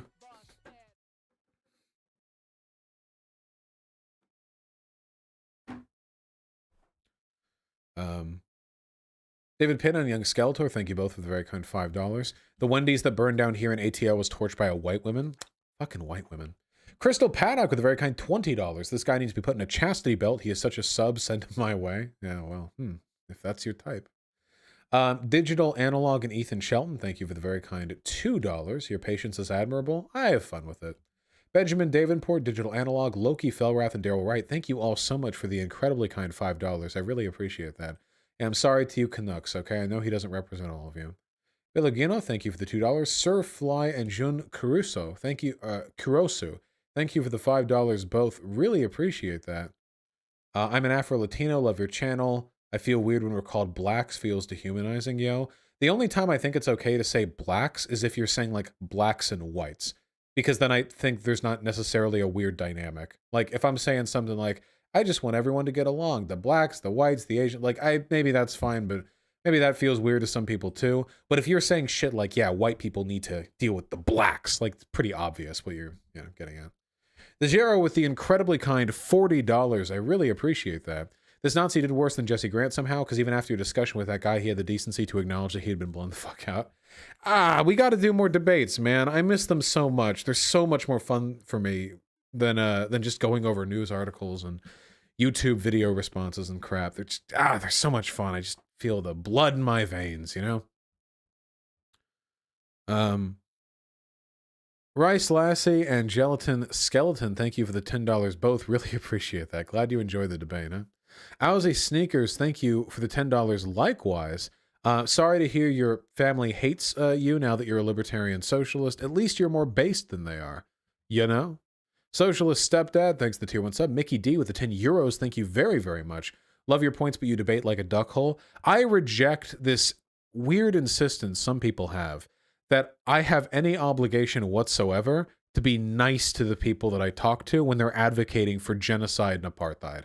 I completely reject that. Past a certain point, especially since I was handling his arguments down like he was a fucking kid trying to resist being bathed. Like I had to hold him down to, you know, get him on some of those. Like, part that. I mean, dude does harm, all right? I don't know. Not my prerogative. Woody, thank you for the $149. Stel with the $2. Thank you. Fake name with the $3, maybe. Taliesin, thank you for the $5. Glad you enjoy. The Flying Clutchman with a very kind tier 4 sub. Thank you very, very much. I'll cuck as many fashies as I can, okay? Bash the Fash, Spank the Tank with the incredibly kind $50 donation. Thank you so fucking much, comrade. Mark my words, there's not a single intelligent conservative who can openly, honestly, and coherently make the case for their views. Conservatism, all types of it, is irreconcilable with democracy. It's not just irreconcilable with democracy, it's irreconcilable with reality. They are utterly past that, especially today. I mean, if you want to make some fiscal conservative arguments, maybe okay, you can fine pick the points of it, but that's not what conservatism is about anymore, or maybe it never was, you know? Thank you, comrade. Prettiest Vicky, thank you for the very kind tier 3 sub. Congratulations on your new drawing pad. Have fun with drawing, draw some pretty stuff, okay? Tane and Sprudman, thank you for the $5 both. Really appreciate that. Annoyed Gamer, thank you for the $10. As Dead Kennedys once said, if the real Fourth Reich comes, you're first to go. Yeah, probably. Felt Sheriff, thank you for the very kind $15. This guy's just an honest version of Rob Noir, CTV and LCTR fan. Hurry guys, take that mask off so we can see who you are. I feel like he's the logical end state of a lot of their arguments, maybe. K. Willie, thanks the tier 1 sub. Andrew Grant with the incredibly kind $5. Really happy to hear you enjoyed it. Yeah, the thing that I'm happiest about in that convo is that he gave me a second to explain why black people are in a uniquely fucked position. I'm really happy about that.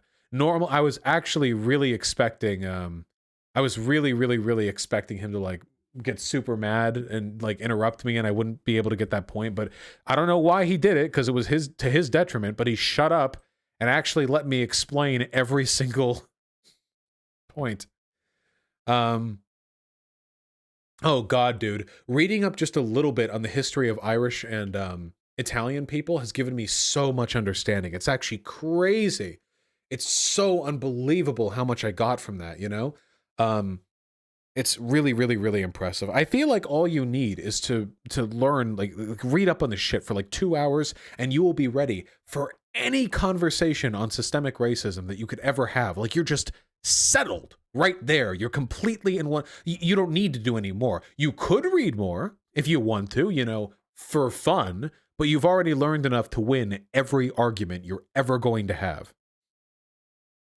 The Atheist Brony and Slum Digger, thank you both very much for the incredibly kind $10. Really appreciate that. So people can invent pronouns and sexual identifications until they make one you don't like. Also, is having a sexual preference bigotry? Happy to VC on this. Ooh, Slum... hey. Hey, Slum Digger, do you want to talk about that in a future stream? I think that could be a fun one. That might be a interpersonal engagement rather than a stream one, you know? Send me an email. I'd be happy to talk about it. And I won't be mean, as long as you're not mean, you know. Yeah, send me an email. Thank you for the $10. That's the email entry pass. You're welcome. Turtle05, thank you for the very kind $5. If someone says they wouldn't date a trans woman because she's not female rather than not a woman, is that bigoted or is that the same as a genital preference? Female refers to gender or sex depending on who's using it and in what context. But if you have a problem with a person attraction-wise, why wouldn't you just say what you're not attracted to, you know? Like, I don't necessarily, why not just say, I'm just not into dick, or like, oh, I don't know, I just, like, or just be forthcoming. Just say, like, I don't know, maybe they're not feminine enough for me. Which I don't even know if that lands because trans women perform femininity way the fuck harder than cis women do. So I don't even know if that necessarily lands, but just be forthcoming about it. When you're saying, like, oh, yeah, I wouldn't date them because they're not a female. Like, that's pretty much just the same thing as saying they're not a woman in a pragmatic sense. TV Pyro, thank you for the tier 1 sub. Really appreciate that. Atheist Brony, thank you for the $10. Very, very true. There will always be infighting. Always, always, always. But it doesn't have to be about race. I'd rather just, I don't know, Marvel fans and anime fans fight. Why can't we do that? We can form ethno-states around that. Little Lynette, thank you for the 10 PLN. Is there a possibility to talk to you about Poland? Probably not at the moment. My schedule is pretty backed up. But you can email me if you have any information you'd like me to consider. The Grass Ninja, thank you for the incredibly kind $15. If your debates were an anime battle, which fight would they be? I don't fucking know. Am I supposed to think of a battle that was cool or very one-sided or what? How about Rock Lee anytime he fought anyone, okay? What about the drunken style thing, okay? I feel like I bluster my way through these arguments pretty well. I don't know. What do you want? Good Praxis, the tier 2 sub. Do you ever think about how history will look back in this era in like 500 years? Oh, all the time, comrade, all the time. If we even have historians 500 years from now. Machine Wraith, probably true. Epic Fail and Michael Hodges, thank you for the 5 both. I will never play Democracy 4. Oh, fuck! I have to talk to the devs from Democracy 4. Oh, God, I've held them on red for like a month, 5 months. Oh, God. They wanted to talk about politics and shit in games. Oh, shit. I have to talk to those people. A month or 5 months? Probably closer to 5.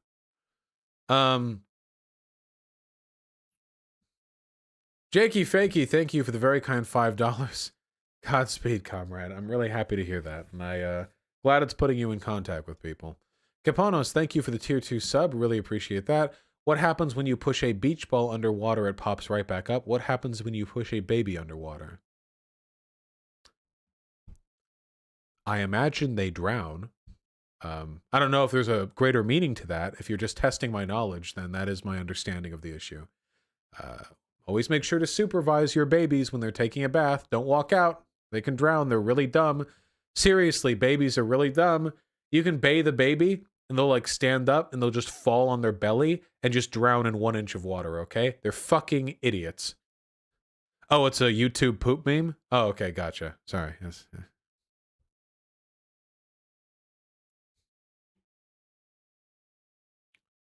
8522 Derek, thank you for the 666. Saki Tanuki with the incredibly kind $20. We're so close to that okay buddy time, comrade. We're so goddamn close.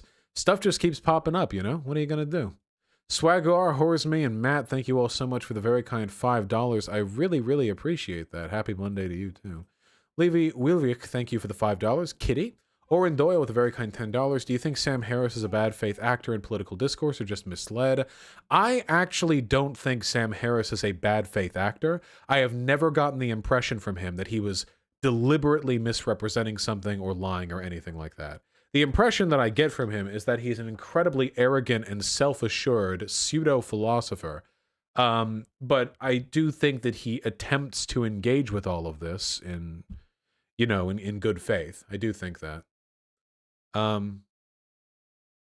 Realist Theory, thank you for the very kind $10. Really appreciate that. Why don't they ever bring up a COINTEL program, a CIA program against Africans that resulted in the U.S. bombing? Not sure what you're referring to, comrade. YouTube be mean. Stephanie Nuts, thank you for the $5. Bet she won't mention the teacher telling her students George Floyd wasn't a nice person who shouldn't be mourned or some crap like that. Yeah, they always cherry pick. It's like, in this school in Detroit, there's a teacher who said that white people are racist. And then they ignore the fact that, like, all over the country, there are school teachers still saying, like, blatantly racist bullshit. You know, to them people. Anti-socialist, thank you for the very kind $5. I was arguing with a guy who said he was sexually assaulted because he sexted with a woman and later found out she was trans. That's not how that works. Hats with the 10 Canadian, what's your reaction to Alden's manifesto? None yet, work pending. Sake with the incredibly kind $20. Everyone's gangster till the Hibernian space laser clover targeting dots start appearing on their floor. I'm really hungry. Start appearing on their foreheads. Yeah, well, fear of death will put the word of God into you. Sesame Rose, the tier 1 sub, trans rights. Belogino, thank you for the $2. True Jack the Average with the £5. Should gender abolitionism come to fruition, would that not make trans obsolete or big dumb? Yeah, it would.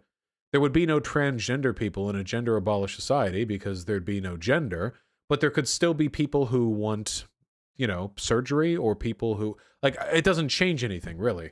One of the main reasons why people feel dysphoria is because there's so much social pressure to conform to an arbitrary social standard. If you get rid of that arbitrary social standard, then, you know?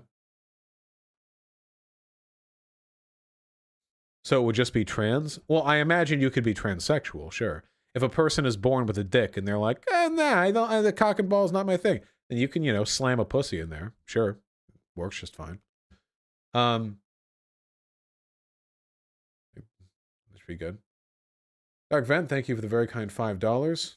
No, I did not hear about that. And the DAC, thank you for the $5 yourself. Congrats. Good luck on the podcast.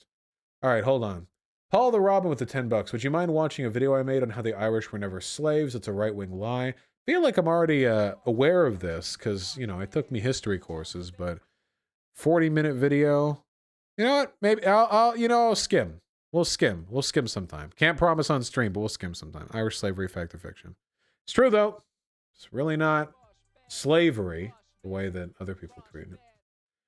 Mr. Fings, thank you for the $10. Did you see this reply to your tweet? No. Using 2 different cameras won't get you around the Twitch TV exclusivity clause for the affiliate contract. I already emailed Twitch. I'm going to remove my affiliate contract. I will no longer be able to be Twitch Prime subbed to. I will no longer be able to make money off Twitch, but I'll be able to duo stream from Twitch and YouTube. We'll get that dual audience. You know, that'll be fun, I think. Though I won't be able to say faggot anymore. Maybe I should have fun with that while I still have my YouTube exclusive content. Zanya with the incredibly kind $20. My baby Sammy enjoying a walk in the backyard. Baby. Look. Ooh, mouth open. Angry? Or chirping, perhaps? Probably chirping like at a bird or something. Ooh, I love babies. They're so cute. I can't believe how much I love Artemy and Pigeon.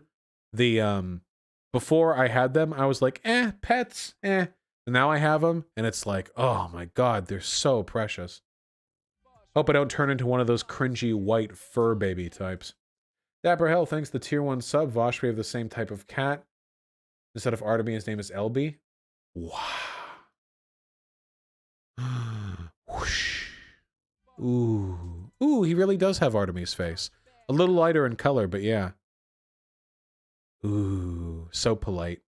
Much smaller than Artemy, too, since Artemy is a fat fucking dipshit, you know? God, he's so dumb. I love him. And Callistian, thank you for the stuff here, my babies. I love... Ooh. So many wonderful cat pictures today. Look at them. Very alert. They want you to open the food. Very, very good. Matt, happy Monday to you, too. Thank you for the $5. Arison's the $5. I wish life was more like Fate. All the men are other femboys or women. Where's my Astolfo? Listen, you need to create the world that you want to live in, okay? Also, unironically, if you're looking for like femboys or whatever, there are plenty of places in the world where there are lots of them, okay? The first guy I nearly slept with was a drag queen crossdresser who did Beyonce routines in West Hollywood in Los Angeles. And he was exceptionally cute. He was also dumb as bricks, so... Well, no, that's not fair. He wasn't dumb as bricks. I just think we had different interests. So, whatever. Burnt Toast, thank you for the £5. Have I talked about Sarah Everard? No, I'm not familiar with that story, I'm afraid. Sounds terrible, though. Elite, thank you for the $50 donation. That is incredibly kind of you. Jesus. Please put this bad judge on blast. Oh no, we're at the end of the stream. Judge Zimmerman caught on hot mic denigrating Kevin Peterson Jr. Well, they're a Zimmerman. What do you expect? Here, I'll have to take a look at this a little bit later, I'm afraid. But I will. I'll have it on a tab. Thank you. And Sake Tanuki with the 2 consecutive $20 donations. Thank you so fucking much. Does being willing to burn bridges with dumbass lefties show a devotion to trains' rights? No bridges, no cars, more trains. Goddamn right. There's nothing more essential to the development of good urban infrastructure than arguing with other lefties online. Pretty much all it comes to. And also, is it based to intentionally mistitle former heads of office, such as former Fecal Matter Chief Inspector Dick Cheney? Sure. I mean, he probably name searches. Could probably hurt his feelings over that. Realist Theory, the very kind $5. COINTEL is a CIA anti-black program started in the 1950s and resulted in the bombing of a black community and still secretly exists. Oh yeah, I know about COINTELPRO. I thought you were talking about like Africa or something. Well, there probably is something more to that, isn't there? Knowing the CIA, they probably did something bad to Africa too in the context of the COINTELPRO. So maybe I should look more into that, huh? Are you in on the NFT discourse? Thanks, Pessimist, for the $10. Hold on. I've heard about this. Isn't this like some art stealing thing? Or something like that? I don't know. Non-fungible tokens. Well, you need high fungibility. Tell you what, I'll look into it and I'll probably yell about it next stream, okay? Pump and dump? Well, isn't it always? All right. I love you all very much. As you can tell by my fiddling, my nose itches, which is probably my body telling me that I should go eat some food. You're wonderful people. Please take care. If you enjoyed the stream, make sure to like, subscribe, donate your life savings to me. You know how it goes.